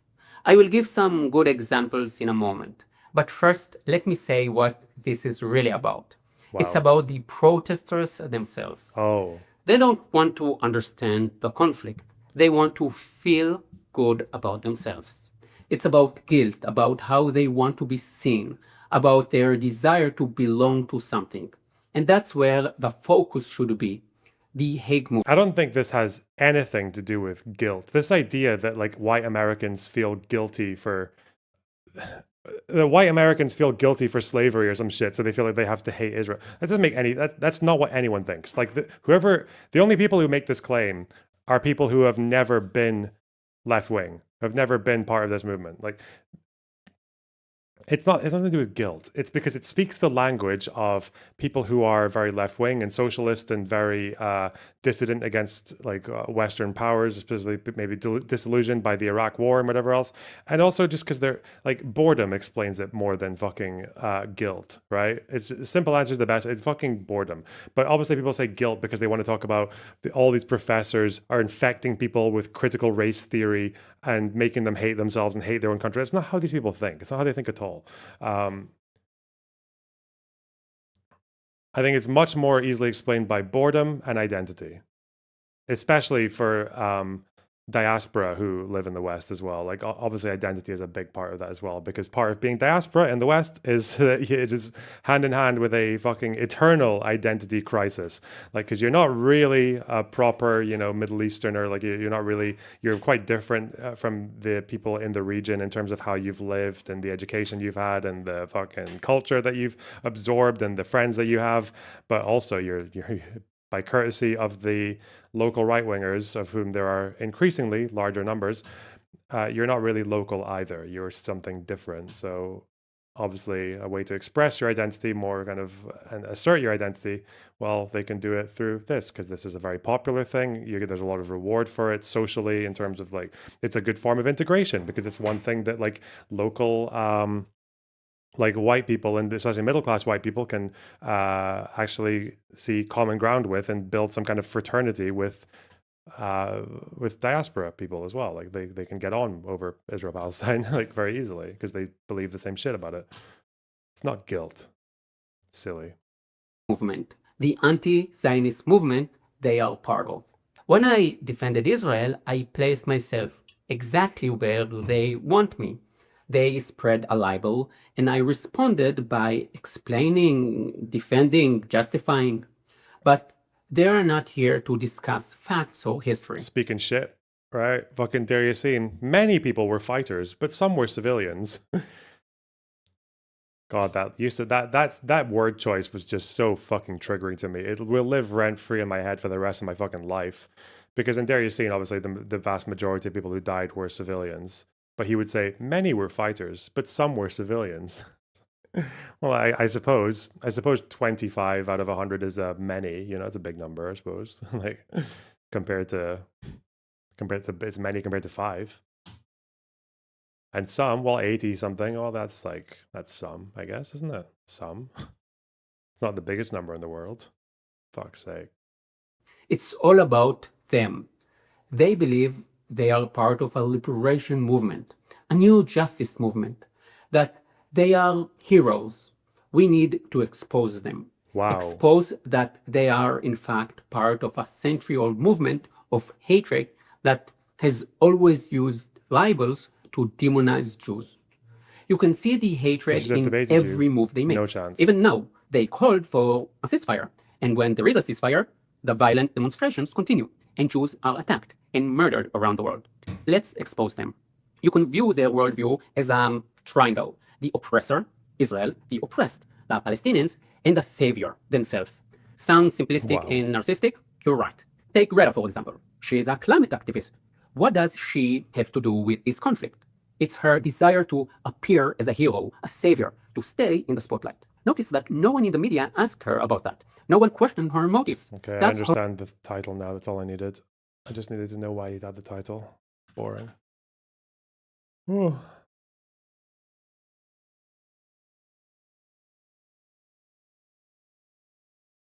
Oh, I saw this. It's not. Oh. Slight F in the chat. Slight F in the chat. Suleiman Ahmed. Not coming from Stephen Miller, but I guess it's just a Pierce panel. Coming from his wife, Katie Miller, who has lately ventured into the podcasting world, tried to do more media appearances, and went on Piers Morgan Uncensored. Sorry, this screenshot right here is really funny because Cenk Uygur, I agree with him, but he's always just screaming on every panel that he's on. In this case, he actually rolls through Katie Miller. She was entirely unprepared, and I'm glad Cenk Uygur was there. We're going to run through all of this because it turns into her threatening to have Cenk Uygur deported. Threatening to have him deported. And then she freaks out and literally says she's going to walk off the panel. I want to dissect this for you guys. I've been on Piers Morgan Uncensored before, and she just gives me the vibe of somebody who is totally unprepared to be on TV or debate like this on TV. Number two, who's a little bit entitled and thought that, you know, the people would just agree with her on the panel. She probably does well on Fox News. Friendly interviews are a little bit different, but being in a panel like this, I had to learn this the hard way too. You really have to assert yourself, and you have to be ready for everyone to be at your neck, and she immediately gets shaken off of her train of thoughts. But before we go into her freak out, let me just compare this to her husband. Do you guys remember this clip that went viral during the campaign trail where Stephen Miller is just freaking out? A Rogue T, thanks for the $2. I can't find a Nasrallah plushie anywhere. If you want a Nasrallah plushie, you will probably have to make it yourself. And if you're going to send it somewhere, you'd have to find out a way that gets it around counterterrorism flagging. Good luck. I swear to you, this clip is essentially exactly how his wife freaks out. I was just asking for figures, and you have not replied to me about those figures. Murdered. Do you know who Kayla Hamilton is? Do you trust the numbers of Nicolas Maduro? I'm asking again. I trust a ruthless dictator will empty his prisons and send their criminals to our country. Do you trust his numbers? The most dangerous gang in Venezuela is Do you trust Nicolas Maduro? I trust that he does not want his criminals to be... So Stephen Miller was essentially praising, starting to praise his dictator and saying that his numbers must be accurate. So the reporter asks him a few questions. And by the end of the interview, Stephen Miller is sweating and screaming at an entire group of people around him. Donald Trump is going to be elected president, and the migrant gangs are going to be sent home. Children's lives will be saved. And you know who will benefit the most? Are the working class Hispanic communities that are besieged by gang violence. So you don't have public schools that are being overtaken by migrant. He just started screaming about random stuff. The reason I show you that is because Katie Miller goes on a very similar tirade, tantrum. First, I don't want to bury the lead here. Didn't she talk about how Stephen Miller basically like wakes up every morning and he's so driven? He's like, yes, today I will keep on defeating the left. Yeah, these guys are lunatics. He's a proper fucking fascist, like nutter. Miller's wife threatened to have Cenk Uygur deported after she started to lose a debate to him. Cenk Uygur is a naturalized U.S. citizen. And the way she says this in such a smug, pompous way, like she knows that her and her husband are in a position of power. By the way, Stephen Miller, of course, is Trump's deputy chief of staff. Very high position of power. He's spearheading a lot of the most radical immigration policies or regressive social policies. Let's take a look at this clip. Hold on. So what happened to the Holocaust and all the pogroms were disgusting. That doesn't mean that Okay, so she said, you better check your citizenship application and hope everything was filled out legally or else you'll be like Ilhan Omar. Listen one more time. She said, you better check your citizenship application. Hold on. So what happened to the Holocaust and all the pogroms were disgusting. That doesn't mean that... Because you'll be just like Ilhan Omar coming next. Ilhan Omar is somebody who they've been threatening to deport over and over and over, despite her being a naturalized U.S. citizen as well. But it gets even worse. Obviously, that's the climax moment. That's where Katie Miller loses it and threatens to essentially deport Cenk Uygur. But let me show you some of the surrounding context because that makes it even worse. They're talking about Zohran Mamdani, and you could script out everybody's responses. Jillian Michaels comes in with some like pseudo-centrist BS that is actually more right-leaning. She acts like she's more of a centrist, but you can tell she's more right-leaning. And then Cenk Uygur starts yelling about like Israel, and he's justified in doing that, but he always just comes in hot. And then Katie Miller comes in and starts to talk about Jewish people. She's like, why does it always have to be about the Jews? And then Cenk Uygur says, nobody was talking about the Jews, and he's actually right in the situation. Nobody was talking about Jewish people, but it's interesting because Katie Miller opens up. Does Adam know that Cenk is pretty much like when he's talking about just asking questions about who did 9/11, like that's about Jews. That's not about just Israel at that point. Come on.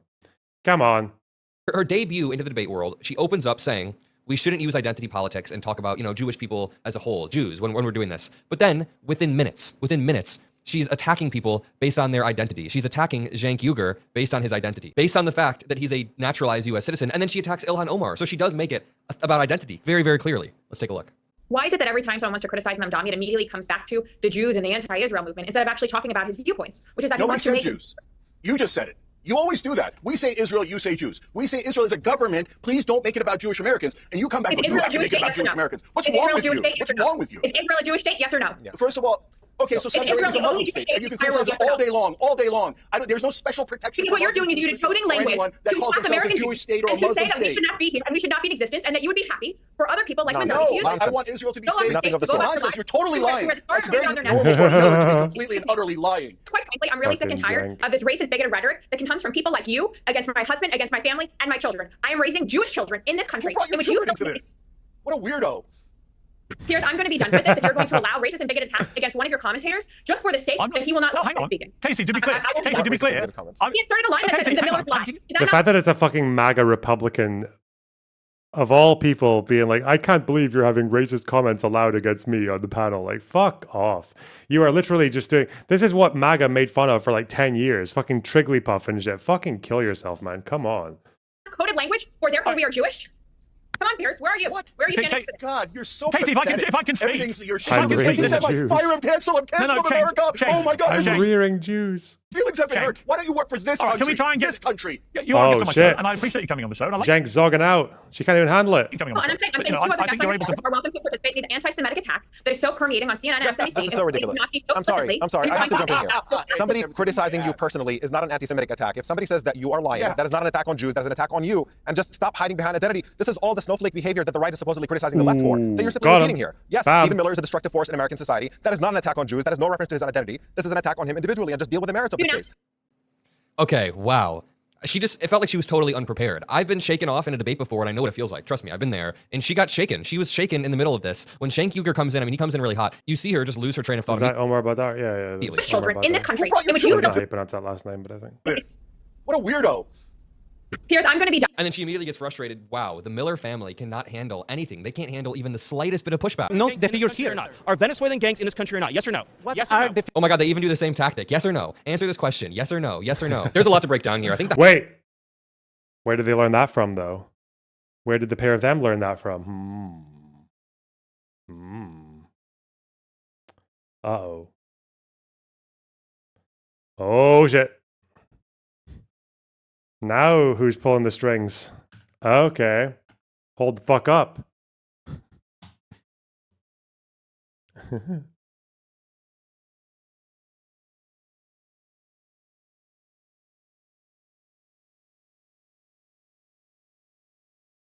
This is a cover. Stand by you 100%, Jack. Are you sure?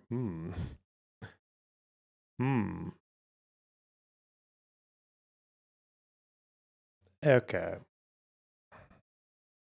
Can't believe it's already Thursday, man. This week has gone so fast. Oh, okay.